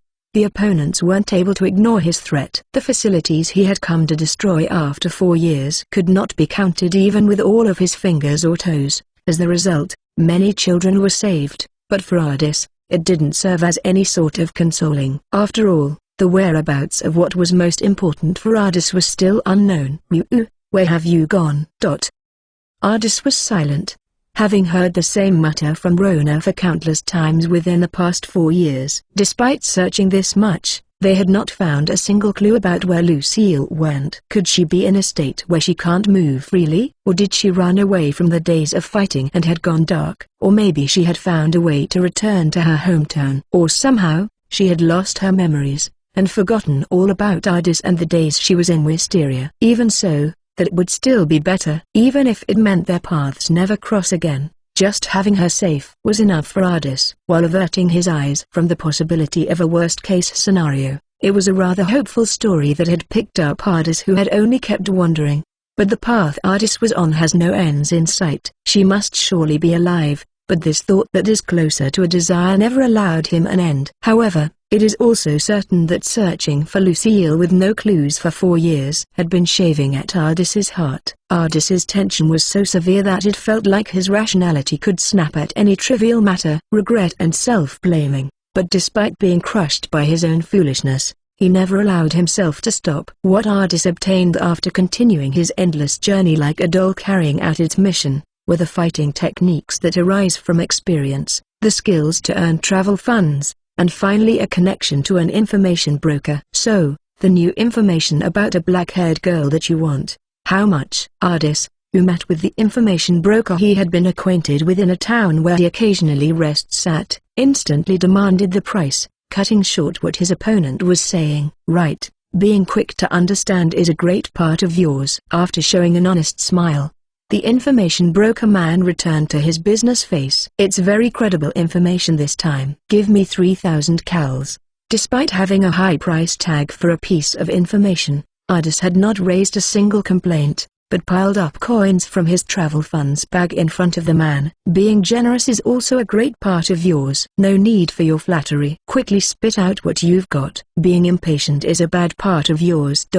Well, since I've gotten the payment, I will properly do my job. Storing the pile of coins into his pocket with a fluid motion, the information broker man looked around, before starting to talk in a volume only Ardis could hear. North end of Rhodelia's territory.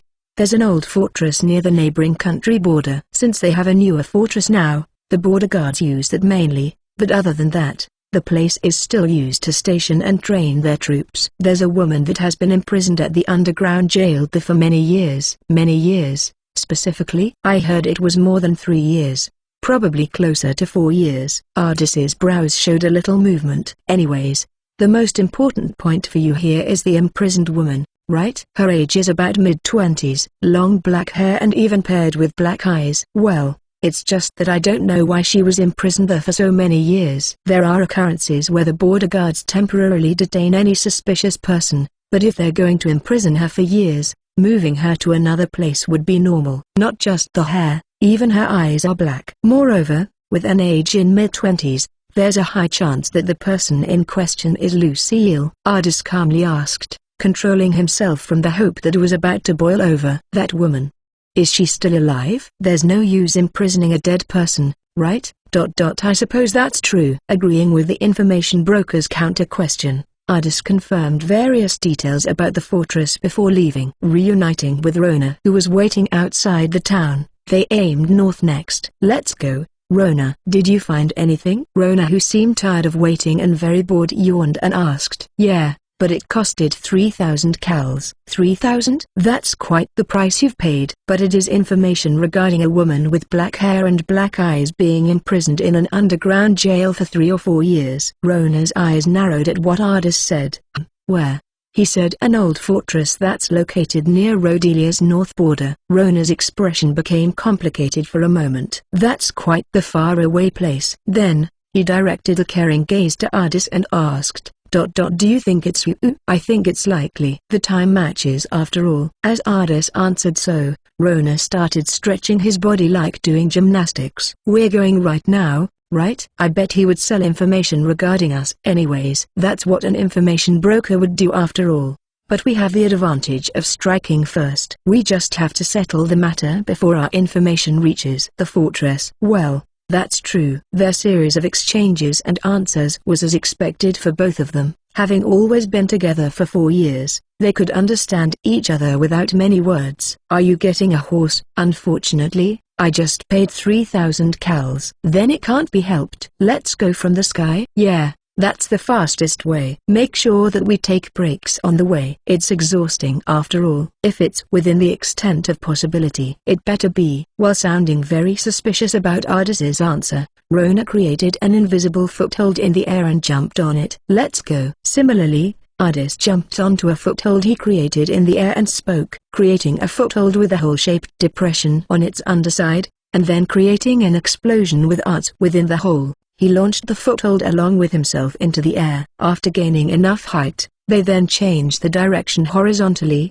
and launched themselves with the same method to gain the initial velocity. It's a pseudo-flight technique where they just have to cast strong wind intermittently from behind after that. Although it can't be used in combat since making small adjustments aren't possible, it's most suitable to travel a long distance in a straight line. The scenery within Ardis's vision passed by at incredible speeds, and even the town he was just at exited his range of perception rapidly. Chapter 309. Chapter 309. Editor, silence. Normally, going on foot to the old fortress at the country's border will take 10 days. Being able to reach there in just a day and a half, while even accounting for rest time, is a feat only possible because they knew the pseudo-flying technique. I'm seeing something along the lines of our destination. Is that it? There shouldn't be any big buildings around here except the fortress. It's about time we get down. Although there was still a half-day distance to the fortress far in the distance, as expected, they can't be discovered by the people there if they plan to infiltrate. Ardis and Rona landed on the ground,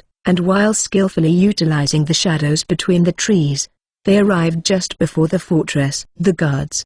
There are not many. Like Rona said, from a glance, the guards didn't look particularly on guard at all. Although it's not like there aren't any guards, the soldiers themselves were chatting, giving a hint that the place wasn't in tension at all. That's good for us. Let's enter from their blind spot. Okay. Without much difficulty, Ardis and Rona both managed to infiltrate the fortress, and while evading people, they set their aim to the basement. Using mana detection, they discovered that there were about 200 people within the fortress. Most of them gathered at the central court of the fortress, but their reactions were quite insignificant. It's probably like what the information broker said about them as soldiers that need training. They're probably youngsters that barely became a soldier recently. However, say, Al, there are about 5 strong ones, right? Yeah. Ardis, who agreed with Rona, also discovered the mana reactions that were many leagues greater than the others within the fortress. They're obviously not new soldiers, and if they are mercenaries, then they are surely battle veterans. If we were to fight, it will be really harsh. We're not here to fight. We just have to complete our objective without getting noticed. I hope that's the case. Luckily, the people in the fortress didn't look like they had realized their infiltration. If they used mana detection, then the two would surely be discovered, but it's not like they are so free to use mana detection all the time. Only oddballs would use mana detection constantly in their daily lives while not in combat. Ardis and Rona were both being careful as they sneaked around in the fortress. While searching room by room for one that connects to the basement, they found a food storeroom and a study, but no place that connects to the basement. After facing several misses, they finally arrived at a small room that was likely the entrance to the basement. Guards. Thinking about the structure of the fortress, this would be the only sensible place to have an entrance to the underground jail. There were 2 mana reactions inside. At that time, one of the reactions in the room started moving. Hide. Immediately, both Ardis and Rona hid in the shadows. While the two were holding their breath, one soldier exited from the small room. At that instant, Ardis confirmed the existence of a staircase that led underground into the room. The soldier that left the room walked off somewhere. After his footsteps became far enough that they couldn't hear it, Rona spoke. "Did you see that?" "Yeah, I saw it. The staircase that leads underground is probably in this room." Unlike other places, having guards here meant that the probability is very high. "What do we do? Look for another entrance?" "No, it's unlikely to have multiple entrances to an underground jail after all." "Thought so." "Then, since there's only one in the room now, kill him." Like Rona said, now is their chance. There's no need to hesitate if he's one of the bastards from the experimenting facilities, but even Ardis had hesitation killing a normal soldier he has no grudge with. "It's fine as long as he stays put until we escape." "Then, leave the blinding to me." Dividing their roles quickly, Ardis put his hand on the door handle of the small room and pushed. "What's up? Did you forget?" It seems like the soldier thought Ardis was his colleague and asked, but a surprised expression immediately showed on his face. The two were not ones to let that opening escape. Rona immediately ran through the open gap of the door and filled the room entirely with darkness using his arts. At the same time, Ardis, who jumped forward, closed the distance in an instant and drove a punch with his right fist deep into the soldier's abdomen. Gf. The next moment, after forcefully shutting his mouth, Ardis fired a punch with his left fist to his chin from the side. With that punch, the soldier finally passed out and collapsed on the ground, making it look like he's sleeping, or tying him up. Which one is better? Dispelling the darkness, Rona drew closer. Just throw him down there after tying his mouth and limbs. After saying so, Ardis took out the rope and cloth he had to tie up the soldier and stop him from screaming, before throwing the soldier over his shoulder and headed downstairs. After descending the staircase, as they thought, it was the underground jail. However, the scale was many times larger than what Ardis and Rona had expected. "We can't even see the end." "This jail, how far does it go on for?" For the time being, Ardis threw the soldier into the cell closest to the staircase, then the two started walking through the underground jail passageway. Beside the passageway that was strangely long, there were small divisions of jail cells. However, there were no one in them. The passageway continued far into the distance, where the end couldn't be seen in the dark. Although there are many jail cells because of the length, there were not even a single presence around them. "There's not a single person in them. It's a peaceful period after all." "If it's not a war period, there shouldn't be any people locked up in the jail anyways. More so when there's another newer fortress." Despite being close to the border, they heard the role of keeping prisoners had been delegated to the new fortress. Perhaps it is only used occasionally to detain problematic soldiers or suspicious travelers at most. But still, this place is really long, right? Maybe it wasn't a jail but an underground passageway before. Looking closely, the wear and tear between the passageway and the jail cells were very not matching that it was easy to tell they weren't made together. Ardis, who was not specialized in this regard, couldn't tell the details, but when compared to the jail cells, the conditions of the passageway and the roof were worn out more. So that means there might be an exit at the end? If not, they wouldn't make such an incomprehensible shaped jail, right? "I guess that's true." Rona was convinced easily by Ardis's theory. The underground jail is probably extending out of the fortress. Thinking about it normally, it's common sense to build a jail within the bounds of the fortress. There might have been a cost or time issue. For whatever reason, the underground passageway was repurposed to become an underground jail. While walking and seeing the empty cells beside them, Ardis and Rona eventually had no words left to converse. The endless passageway was only reverberating the dry footsteps. Eventually, after passing by about 50 empty cells, Ardis's mana detection finally caught onto a person's reaction. "Sense it, Rona?" It's very weak. but there's a person here. As the natural response, Ardis's stride became faster. If there's still a reaction, that meant that they are still alive. Unlike the information that was uncertain until now, the information this time was particularly credible. Information of a prisoner in this kind of remote fortress would not get out usually. In that sense, it's understandable why Ardis and Rona had never searched here prior. It's likely the prisoner here who is Lucille herself. They didn't know what reason she was being held prison for more than 3 years. But being alive is all that matters. After rescuing her and getting out of here, they can return to Wisteria, or even retire being mercenaries and go on a carefree journey together with Rona. Maybe settling down somewhere would be good too. For Ardis, all that matters is having Lucille by his side. However, Ardis, who was praying so, had forgotten. The world is not that kind. Ardis, who dashed into the jail cell with the powerful response of joy, was thrown into the depths of misery the next second. Chapter 310. Chapter 310. Editor, silence. I/N. Warning. Depictions of cruelty, sexual abuse. There are various shocking expressions. Those who can't tolerate, please skip along while reading. Inside the darkness where sunlight doesn't reach, the imprisoned appearance of Ardis's loved one was illuminated by his arts. However, there were no joyful words from Ardis's mouth, a moment when it felt like time has stopped. His heart rejected what reflected in his eyes. However, his reasoning understood that it was the undeniable reality and didn't allow him to escape. There was a silhouette hung in the prison, the only life in there.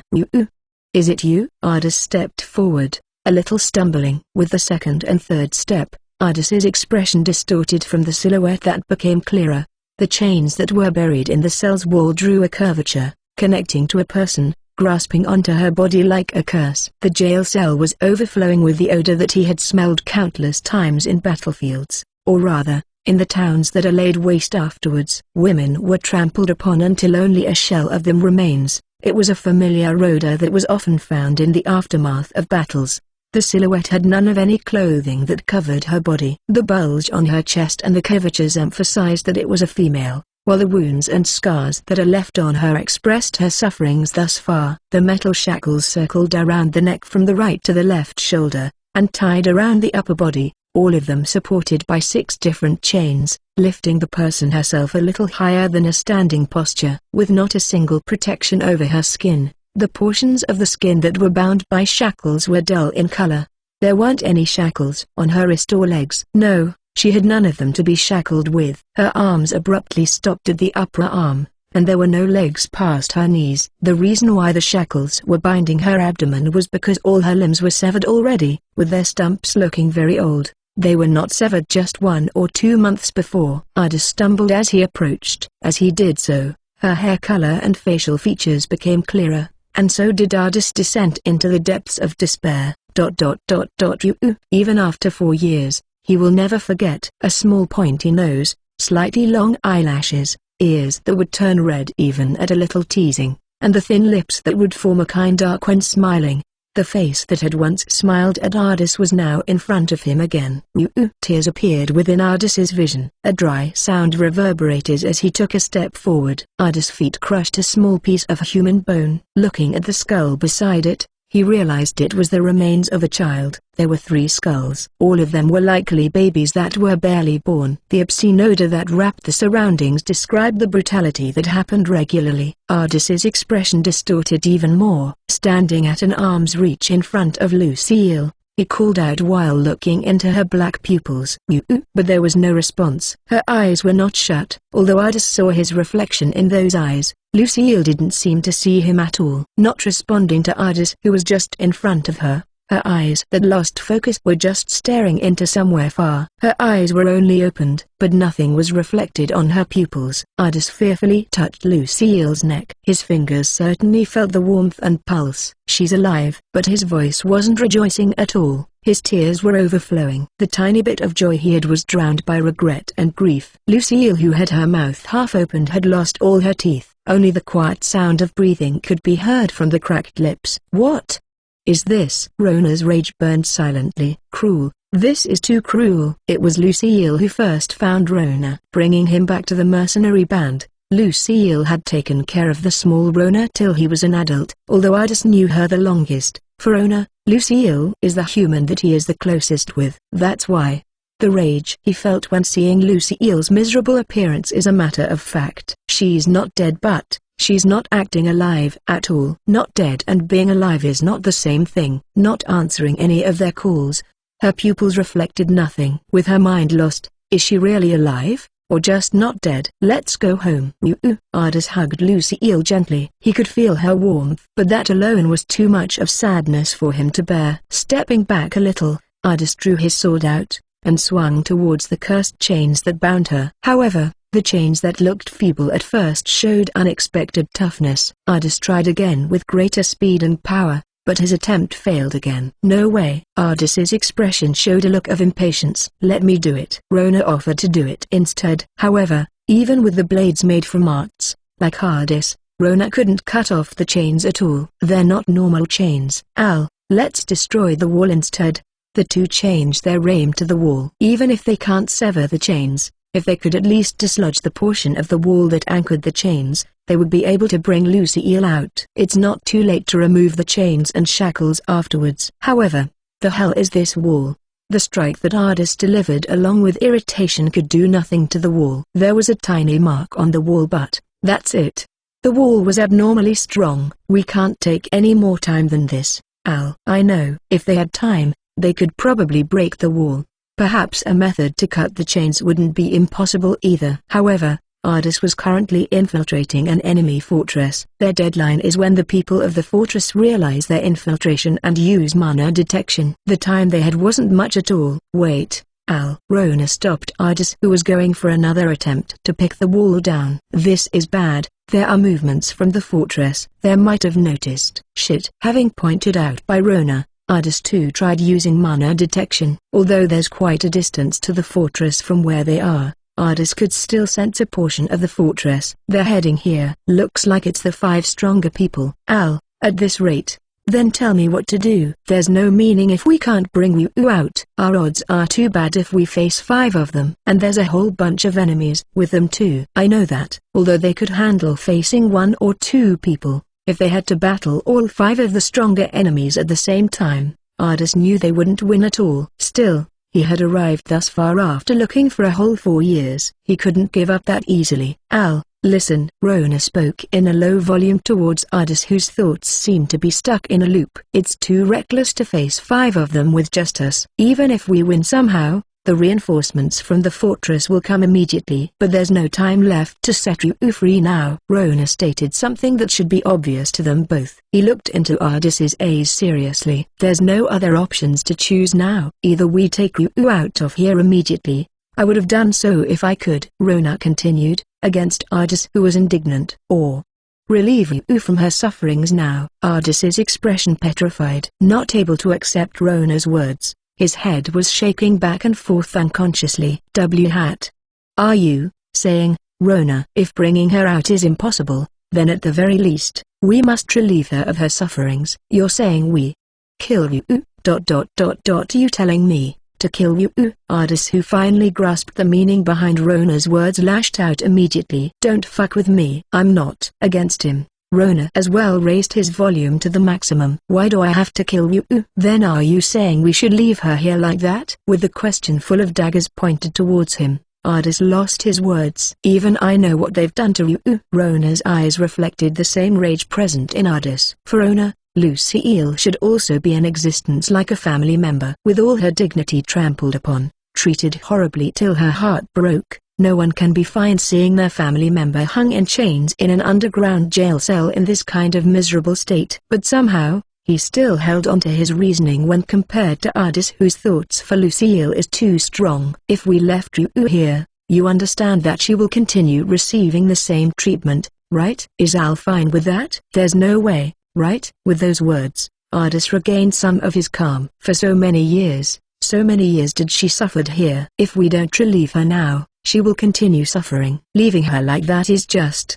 too pitiful. Rona's voice was trailing off. The reason why Ardis and Rona could have made it here this time was solely because their opponents weren't on guard. But now that they know of this attempt, their security will be tightened after this. Depending on the situation, They might even transport Lucille to somewhere else. There's nothing guaranteeing a second chance. Moreover, after this long, after spending 4 years, the two finally found her. If they left Lucille at this place, there's nothing saying they can find her a second time.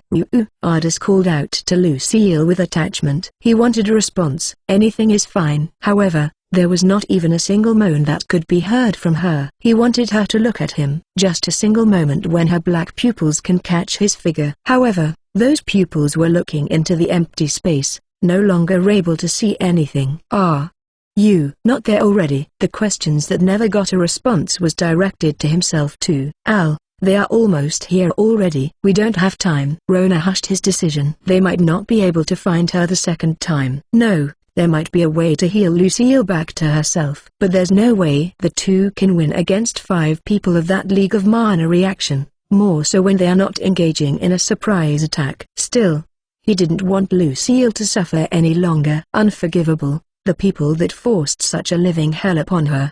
But if Ardis were to die here, who would save Lucille in his place? Who would exact revenge for her? It was far from illogical thinking. As fragments of emotional outburst filled Ardis's mind, the fragments crashed into each other, tangling chaotically, and causing further confusion. He was looking at the ground while his fist tightened. The pain of his nails digging into his own hand was not something he could feel at that point. His eyes shut as his teeth gritted. As if not able to bear the tremendous load, his molars were letting out strange noises. Desperately suppressing the urge to yell in pain while hugging his head, he forcefully pushed his emotions back that wanted him to escape from reality. Even so, he must decide now. There was no time to think given to Ardis. "Al." Rona hushed his decision again. Ardis stared at the non-responding Lucille's eyes. The lines of sight that will never intersect burned Ardis's chest.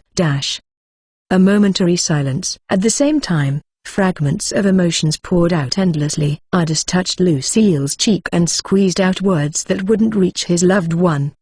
"Let's go home." Caressing her cheeks gently, Ardis took up his sword with both hands after retreating 3 small steps, twisting both of his arms along with his upper body backwards. His posture stopped at half a rotation. Holding back the tears that muddled his vision desperately, he forcefully adjusted his ragged breathing that came naturally. He doesn't want Lucille to suffer anymore. A single blow that is too fast that there's no time for pain to be recognized. Failure is not an option. Ardis will not allow himself to do so. He held his breath. At that short moment, his tear-riddled vision strangely cleared up. Ardis's sword drew a horizontal trajectory, ripping apart space, and headed straight towards Lucille's neck. The sword cut through flesh, broke through bones, and reappeared on the other side. Chapter 311. Chapter 311. Editor, silence. The sensation that he should have already experienced several hundreds and thousands of times shook Ardis's heart. The sword fell from his trembling hands. With the dry sound reverberating in the cell, Lucille's neck swayed. Her inclined head separated from the torso, and as it was starting to fall, Ardis caught it with his entire body. But he was not even allowed the chance to ease the pain in his heart now. What Ardis must do now is not mourn nor weep, but to bring Lucille back. Ardis carried Lucille's head in his arms like a treasure and started a fire on her body still bound by chains with his arts. He didn't want to leave even a single piece of Lucille's body in this place. Wrapped in intense flames, Lucille's body turned dark quickly. "Let's go, Al." Nodding wordlessly to Rona, Ardis picked his sword back up while his other arm held onto Lucille. Using mana detection, the reactions from the enemies were significantly closer than before. However, it's still not a distance where they would get caught. And we're going the other way, right? Yeah. There's a reason why Ardis is convinced that there's another exit on the other end of the passageway with prison cells lining both sides. In the end, there was no prisoner in that place other than Lucille. And the sole prisoner, Lucille, let alone escaping. It was doubtful whether she even had a mind left for it. Despite that, they had assigned soldiers to keep watch at the basement entrance. Rather than preventing prisoners to escape, it was more likely that they were on guard against outside infiltration through the passageway. That's why it's likely that there's another exit at the other end of the passageway. Ardis and Rona ran away from the direction of the fortress, while their pursuers were approaching from the direction of the fortress. Eventually, intermittent angry voices reached them faintly. intrude, catch, don, escape. It seems like they had noticed their presence here. However, there's already quite a distance between the two groups. Even if they started sprinting at full speed, they can't catch Ardis and Rona. There are mana reactions ahead. 3. They aren't that strong. We'll just mow them down. As Ardis predicted, the end of this passageway wasn't a dead end. Although they aren't as weak as the recruits, they aren't as strong as veterans too, and 3 of such mana reactions were grouped in the same place. They're probably soldiers tasked with guarding the other end of the passageway, forcing their already strengthened physical ability to speed up. They closed the distance before the group realized their presence. The two caught a glimpse of the outside. It looks like the exit on this side is disguised as a natural cave. 3 armed men were standing at the irregularly shaped exit. What was? One of them turned around, noticing Ardis's and Rona's sound as they drew close. However, at that moment, his head separated from his body. WWH. They didn't allow the remaining 2 to yell even if they realized the irregularity. Ardis's sword stabbed between the gaps of the soldier's armor below his arm, while the other soldier had his throat tore open by Rona. Discarding the 3 people that collapsed in a pool of blood, Ardis and Rona restarted their sprint. After all, they noticed the presences of their pursuers drawing closer. After exiting from the underground passageway, they found themselves in a dense forest. It was the best environment to lose their pursuers. Ardis jumped into the woods with no hesitation, only running without looking back. Catch, split. The pursuers' voices were still faintly audible. There's no chance they can catch Ardis and Rona if they escape into the forest. However, while running between the woods, Ardis suddenly felt like something was catching on his mind. The angry voices of the pursuers were somehow familiar to him. Ardis and Rona, who dodged the pursuers in the forest, ran quite a distance before stopping. Having secured their own lives, eventually, the emotions that they held back till now overflowed. Hugging onto the final piece of his loved one, Ardis fell on his knees. Why? Regret piled on regrets. Not knowing how to process the regret that continued to pile on, Ardis cursed the world. Why did something like this? The tears that stopped temporarily restarted. He sacrificed many things, spending 4 years where he focused solely on retrieving Lucille. He won't say that he would be fine as long as she is there, but now that she is not here, how much meaning is left in his life? For Ardis, Lucille was such an existence. But despite all of that, he had cut her with his own hands. The golden beast, who is his partner for long years, approached Ardis, who was weeping without words. Let's clean up you. Leaving her as is will be too much. Yeah. While his face was wet with tears, Ardis created water from arts, and carefully rubbed off any filth from Lucille. Her skin that was once glossy was now turning blue-black, and the hair that had always caught his attention when the wind blew is in tatters. While occasionally sobbing, Ardis's hand scooped up Lucille's hair when her face became clean. 2 ribbons were tying up her hair. One of the once violet-colored ribbons was made clumsily by Lucille herself, while the other one was gifted by Ardis. After having everything robbed from her, all Lucille was left with were only these. Ardis undone the 2 ribbons, taking off his own headband. He used it to tie Lucille's hair together, shutting Lucille, who is now tidy and clean, in a chunk of ice crystal. Nighttime came as they finally stopped her time. The next morning, Rona's first line was a question. So, what are we doing now? Naturally we can't back off like this, right? Without saying, when the sadness had passed, all that remains is rage that burned like fire. Ardis is willing to become a demon or devil at this point. I felt something stuck at the back of my mind from yesterday. Rona explained his thoughts to Ardis, who was determined. The people that were pursuing us yesterday, I felt like I heard their voices before. You too?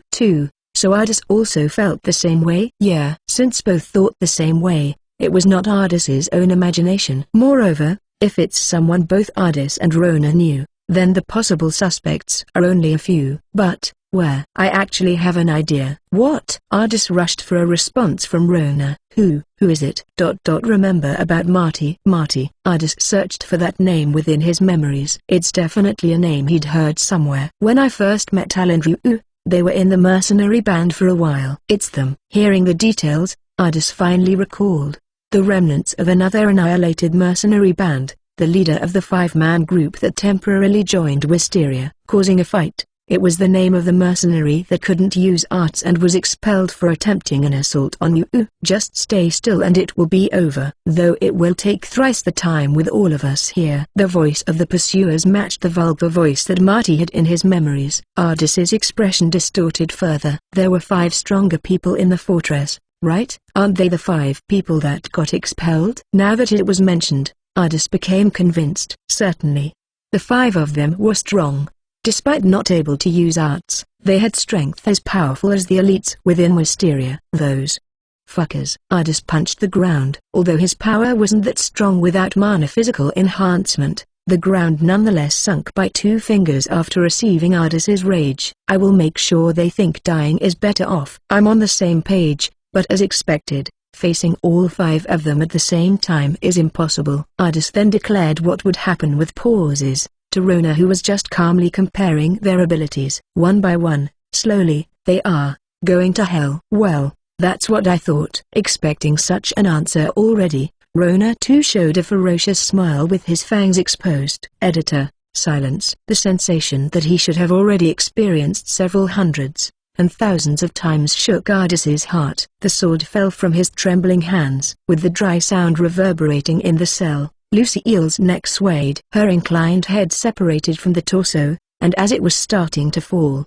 Ardis caught it with his entire body. But he was not even allowed the chance to ease the pain in his heart now. What Ardis must do now is not mourn nor weep, but to bring Lucille back. Ardis carried Lucille's head in his arms like a treasure and started a fire on her body, still bound by chains with his arts. He didn't want to leave even a single piece of Lucille's body in this place. Wrapped in intense flames, Lucille's body turned dark quickly. Let's go, Al. Nodding wordlessly to Rona, Ardis picked his sword back up while his other arm held onto Lucille. Using mana detection, the reactions from the enemies were significantly closer than before. However, it's still not a distance where they would get caught. And we're going the other way, right?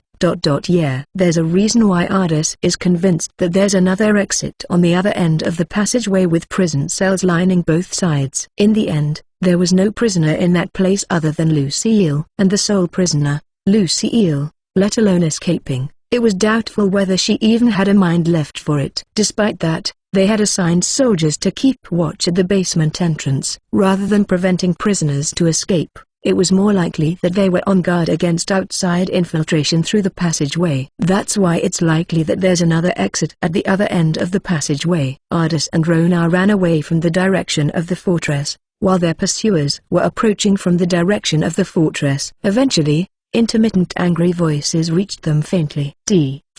Intrude. Catch. Don. Escape. It seems like they had noticed their presence here. However, there's already quite a distance between the two groups. Even if they started sprinting at full speed, they can't catch Ardis and Rona. Al, there are mana reactions ahead. 3.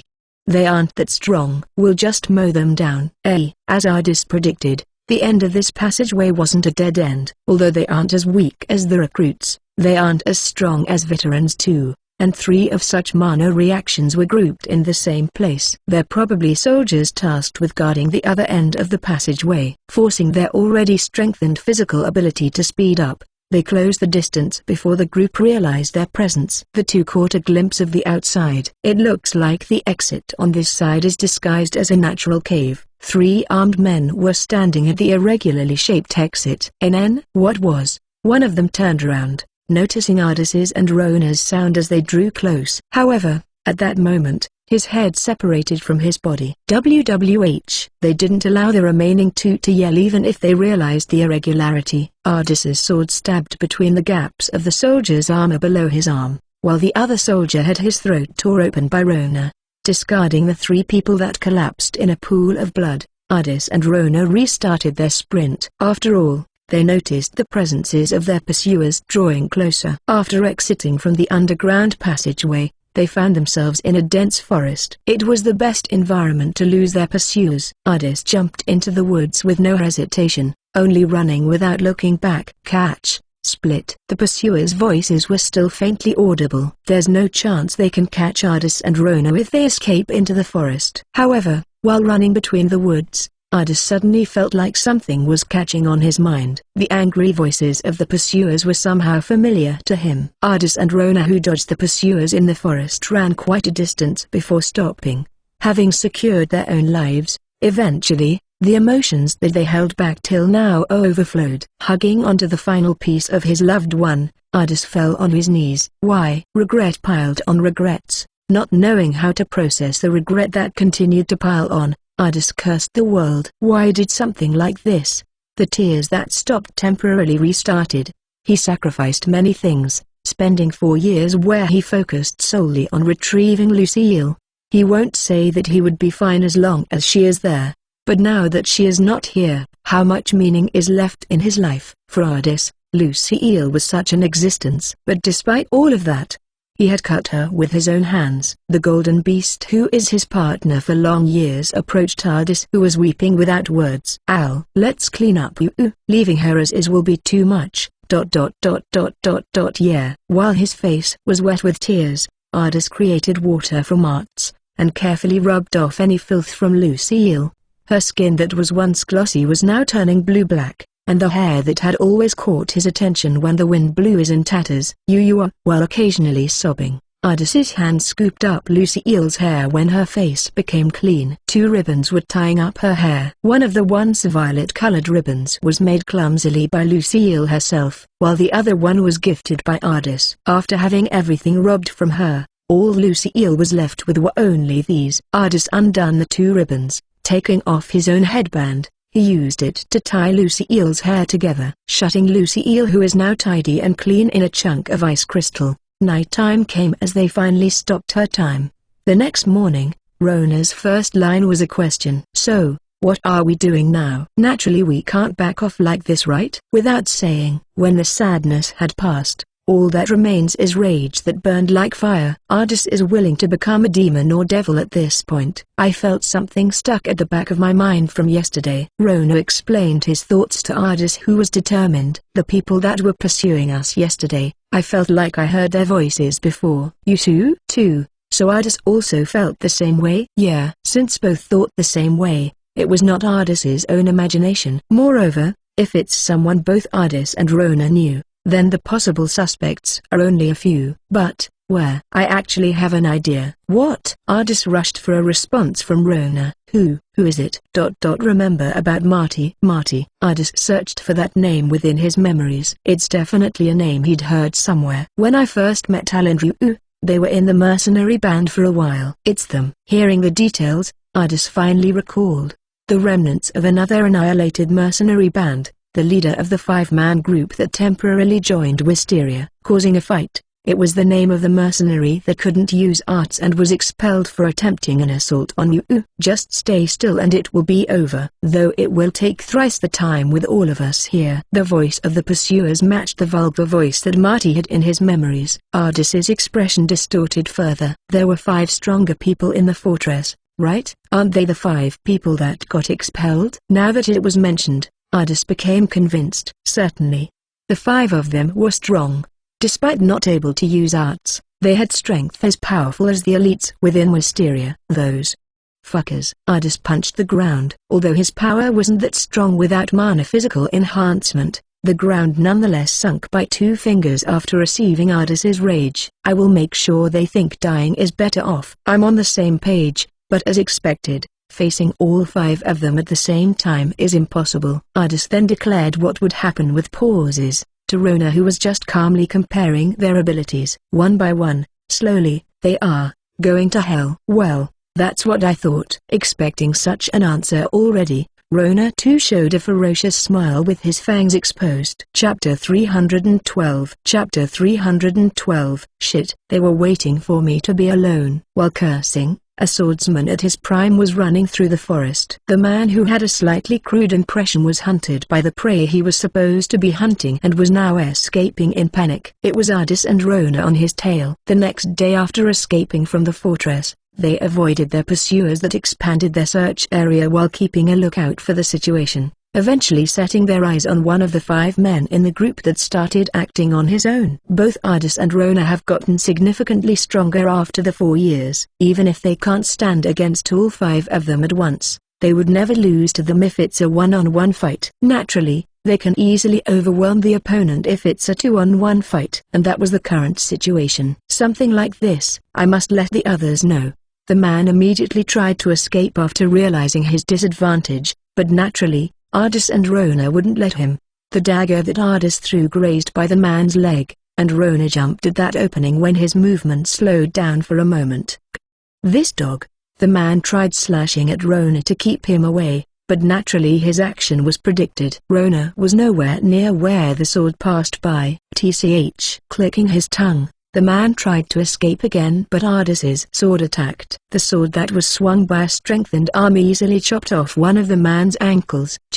Along with a scream, the man lost his balance and fell on the ground. Hick, my leg! Ardis approached the man, as he was desperately trying to stop the bleeding by applying pressure with his hands. Shit, you bastard! Ardis effortlessly deflected the incoming sword and stepped on the man's hand that was holding the sword with all his weight. With the sound of bones snapping, the man couldn't keep his grip on his sword. Arsehole!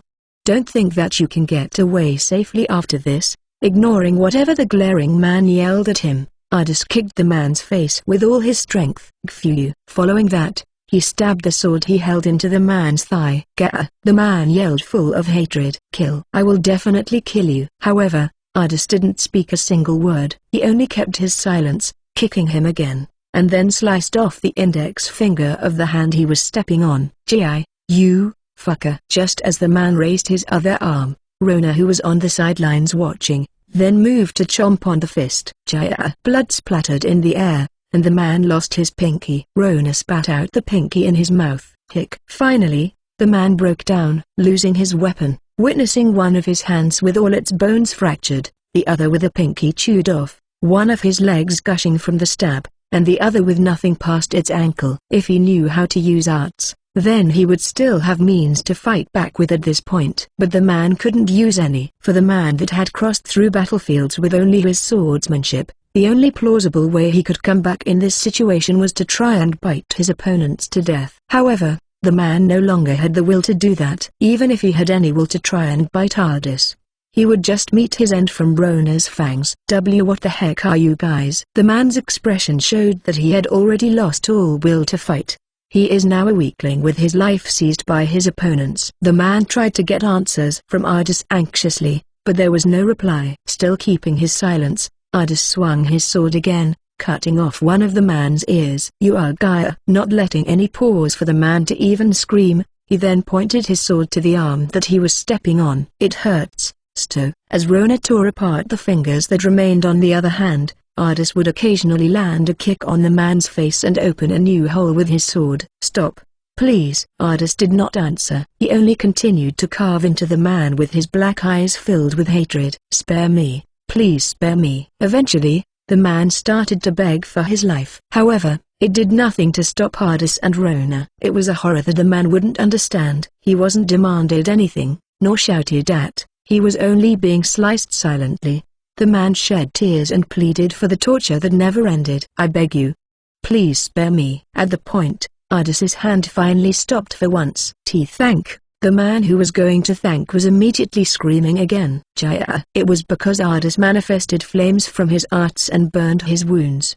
The chopped off foot, fingers that was cut off or bitten off by Rona, and the stabbing wounds caused by his sword. By forcefully plugging the wounds, he stopped the man from bleeding to death. And finally, Ardis spoke for the first time. Keeping silence is not allowed. No lies. You have no other choice than to answer my questions honestly.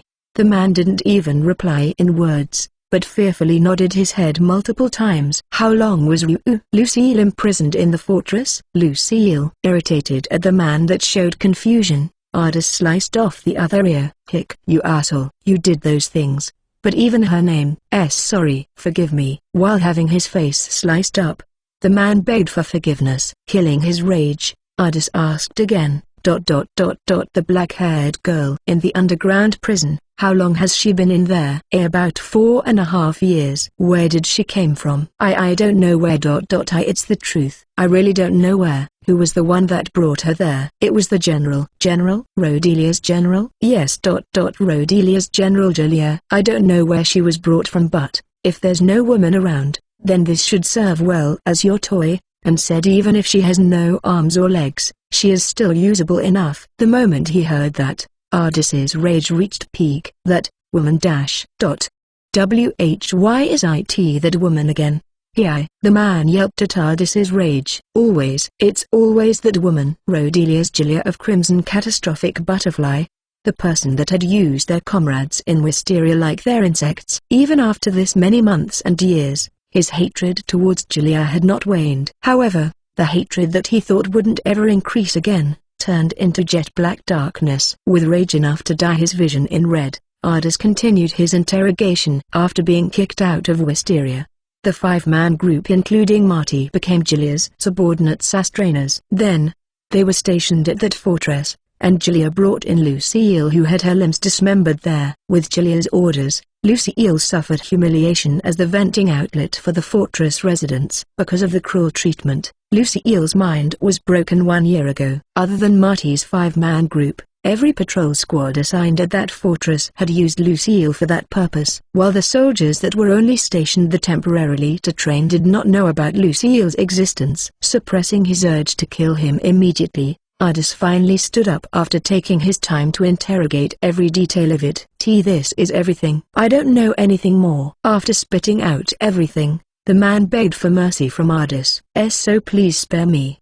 However, the gaze that Ardis directed was very cold despite the unquenchable hatred within. Spare you? But I told you everything. So, spare you? Ha. Not showing a smile at all, Ardis was only making a laughing sound. What all of you did to you, this much would never be enough for forgiveness. Yelling angrily, Ardis once again swung his sword. The first swing chopped off his right arm, and the second swing sliced his left arm into pieces. But it didn't end there. Following that, Ardis chopped off his right leg from the thigh, and finally, even his last left leg separated from his torso. Burning the stumps with fire to stop the bleeding, Ardis said, chillingly. Just even by a little, have a taste of what you experienced. Finally, the man understood that there was no chance for him to be forgiven from the start. Sorry. With no other options left, the man could only beg for mercy with his apologies, but Ardis ignored all of that, and stuck a large piece of rock in the man's jaws, who could only wriggle like a caterpillar at that point. Then, they carried the man who could only groan at that point deep into the forest and dumped him at a place where there was no chance that help from the fortress would come. I won't kill you to let you off easy. Rather than being released from his pain in an instant, he was made to reflect in regret while he breathes his last. That was the punishment given to the fiends that trampled upon Yu's dignity. The forest's depths where no human set foot in is a paradise for ferocious beasts and heinous insects. Losing all his limbs, the man who could not use arts would never have a chance to return to the fortress on his own, and nor did he have any means of protecting himself. Get eaten alive. Behind Ardis who spat those words and left, the bloody odor gathered all kinds of large insects to the man's body. Chapter 313. Chapter 313. Editor, silence. Around the same time, Rodelia's general, Julia, was hearing a report from her subordinates in her remote private castle residency. As such, there is only one last step to realize wide area mind pollution. There's a need for further trial and error for a while. The researcher that looked to be in his 50s raised his face after closing the documents in his hand. Hearing that, the other subordinates that sat along the sides of the long desk proceeded on behalf of Julia. But that means there were prospects of using it practically. It was quicker than expected. I thought it would have taken several years. After all, the surface world's flow of time is different. The research only began 4 months ago here, but in the other world, more than 100 years have passed. I see, that makes sense. Now we are observing the progress of this experiment that has the entire imperial castle of a certain empire as the target area. Although majority of them didn't show any significant effects, there were also subjects that were influenced greatly. We've gotten quite interesting results. As the research mentioned that fact, Julia, who didn't show any interest till now, suddenly spoke. Yes, that it was quite interesting. Julia-sama? One of the subordinates showed a perplexed expression, and one of the male researchers explained on behalf of Julia. Actually, Her Excellency had also participated in the experiment. What did you make Julia-sama do? It's fine, it was interesting anyways. Although the subordinate looked stupefied, The person in question, Julia smiled as if not minding the fact. What was the experiment? The question directed to Julia was once again answered by the researcher. It's a mind-tuning experiment for those that have a vague self after the mind pollution, to determine what are the effects of actions taken by the subject after being suggested Her Excellency's thoughts in their deep consciousness. Right, naturally, we have taken measures to ensure Her Excellency's safety, though we aren't sure for the subjects. Come to think of it, what about the princess of that time? With the mind-tuning, her personality and actions became closely aligned with Your Excellency. Perhaps the burden on her mind is still heavy, but after that, in just 10 years, oh, it's just 10 days here I suppose. She died from weakness. What a waste. The male researcher showed an expression of wanting to observe more, then readjusted his breath and continued. Of course, even if the subjects die, it isn't a problem in the verification of the wide area mental pollution technology. The target of the experiment was the area after all. Since the mind pollution stays in the area even if they die, as time goes by, the number of subjects that become polluted should increase. Foo. That sounds fun. When is the next time? Julia asked, with an enjoyable expression like her words. We still have to research about the relationship between time and event occurrence, but, let's see, I suppose we should get a result for that within half to 1 year here.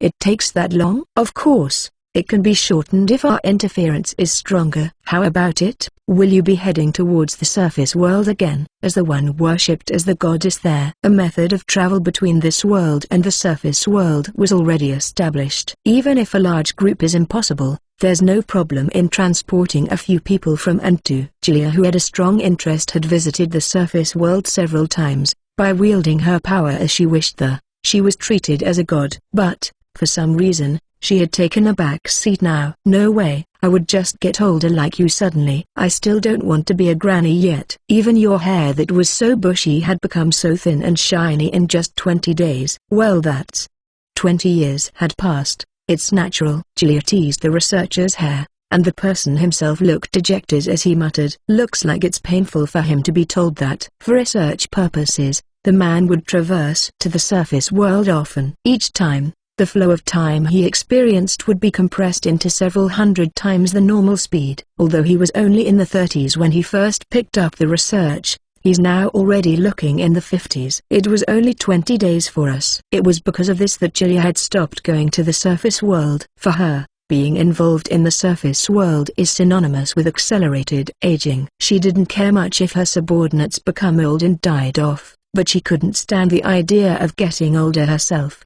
The research that would require several trips to the surface world needed replacements quickly. It had only been 4 months since the initiation, but the responsible researcher was already part of the 6th generation. It was a perfect example of how different the speed of time flow is between the two worlds. Alright, next. Putting a stop to the topic, Julia prompted for the next agenda. A man in white clothes that was sitting at the end spoke. With the new successful summon the other day, we were able to procure plan number for this term. There were also many cases of summoning multiple people at the same time this time, so there's still reserve in the accumulated mana. It is possible to summon more. But how about it? How many people in total for this term? 73. As the white-clothed man answered Julia's frank question, she faced another subordinate and asked, "Is it enough? We would be very grateful if we can have 5 more subjects." Receiving her subordinate's answer, Julia instructed the white-clothed man. Then, perform 2 or 3 more additional summons. As usual, the children will be heading to the research department as subjects, and any adults that have useful knowledge and obedience will be taken in. Is it fine to discard the rest? Let's see. Julia, who was just about to agree with her subordinate, smiles as if she had thought of a good idea. No, it's a good timing. They can be used for the recruit soldiers this month to get some courage. Yes, sir. With those words alone, the white-clothed male understood Julia's intention. The large group of recruits would surely have a valuable experience.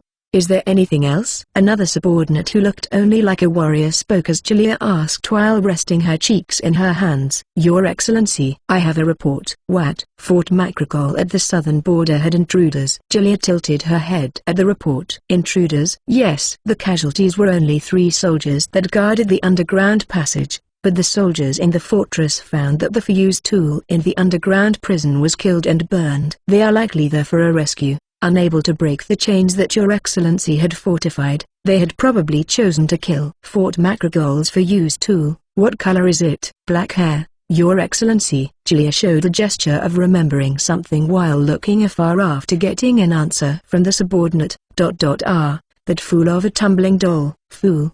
Meaning? Julia couldn't control her laughter as another subordinate asked unintentionally. I mean, that's the truth, right? Intruding into a facility and saying that she would rescue those pets and getting captured after she was caught in their rampage. If not a fool, then what is she? Ah, come to think of it, there was such a matter. Hearing that, they probably recalled. Several of the subordinates showed expressions of agreement. I met her because the research facility was at a loss as to what to do with her and asked me but she's so noisy that I just cut off her limbs and sent her to Fort Macrogol. Even without them, she should have served fine, right? While snickering full of evilness, Julia dared to ask for opinion at the end. After the obscene laughter reverberated in the room, the reporter explained what was done to handle the situation. As such, there was a request for help, and I have sent a small group that is capable of mana detection. Another subordinate asked with brows furrowing at the countermeasure taken. Help? Is there a need? Apparently, there aren't many in the fort that can use mana detection, and searching has come to a halt. But still, it doesn't warrant sending help. Since you said it's an intrusion, they don't have many people, right? Certainly. The information broker had informed us that it is likely only one man, but should I call them back? The male reporter asked anxiously after getting harsh gazes from his colleagues. Well, it can't be helped since you've sent them. It's more effort to call them back anyways. But there's probably no need for additional dispatches. Is that fine, your excellency? The only male superior officer there having a rank just under Julia asked for confirmation. NN? That's fine probably. But Julia had already lost interest in that topic and replied randomly while fiddling with her nails. Chapter 314. Chapter 314. After that, in a similar way, Ardis and Rona caught 2 of the remaining 4 persons, interrogated, and had them taste a living hell for the short period before they died, just like the first person. Despite not able to use arts, Marty's group still had mana. It might have been a different story if they could use mana detection like Ardis, but they were too specialized in their swordsmanship that they had foregone learning arts. In a situation where the opponents couldn't find their location, but they can easily find their opponents' locations, a difference in numbers didn't matter at all. It was as easy as laying low until their opponents became alone and not letting that opportunity escape. However, the situation didn't prolong. As expected, with 3 killed when wandering on their own, Marty's group was very on guard. They stopped acting on their own, and there were more strong mana reactions coming from the fortress. Looks like this is all we can do. There are now strong mana reactions that weren't there before. Reinforcements, huh? Ardis muttered hatefully while glaring at the fortress far away. The information broker that provided information about the fortress had probably sold Ardis's information to Rhodelia as well. They knew it would become like this if they took time, but to surely overwhelm their opponents, they couldn't mistake the timing of attacking. Knowing that, Ardis gritted his teeth, wanting to take at least the group of 5 down. But we've gotten enough information already. I will also tag along until we send all them to hell. Rona suggested that they should withdraw here. With the information they squeezed out of the 3 people they killed, they had gotten a list of name and characteristics of the people that had laid hands on Lucille. The anger clouded his eyes when he saw the number of people in it, but still, their targets were decided. Marty's group will definitely by my hands. I know. I will tag along until we clean all of them up. If you can just leave an arm or a leg for me, the rest is up to Al to decide. Despite the one suggesting retreating because of knowing their disadvantage rationally, Rona's hatred towards Marty's group was very strong. It was not Ardis, but Lucille who found the young Rona and carried him in her arms. The hatred towards those who trampled upon his best friend should be as much as Ardis's. We can't keep you in a block of ice forever, right? How about finding a good place for her to rest in peace? That's true. Directing a gaze full of lingering resentment towards the fortress, they left the place. At that moment, the journey to find Lucille had completely changed into a journey to find revenge for Lucille. Just like that, Half a year had passed. With information they had gotten by questioning, Ardis and Rona traveled across various places, and killed the soldiers that were once stationed in that fortress. Despite knowing that there's nothing to be gained from revenge, still, they couldn't not take revenge. Urged by a sense of something unknown, Ardis lived his life every day by lashing out his hatred on his enemies. By the time the long yet brief half-year had passed, the targets of revenge that Ardis left were the last two from Marty's group and Rodelia's general, Julia. However, in this half-year, Marty's group had changed affiliation from the fortress into Julia's direct subordinate and were now in a place where the two couldn't easily reach. The reason why both Ardis and Rona could manage until now was because their opponents were acting alone, and a fatal wound was dealt when they were not on guard. Even if they were under the influence of a vengeful heart, they still understood that barging into an enemy's base just with the two of them is too reckless. At that time, when both Ardis and Rona saw the limits of what they can do stopped by a town, by total coincidence, they reunited with the Wisteria mercenary band. Alan reaching for his sword by reflex when he was called suddenly. But when he turned around and saw their face, his guard immediately dispelled. Then two siblings jumped at him. The older sister stuck onto Ardis from the front, while the little brother that came later stuck from the back. Raina, Kyo.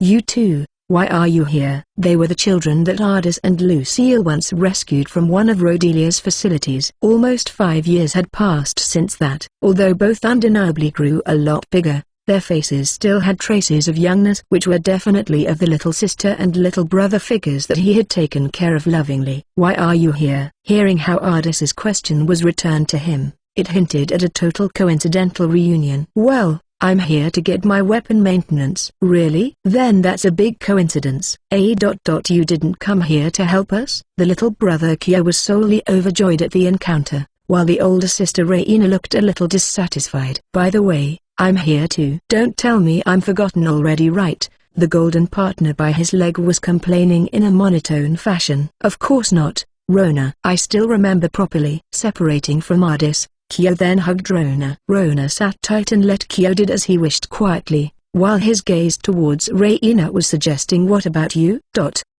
Rona, welcome back. Fufu, you're as fluffy as always. Defeated by the invitation, Raina hugged onto Rona with a childlike smile. The carefree smiles of those two, it felt like they could heal Ardis's scarred heart. Both of you became so big after a short while. When they left Wisteria to look for Lucille, both were still small. Kyo's height wasn't even close to Ardis's waist level. Since Rona was already an adult at that time, there wasn't any significant changes in his size ever since. Could it be that his sense of time was numbed by the presence of his unchanging partner that he shared day and night with? Seeing the two's growth, he was suddenly reminded of the length of time that had passed. Alan, you're talking like an old uncle. Kyo, who had enjoyed Rona's body for a while, looked up at Ardis and laughed. Ardis's cheeks loosened a little for the first time in a while. Ardis and Rona were guided by Raina and Kyo to one of the inns in town and reunited with familiar faces. Welcome back, Ardis. Elian. It was Elian, one half of the genius mage twins, who welcomed Ardis. Hearing his calm demeanor, Ardis was skeptical. That's a response as if you knew I was coming. Of course not. I'm plenty surprised actually, the beautiful boy with the silver hair of green tinge said with a smile. With that casual expression, and what's with that reserved manner of speaking? It's because of my role in the band now. About 2 years ago, I was handed over the position of public negotiations from Victor-san. So, my appearance and tone are because of that. It's an annoyance to switch between them every time. After all, Elian for public negotiations, huh? Is Victor not there? Victor-san is still in the band. He's very much lively after pushing all the troubles onto me. Looks like that shrewd man had quickly found himself a successor and threw all his job on him, relieving himself of the burden on his shoulders earlier. Although a substitute captain is currently staying in this inn. Let me guide you. Following Elian, who said so and turned around, stepping into the room on the inn's second floor, Ardis found the man who was both his parent figure and teacher. It was Gr, the leader of the mercenary band, Wisteria, that Ardis was once in. Ain't it Ardis? Gr, who looked stupefied for a few moments, showed joy in his olive-colored pupils. Ha ha ha, so you are still alive. Unlike what his words may suggest at first, Gr approached him with a blooming expression, as if ascertaining his existence. He hit Ardis's back a few times, swallowing the complaint that was at his throat, Ardis lowered his gaze and head. Sorry. What's with that? At a time when the band was having a hard time, I left for my own convenience. I can't argue for what I have caused. At that time, even though Lucille was the only thing in his mind, the band was suffering from a severe lack of competence, and he had left without saying much, disappearing for almost 5 years. It's natural for someone like that to be punished as a deserter if it's an army, and even in a mercenary band, it's common sense to be punished or blamed. Even if it's not something that can be easily forgiven with a simple bow, Ardis had regained enough calm now to understand that he had caused considerable trouble, providing a place for them when they had nowhere to go. Having taught the way to survive, leaving aside repaying with grace, Ardis's action that can be said repaying with ill was always on his mind. Oh, so you were worried over something like that? Something like that. It's nothing to be upset over. I know you did it for the sake of what is most important to you. There's no one in Wisteria who will blame you for that. Thank you. What's with that reservedness? The little brat that slashed at me on first sight acting like an adult now. Being recalled of his pathetic past, Ardis looked very guilty. Then, Elian, who was staying at the sidelines, joined the battle. Ah, it was the story when Captain picked up Ardis, right? With just one knife in hand.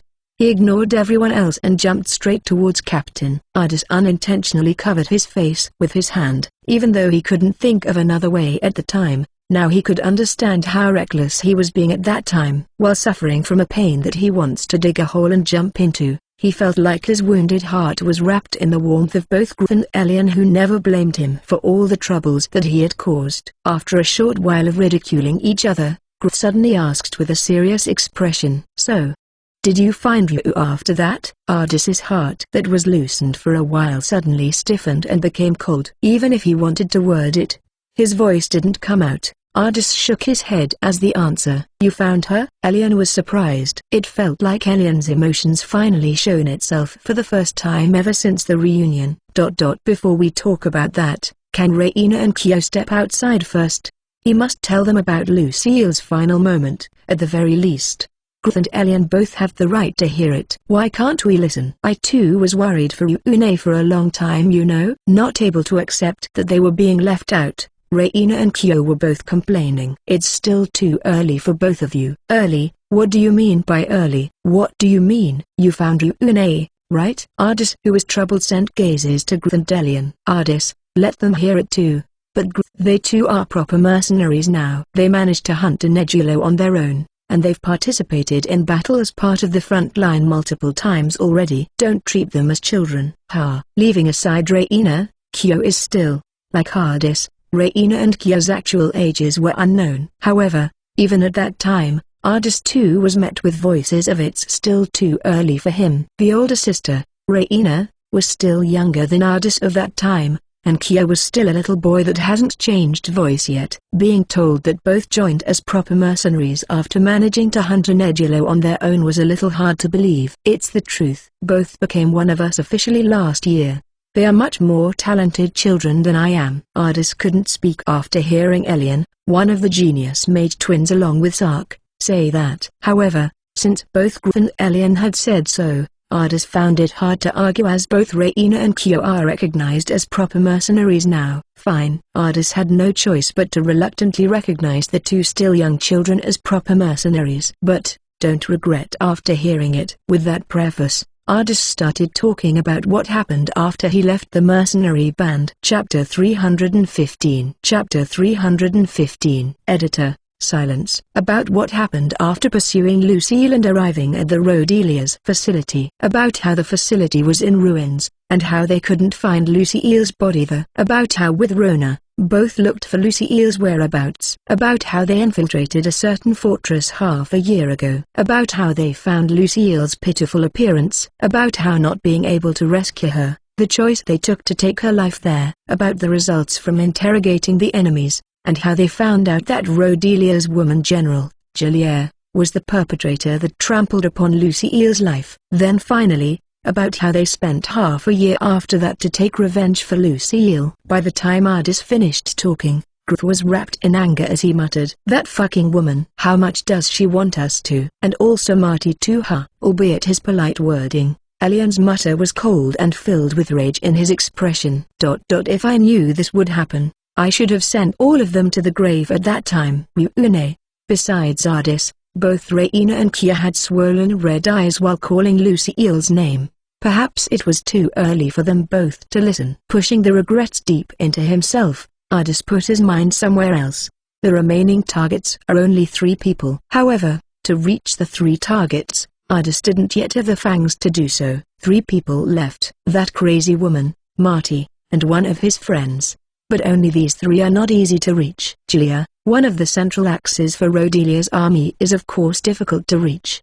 But Marty and his friend, who are now her direct subordinates, are also now located in a well-protected castle. Since the opponents had probably caught on to their intentions, even when Marty and his friend go out of the castle, they always avoid acting on their own. Then you come back to us. With his short words conveyed to Ardis. I don't have any plans to involve everyone from the band with my revenge. That's not it. Either way, that woman is the enemy we cannot forgive no matter what. It's not like we've been sitting idle all this time too, you know. It's as Captain said. Elian continued. We've also been monitoring what that woman general has been doing all this time. After all, she's not an opponent that we can take on directly. It's not like Wisteria had lived a peaceful life after Ardis left. Naturally, being a mercenary band meant that their daily lives were spent on battlefields, having to recover their rock-bottom combat power. On top of that, they still had to continue looking for methods for revenge against the woman general, Julia. We finally managed to reach a realistic strategy after taking root in other mercenary bands and countries that go against Rodelia. The showdown will be in 2 months. I don't want to think that we've met again because of just a coincidence. Tell me more about it. It's only natural why Ardis gave such a reply. Regrouping with Rona, who was waiting outside the inn, they exited the town, and headed to where Wisteria was camping. Isn't it Ardis? Rona too. Yo, what? Ardis, you said? It's really Ardis. Haha, you have quite the tempered face now, but you haven't changed one bit. Joan. Welcome. Welcome back, kid. Isn't it time that you stopped calling him kid, Lexi?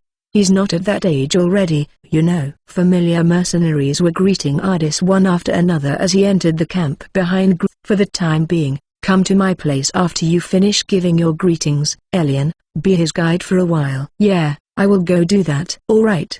The period of almost 5 years is not short at all. While replying to the comrades that had gotten much more dignified since the last time he saw them, Ardis simply felt he was wrapped in a warm feeling of returned. While reaffirming that this place is truly the only home for him, at the same time, he felt pain in his chest when he realized the lack of familiar faces he saw. Ardis, who was finally released from the old comrades that were rejoicing at the reunion, headed towards Grith's personal tent guided by Elian. Well, if just counting numbers, we have as much as we used to have now. As Ardis entered the tent and found a seat, Grith started explaining the current situation. The members of when Ardis was still in the band was now, half.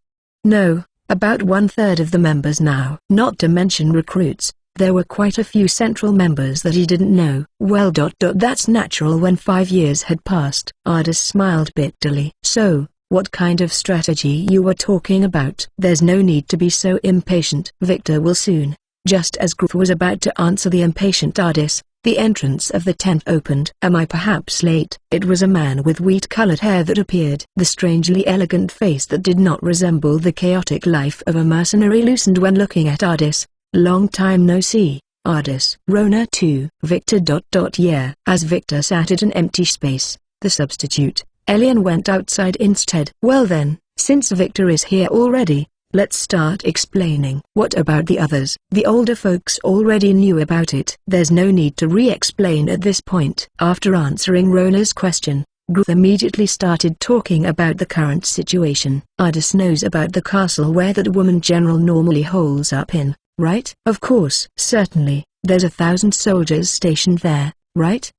That's what we heard. Ardis's question that wasn't directed particularly to anyone was answered by Rona. So you've known that much as expected. Then there's no need to explain much, but you do understand that just one mercenary band can't do anything against 1,000 soldiers in the castle, right? Ardis agreed with Grith's question, as Grith from the sidelines continued with the explanation. Then on the battlefield, is what we want to say, but by every year, that general has gotten a higher position within the country. She no longer appears in small-scale battles in the front lines. If it's just a battle with a few thousand soldiers, she doesn't even show her face there. Though, with a large-scale battle, it's difficult to pull off a surprise attack on their headquarters as we did once before. That's why until now we haven't made a move.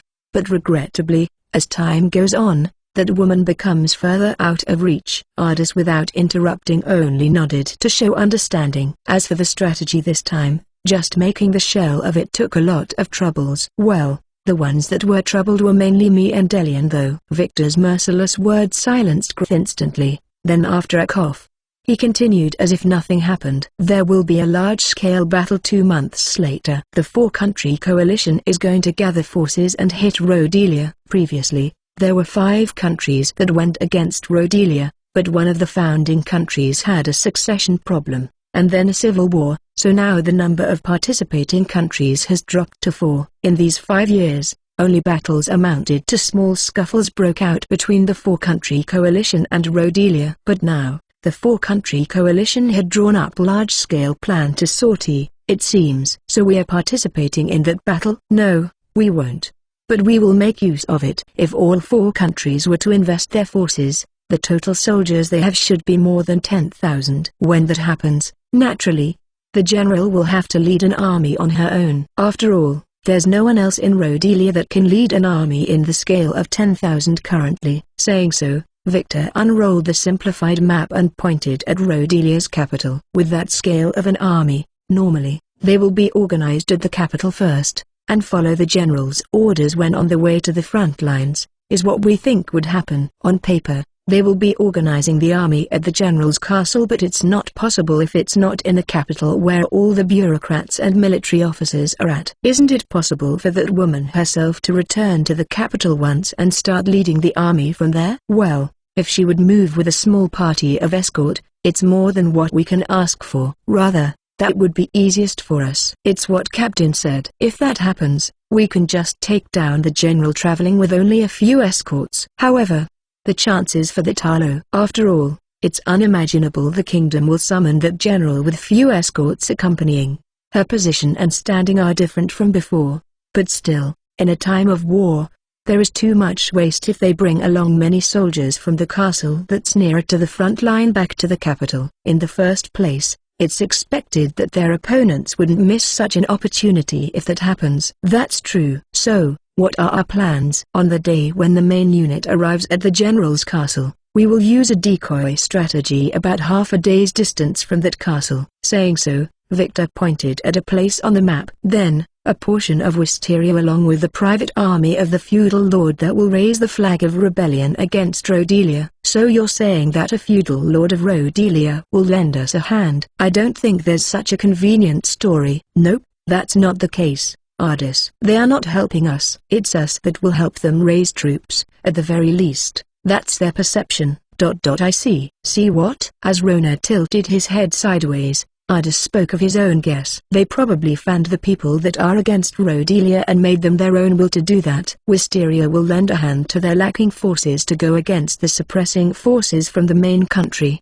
but in fact, we will be using them for our own good. That's almost correct. Looks like Ardis has learned to use his head a bit. Of course, the troops raising have the 4 countries coalition pulling strings behind, so it's like we are making use of that fact. That feudal lord seems like he wants to start raising troops when the front lines start fighting.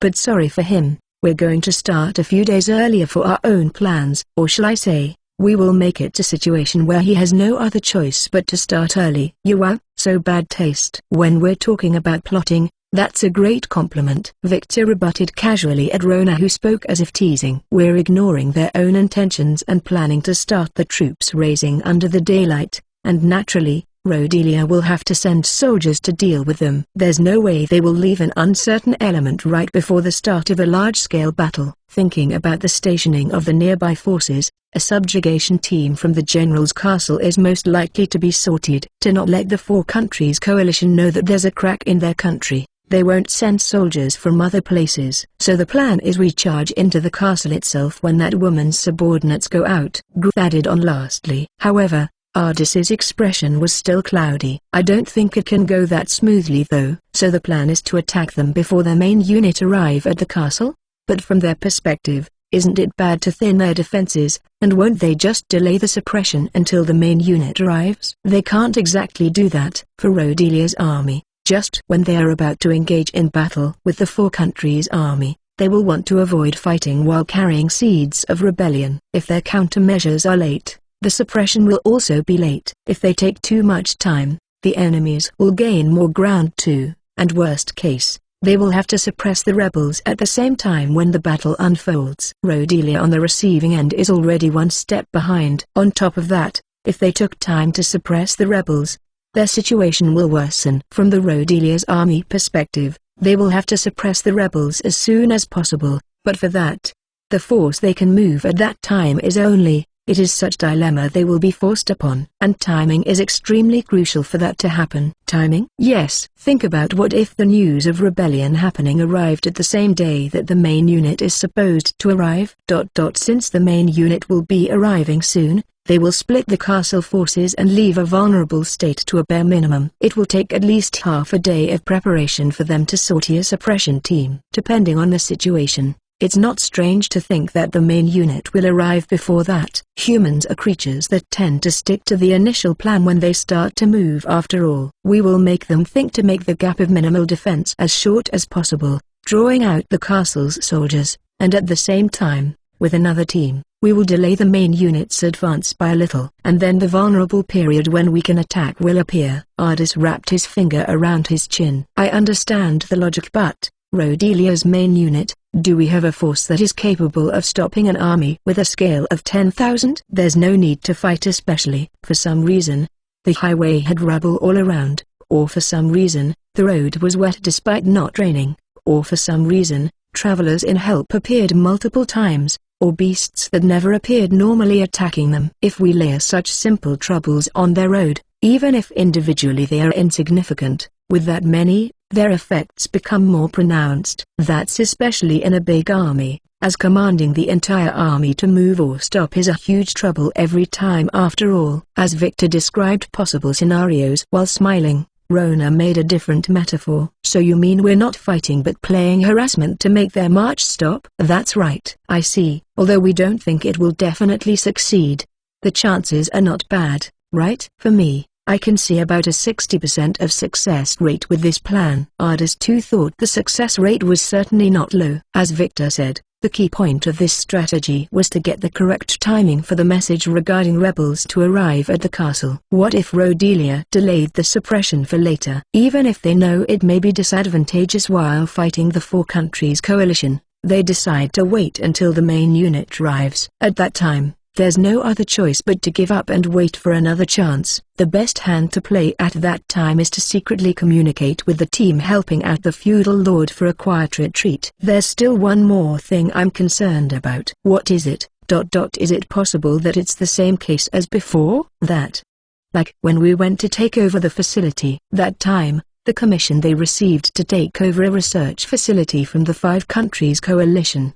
But in fact, that it was a trap to ensnare Wisteria, a bitter past that everyone here didn't forget about. Not able to see through her plot, Ardis and the others that fell into the woman General Jolia's trap, lost more than half of their members and suffered the greatest blow ever. It was also at that time that Wisteria transformed into a group that seeks revenge against Jolia. If just like that time, Rodelia was fully in the nose about this plan, it's natural why he would think so. No need to worry. At that time, the coalition itself were taken for a dance, but this time, it's Wisteria's own plan and action, so there shouldn't be any information leaking from other places. Certainly, the plan itself may ride on the Four Countries Coalition's plan, but we aren't directly contacting with them to form a joint front. Even our information gathering is done via many layers of proxy to not let the opponents realize that it is us. Looks like countermeasures against that possibility were already taken. I see. That makes me a bit more confident. Since his biggest worry was wiped off, it would be the greatest chance for Ardis to catch that woman General Jolia in range. So, how is it? I won't ask forcefully,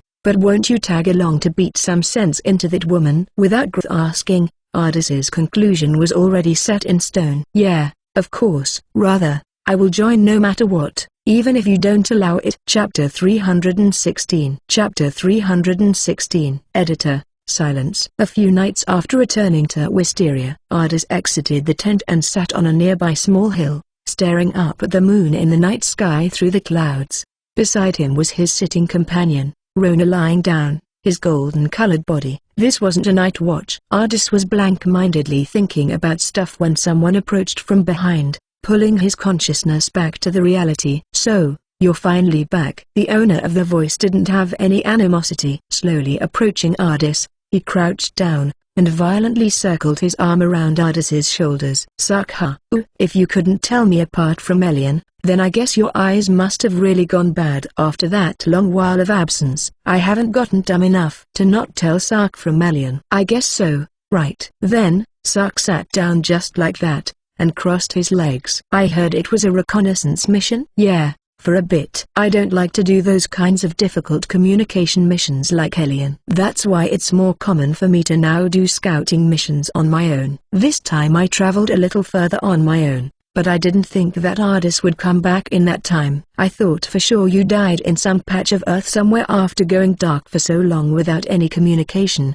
but it's good to see that you're back with us now." Sark, who continued talking like a broken faucet, suddenly became silent. About what happened to you? I heard it from Elian." Sark's voice after the short silence was quiet. "I see.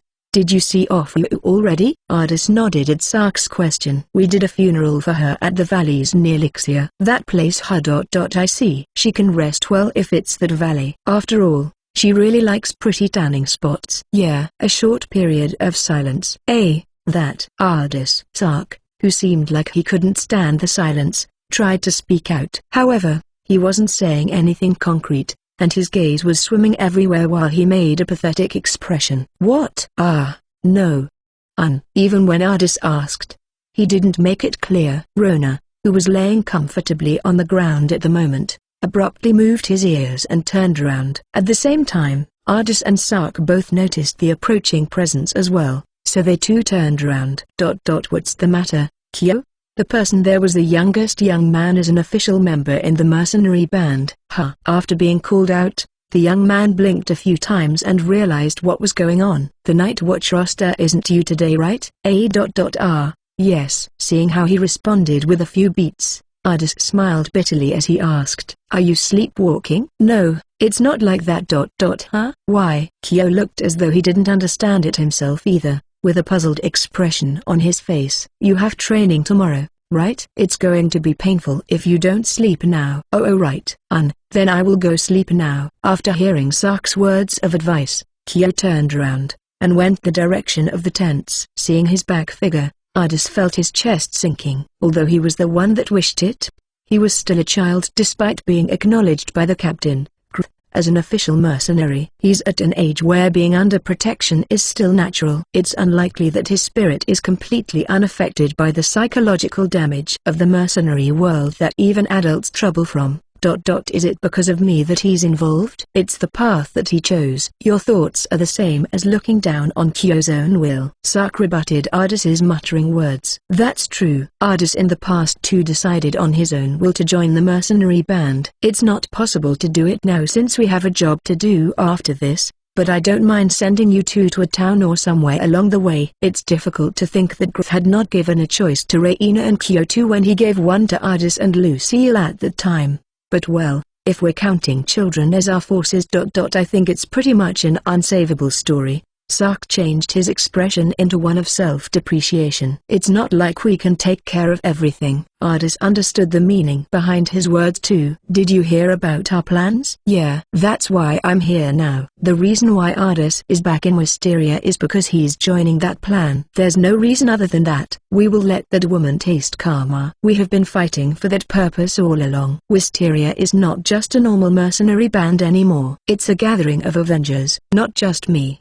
but even the captain and everyone know it's not normal. However, we can't get over it at all if we don't beat down that woman. Despite saying it so casually, The smoldering flames of hatred that resided in what Sark said weren't different from the vows carved in Ardis. We've gotten a new reason for her to taste revenge no matter what now. That's why let's leave pondering whether this path is correct or wrong till after beating that woman. Isn't that right, Ardis? I have no words to deny that. There's no need to confirm it with words at this point. They just lightly bumped fists with each other. Currently, just knowing that they're companions with the same aim is enough. The sparkling starry night sky was colored in a dark color beneath the twinkling starry night sky, which later transformed into a somewhat lighter gray due to multiple torches. The terribly unreliable light source illuminated the gigantic building in the darkness. Preparations are all completed. The situation is going well. Rather, it's been proceeding all too well. Gruth's voice that wasn't particularly loud reverberated clearly because the surroundings were very quiet. Some nodded meaningfully, some grinned, and some meditated quietly, showing various kinds of responses. Everyone of Wisteria waited on instructions from Gruth. 2 months had passed since Ardis's return to the mercenary band. Soul-mindedly, they had been preparing everything for this day. The gaze they directed was at their nemesis, General Julia's castle. After the long preparation, Ardis and the others finally arrived in range of getting Julia's neck. I can't agree that our preparations are all completed with just this number of people, but Gruth replied with a bitter smile as Ardis muttered, "Well, don't say that. Even if the number of our members recovered, that doesn't mean we can bring newly joined the mercenaries or apprentices here, right?" With Gruth as the leader, all the older members like Lexi and Joan that have experienced the bitterness 5 years ago are all here. On the other hand, any new members that joined the mercenary band afterwards are nowhere to be found. The plan this time is only participated by the old members and volunteers. Just as here is enough for a revenge battle. For the new faces, our revenge doesn't concern them at all after all. Moreover, in this plan, the members of Wisteria were divided into 3 groups. One of them is naturally the attacking group to take out the woman General Julier directly, leaving aside group, that is of course, Victor, Sark, and Elian, the mercenaries that formed the central pillar of the mercenary band, along with Raina and Kia who wanted revenge for Lucille. Naturally, Ardis and Rona are the same. Another group helping the feudal lord in his rebellion had already grouped up with the feudal lord army. Finally, the third group was for holding and delaying the Rhodelia main unit as long as possible. With the attacking group being the largest, the rebel aiding group coming next. The smallest group is the one with a head count of not more than 20, since they are practically only playing pranks on Rhodelia's main unit. Since Rhodelia's main unit hasn't come yet even at this time, it's fine to assume they've succeeded in delaying them. Yeah, how long has the suppression unit been sorted? Agreeing with Victor, Gruth asked to estimate the timing of rushing in. 2 hours, I suppose. I think it's a good time now. The strategy that Wisteria executed was too magnificent. As expected, a suppression unit from General Julia's castle was sorted. The enemies probably thought there was no problem since they will regroup with the main unit soon, but their main unit had been delayed plentifully from the expected arrival time. At this moment, the number of guards in the castle is only a few. On top of that, the elites were probably allocated in the suppression unit, so it can be said that they are very vulnerable now. On their opposing side, there were more than 100 elite mercenaries here. Although their numbers are an overwhelming edge, that doesn't mean there's a second chance to make a situation like this in the future. The result now is of the plan that took both Gruth and Victor about 5 years in the works. Listen here you all. Our aim here is the general, that woman's neck alone. Although there are probably not many enemies inside now, it's natural they will have defensive measures like automatic intercepting arts. Gruth continued after looking over everyone. But ignore all of them. The time when they are in chaos is the deciding factor during a surprise attack. Finish them off before they have a chance to grasp the situation calmly. But no matter what happens inside, retreat by yourselves when 30 minutes has passed. Staying any longer than that would mean exponential risk. Everyone then nodded as a response. Got it? Don't die in vain. It's not as if they gain anything from winning. Nor was there anyone that prepared a reward for them. There weren't any words that would convince people that would march into death just to clear the remorse of their comrades, a reason that didn't fit a mercenary at all, would say. However, the people here still chose to remain despite hearing that, and fully understanding the meaning behind it. No one tried to point out the contradiction behind Gruth's words. Yeah, we mercenaries just have to survive, right? After saying that, you better don't simply die. Joan and Dawot, the seniors that walked alongside for many years, casually rebuked. Well then, it's time to go, Lexi asked from the side as was about to give an order. Captain, are we not doing the usual thing? There's no way for that, right? This is a surprise attack. After a short while of losing his words, showed a stupefied face. Can't we do it in a small voice? But is there any meaning in doing it softly? Don't say that. Still, somehow, it feels a little strange to go into a battle without doing that. Isn't it fine? It's the stage of revenge after 5 years. A battle that is more meaningful than any others for us. As a few people agreed, eventually, even Victor agreed to it, as Griff had no other choice but to sigh greatly. No choice. Don't you all dare to make a loud noise. It's not any joke if we get discovered before we even did the surprise attack. Prompted by the surrounding gazes, Griff pulled out his sword and brought it up to his head. With the mercenaries surrounding him, everyone similarly pulled out their swords and pointed to the sky. Pointing their blades to the small moon, words spun out from Griff's mouth. Our swords are for the sake of victory. For the sake of victory. Half of them kept their mouths shut, while the remaining half repeated after Griff, while singing the same words that was unclear repeated for how many times. Ardis realized again that he's truly a member of Wisteria. Our hearts are for the sake of our comrades. For the sake of our comrades. This time, everyone followed along with their mouths. A battle for the sake of their deceased comrades. A battle for the sake of Lucille that was trampled upon. All of them,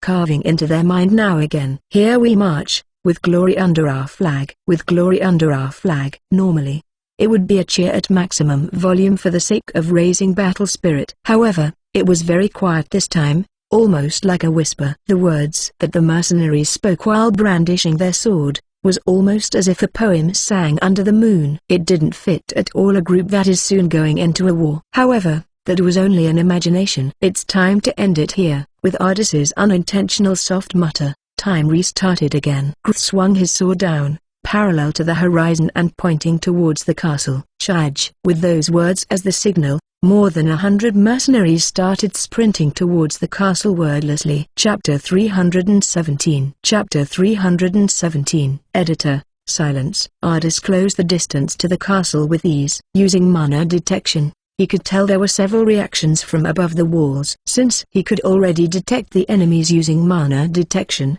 it meant that he was already close enough for the enemies to do the same. However, the enemies didn't show much movement. It was natural. Even if there are people that are capable of mana detection in there, it doesn't mean they would keep doing it without stopping. They probably wouldn't realize their presence is there as long there weren't any abnormalities. I'm going ahead. Joan stepped beside Ardis and went ahead. The other mercenaries too started raising their speed one after another and left Ardis behind. Al, we too. Yeah, let's go. Instead of focusing on stealth, they decided to reduce the time it took to scale the wall. Strengthening his own body, Ardis kicked against the ground.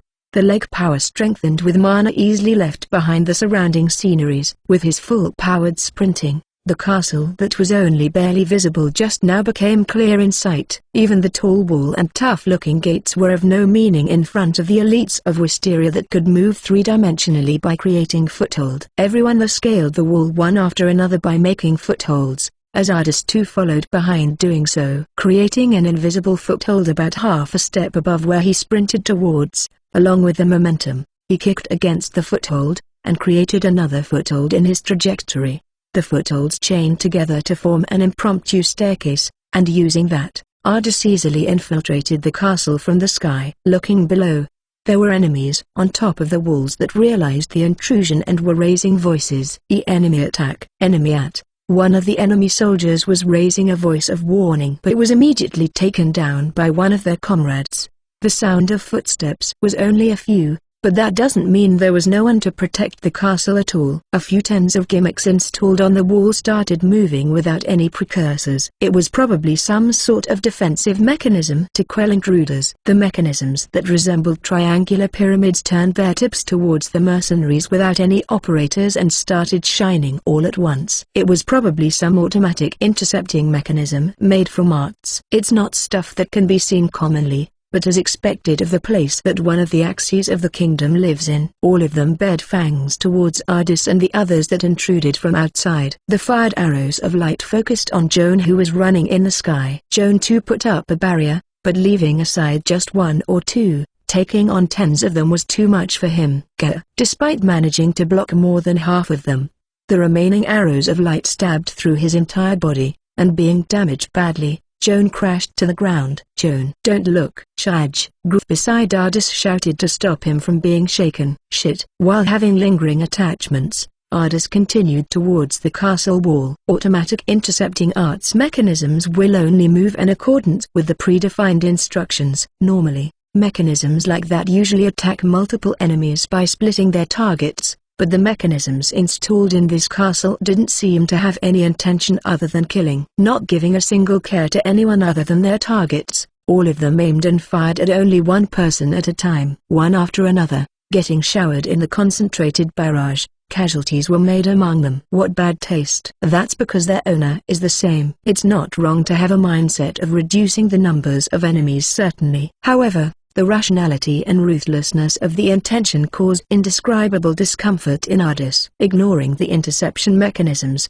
the entire group headed towards the largest building within the castle walls, with Groof and Victor leading. There were already a few that charged into the building first. Ardis and Rona were a little late. "Al, let's hurry." "I know." Ardis and Rona too intended to charge into the building and chose to land at a central court-like place. Al behind. Sensing danger, Kyo's voice rang. Turning around immediately, what reflected in Ardis's eyes were several tens mechanisms that faced him. In other words, the automatic arts interception mechanism had chosen Ardis as the next sacrifice. Ardis reflexively deployed 5 layers of barrier. With no pauses in between, all of them fired arrows of light, focusing on Ardis. Immediately 4 layers of barriers broke. Despite so, more than half of them remained. Ardis, who resolved to die instantly, however, discovered that several more layers of barrier were deployed. Rona? By the time he noticed, Rona already stood in front of Ardis.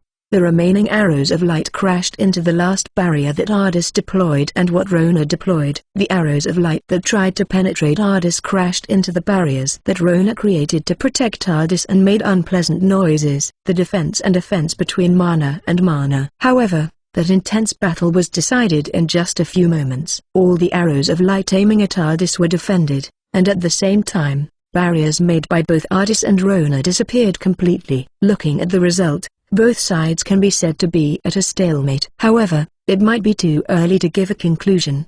The next moment, Ardis saw a collapsed Rona bleeding from his hind legs and back. Ardis finally understood that the arrows of light managed to damage Rona as they couldn't defend against all of them perfectly. "Are you alright?" Ouch! The arrows of light that doesn't have any physical substance had already disappeared without any traces. However, the effects of it remained, causing Rona's golden-colored fur to be dyed in red. "I'll hide now." Regaining his senses from Raina's voice, Ardis dragged Rona along and hid in the shadows. The fact that the defensive mechanisms have bad rapid-fire ability is most convenient and lucky for Ardis currently. "Are you alright, Rona?" "His wounds are." Raina and Kyo both ran towards Ardis and Rona. "Goodness, this is quite hard to endure." Although Rona's responding voice was firm, his deep wounds wouldn't let him fight any further. "I wanted to hit some sense into that crazy woman too, but I must say I've slipped up badly at this time." Rona, beside Ardis, who had a distorted expression, Raina, who just ran over, treated Rona with bandages that can stop bleeding. "There's no choice. I will only be a baggage with these wounds. I will remain here, so everyone, go ahead without me." "It's unfortunate, but I'm entrusting my part of revenge for you to you." "Al, are you telling us to leave you here with that wounds?" "With those mechanisms still working?" Ardis naturally reprimanded Rona's words that were unexpected. Certainly, Rona's wounds were not light at all. However, that doesn't mean they can leave him be at a place that isn't safe. After all, the defensive mechanisms, undeterred by Ardis and Rona's powers, remained strong. Even if he wouldn't be hit if he stayed in the shadows, he can't stay concealed while trying to escape the castle. Having said that, with his grave wounds, it's difficult for Rona to participate in the upcoming battle. Naturally, he can't move as well as usual, and the opponent to be faced later is a strong one that there's no way he can have a chance without being in perfect condition. Ardis too understood that the current Rona can't join the fight against the woman general. Don't worry, I'm alright. I have a way to run away to a safe place where those things can't see. Ardis confirmed again with Rona, who spoke more casually than expected.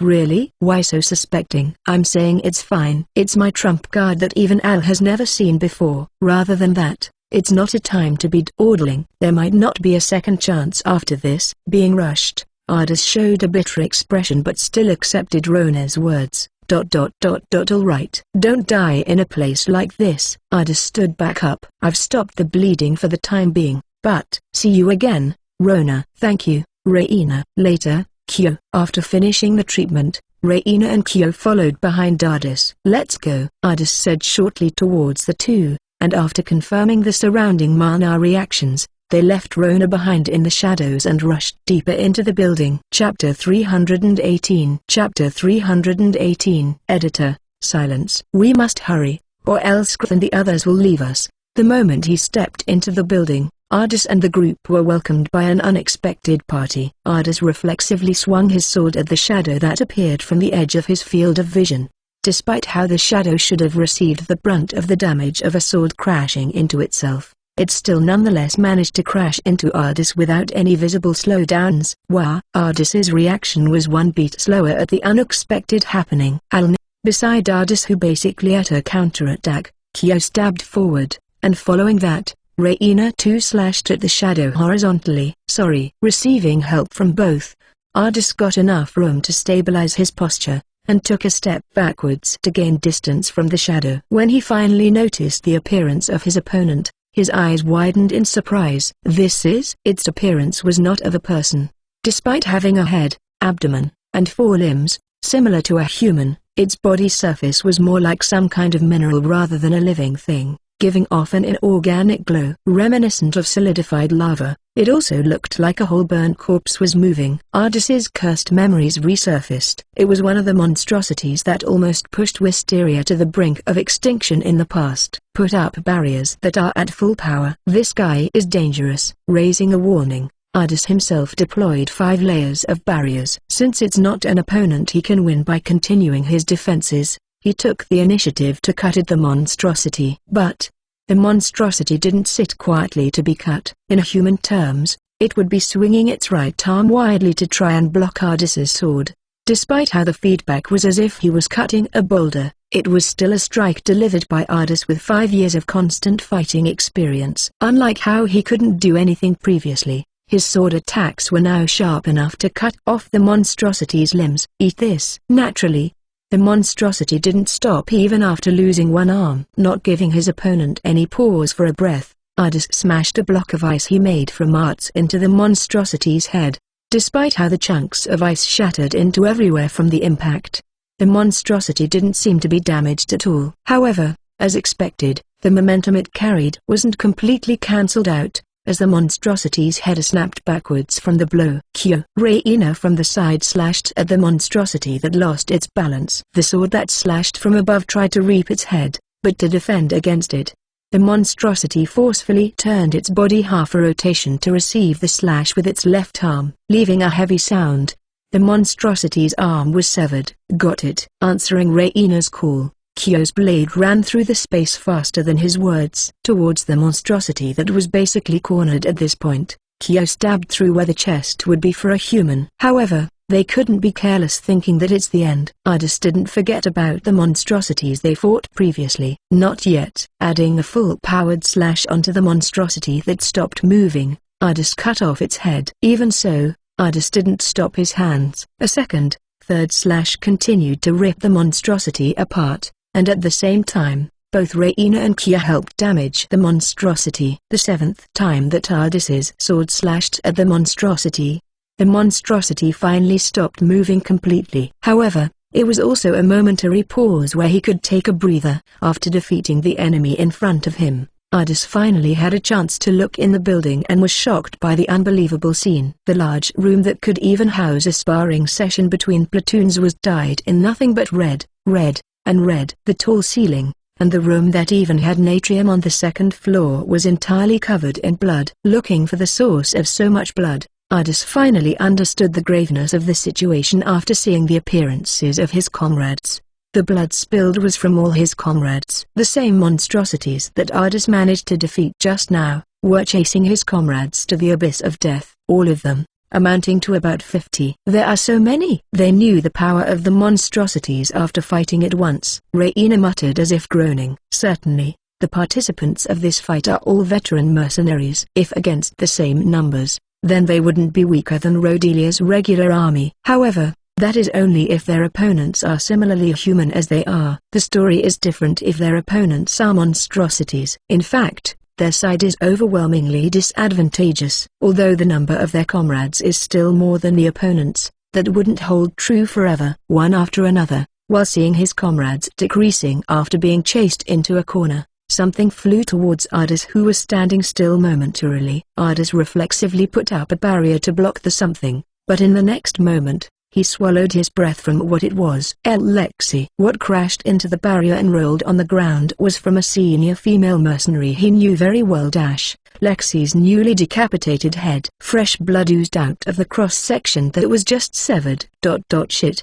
They're coming. Ardis, who reacted to Kyo's voice, saw the appearance of the monstrosity that headed towards him. Both of you, think of it as a fight against It's not an opponent that they can win by reserving strength. Saying that for himself too, Ardis received the attack from the monstrosity. Unleashing a named strike at the monstrosity that rapidly closed the distance, he made use of its momentum. An opponent that he was helpless against 5 years ago. However, Ardis's strength after fighting years and months for the sake of revenge alone was heightened. If it's just one, even if it's impossible against multiple of them, if just one of them, Ardis is strong enough to handle it.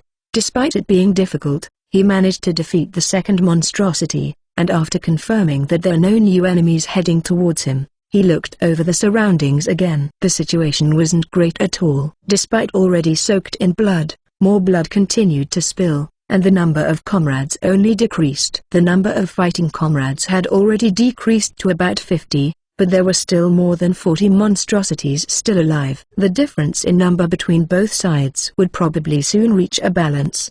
If it continues like this, it's clear that they are disadvantageous. At a little distance away, Raina and Kyo were taking on one of the monstrosities together with magnificent coordination. Able to do that at their young age signified their strength are out of the ordinary, but in fact, they can only fight on equal terms against one monstrosity. With both, Victor, as expected, was able to hold back one of the monstrosities just by himself, and any other mercenaries were already at their limits even if they fought in a group. It's only Grth alone that can take on multiple monstrosities at once. A few more mercenaries fell to their prey, as another fierce monstrosity found their new target and changed to Grth.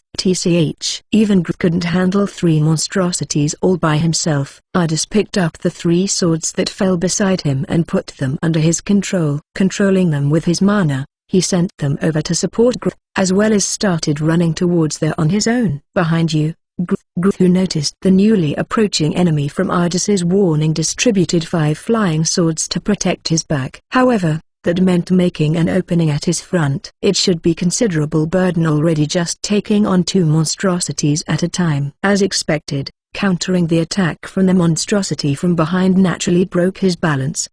Make it in time. Ardis's flying sword headed for support, but they were going to be late by a few moments. One of the monstrosity's arms broke through Grth's defenses and grazed him, ripping apart his defensive gears. The spewing out blood dyed Grth's back red. Ardis, who finally arrived to help, crashed his sword into one of the monstrosities. Ardis dodged the counterattack from the monstrosity without pauses, and stood against Grth's back to protect him.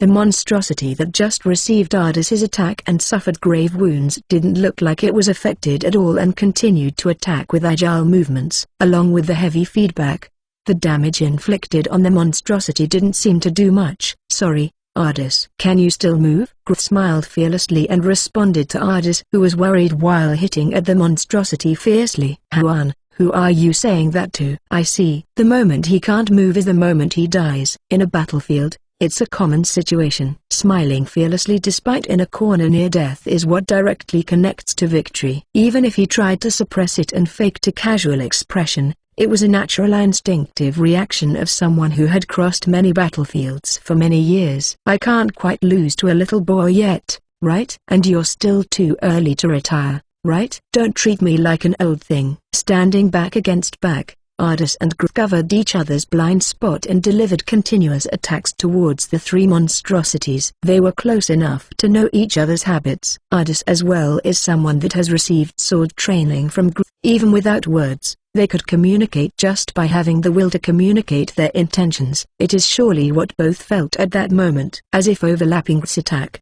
Ardis swung his sword, and as if following Ardis's forward step, Gruf threw his sword to hold the monstrosity in place. With their coordination, one monstrosity after another was slowly defeated. Eventually, they defeated the three monstrosities in front of them, but the situation nonetheless is grave. Even if Wisteria is a gathering of elite mercenaries, all of them were not strong enough like Gruf or Ardis that can take on one or even multiple monstrosities by themselves. But that didn't mean they were weak. It's just the monstrosities are too strong and out of league for a human. They have lost their upper hand in numbers, and more monstrosities started heading for Ardis and Gruf. Gruf muttered as he was forced into a restless battle and was gradually being cornered. To think that they are rearing this many monsters under the daylight. While swinging his sword, Ardis agreed in his mind. They are not in a remote research facility or anything. It's one of the kingdom's bases that more than several hundred humans had been crammed inside just a few hours ago. Even Ardis never expected there would be this many monstrosities coming out from the castle of a central axis of the kingdom. It's worsening. Gruf clicked his tongue at the visibly worsening situation and dying comrades. Oi,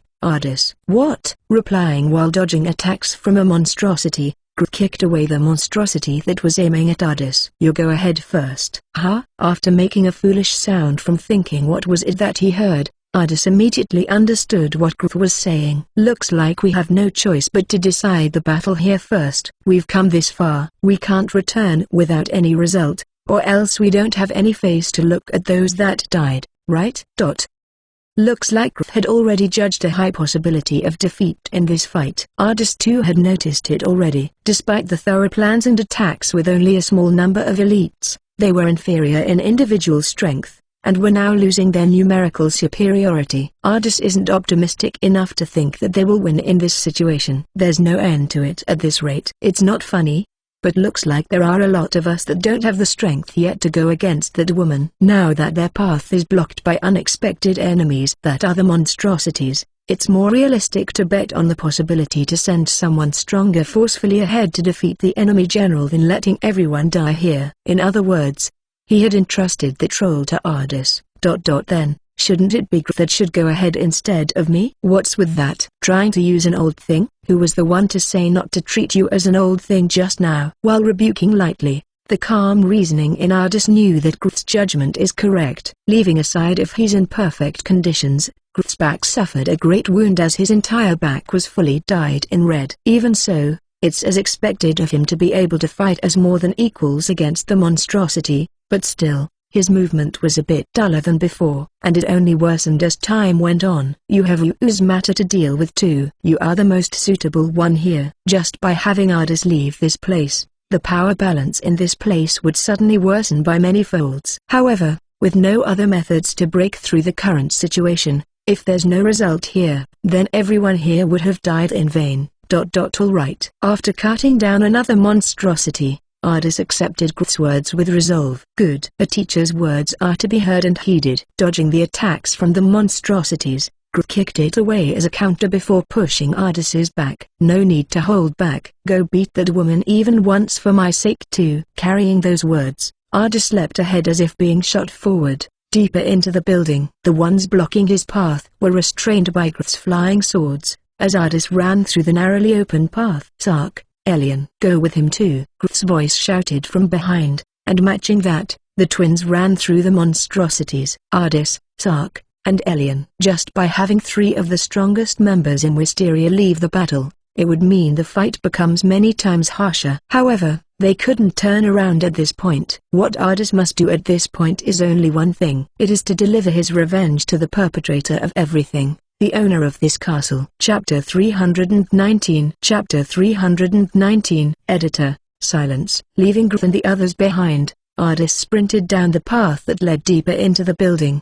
They arrived at a vast hall with various glittering decorations after dispersing the common troops who stood in their path. With no restraint or manners in mind, Sark used his arts to blow open the heavy door, letting the 5 people step inside. 4 people were waiting for them, and 3 of them were familiar faces. One of them was the woman General Julia, sitting cross-legged on a chair. On her left front were Marty and his remaining mercenary friend that survived. On her right front was a person that stood straight up without moving. A young boy with a red gem embedded in his forehead. With an expression mixed with mostly hatred and some joy, Ardis shot a killing gaze towards the 3. Where have I seen that face before? The first person that spoke had a round face and wore a chainmail around his buffed body while wielding a sword. It was one of the targets that he had chased after, Marty. Marty. Ardis muttered the name as if making a groaning sound.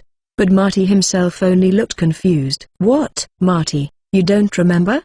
He's that little kid that charged at us when we were still on their side. Finally remembering Ardis from his friend's words, Marty showed a face of understanding. Ah, the kid from that time. Marty, who was ridiculed, seemed to realize something and his expression changed. Don't tell me you're the one that killed our comrades in Fort Macrocol. Come to think of it, he was quite close with that girl. Marty spoke as though recalling the events, as opposed to Ardis, who just glared in return. So you're telling me that this guy, he's the culprit who broke that black-haired girl? As if he was finding something funny, Marty laughed as he pointed at Ardis. That's not something you. Even if it was a decision he made to end Lucille's life, it was a scar that would never disappear from Ardis. But there wasn't anyone in Westeria that blamed Ardis for his actions. However, even without anyone blaming him, Ardis above all things could not forgive himself. Marty gouged that wound open without any mercy. Ah, I see, what a shame,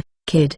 The chains that bound that girl were specially infused with the general's mana, so that's why you couldn't even make a dent on it and chose to kill her. You bastard dare. Ardis's grip on his sword handle was so tight as if he intended to crush it. I see, this is a masterpiece. Then, Marty, who had a good mood, made an indecent smile. Don't make that face, buddy. That girl was resisting at first, but, without even trying to hide the intention of provocation, he blasted Ardis with his words. Even when her own baby was going to get killed in front of her eyes, she begged, please, don't kill her. As if something was funny, he laughed with his mouth widely. What a joke. It's not like she knew whose child that was. Ardis's vision narrowed, as if his pupils could only reflect the figure of the most hated man in the whole world. Don't say it that coldly when it might have been your own child. The man beside Marty chimed in, but his figure didn't even make it into Ardis's vision. However, the round-faced fiend at the end of his glare continued to provoke. That's true, but the chances might as well only be 1%. Scattering a vulgar laughter, Ardis, who already had blood in his eyes, was provoked even further. She was still fine the second time, but as expected, when the third was killed in front of her eyes, her head went haywire. Didn't you see it too if you were the one that killed her? You fucky ear. Suddenly, Ardis heard a voice that didn't fit the circumstances at all, frigid yet with an arrogant character that couldn't be concealed. What? Is he someone you know? The woman general, whom Ardis despised in the same manner as he despised Marty, talked as if she was interjecting in a casual conversation. He's the kid that was with the Fayuz tools stationed in Fort Macrocol. Ah, that cheeky black-haired girl. The flames in Ardis's heart further lit ablaze from how they talked. Right. That girl that turned into a Darumu after getting her limbs chopped off by the general. She's broken now though. Come to think of it, there was something like that. But didn't it last long? See, my choice to cut her limbs off were correct. Hearing the conversation as if his loved one was treated like a disposable, Ardis's rationality finally reached its ends. You, a soulless. Ardis lunged in a straight line without any thoughts towards Julia. Whoa, that won't do. However, the attack that packed nothing but rage and power was easily blocked by Marty that stepped in between. Marty, even with Ardis pushing his sword from forgetting himself in rage. The opponents were mercenaries that had climbed onto their position just from their swordplay. Unable to win the contest of strength, Both of them had their swords locked together. This is vomit-inducing. How disgusting can a person be? Even Sark and Elian that had stayed behind Ardis until now showed intense hostility towards Julia. Looks like there are no options to spare you. Elian narrowed his eyes while expanding his mana. Even when it covered the entire large hall, Julia continued to look down on them without breaking a drop of sweat. Oh my! Do you not understand your own situation?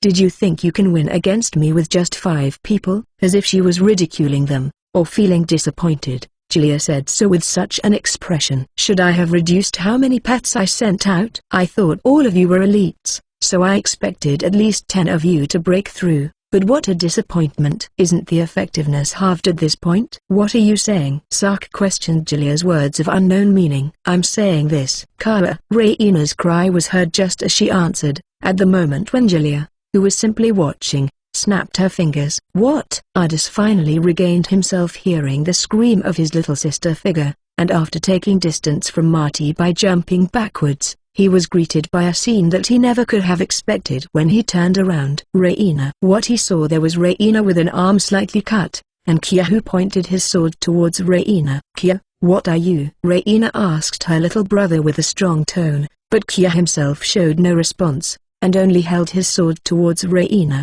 The unfocused eyes that Kia had were an indication that Kia was not in a normal state. Again, Julia snapped her fingers. Come to me, both of you. Suddenly, Raina's eyes lost focus too. Oi, Raina. As if the Sark's shaken voice was not heard, Kia and Raina both dashed to Julia's side with no hesitation. What is?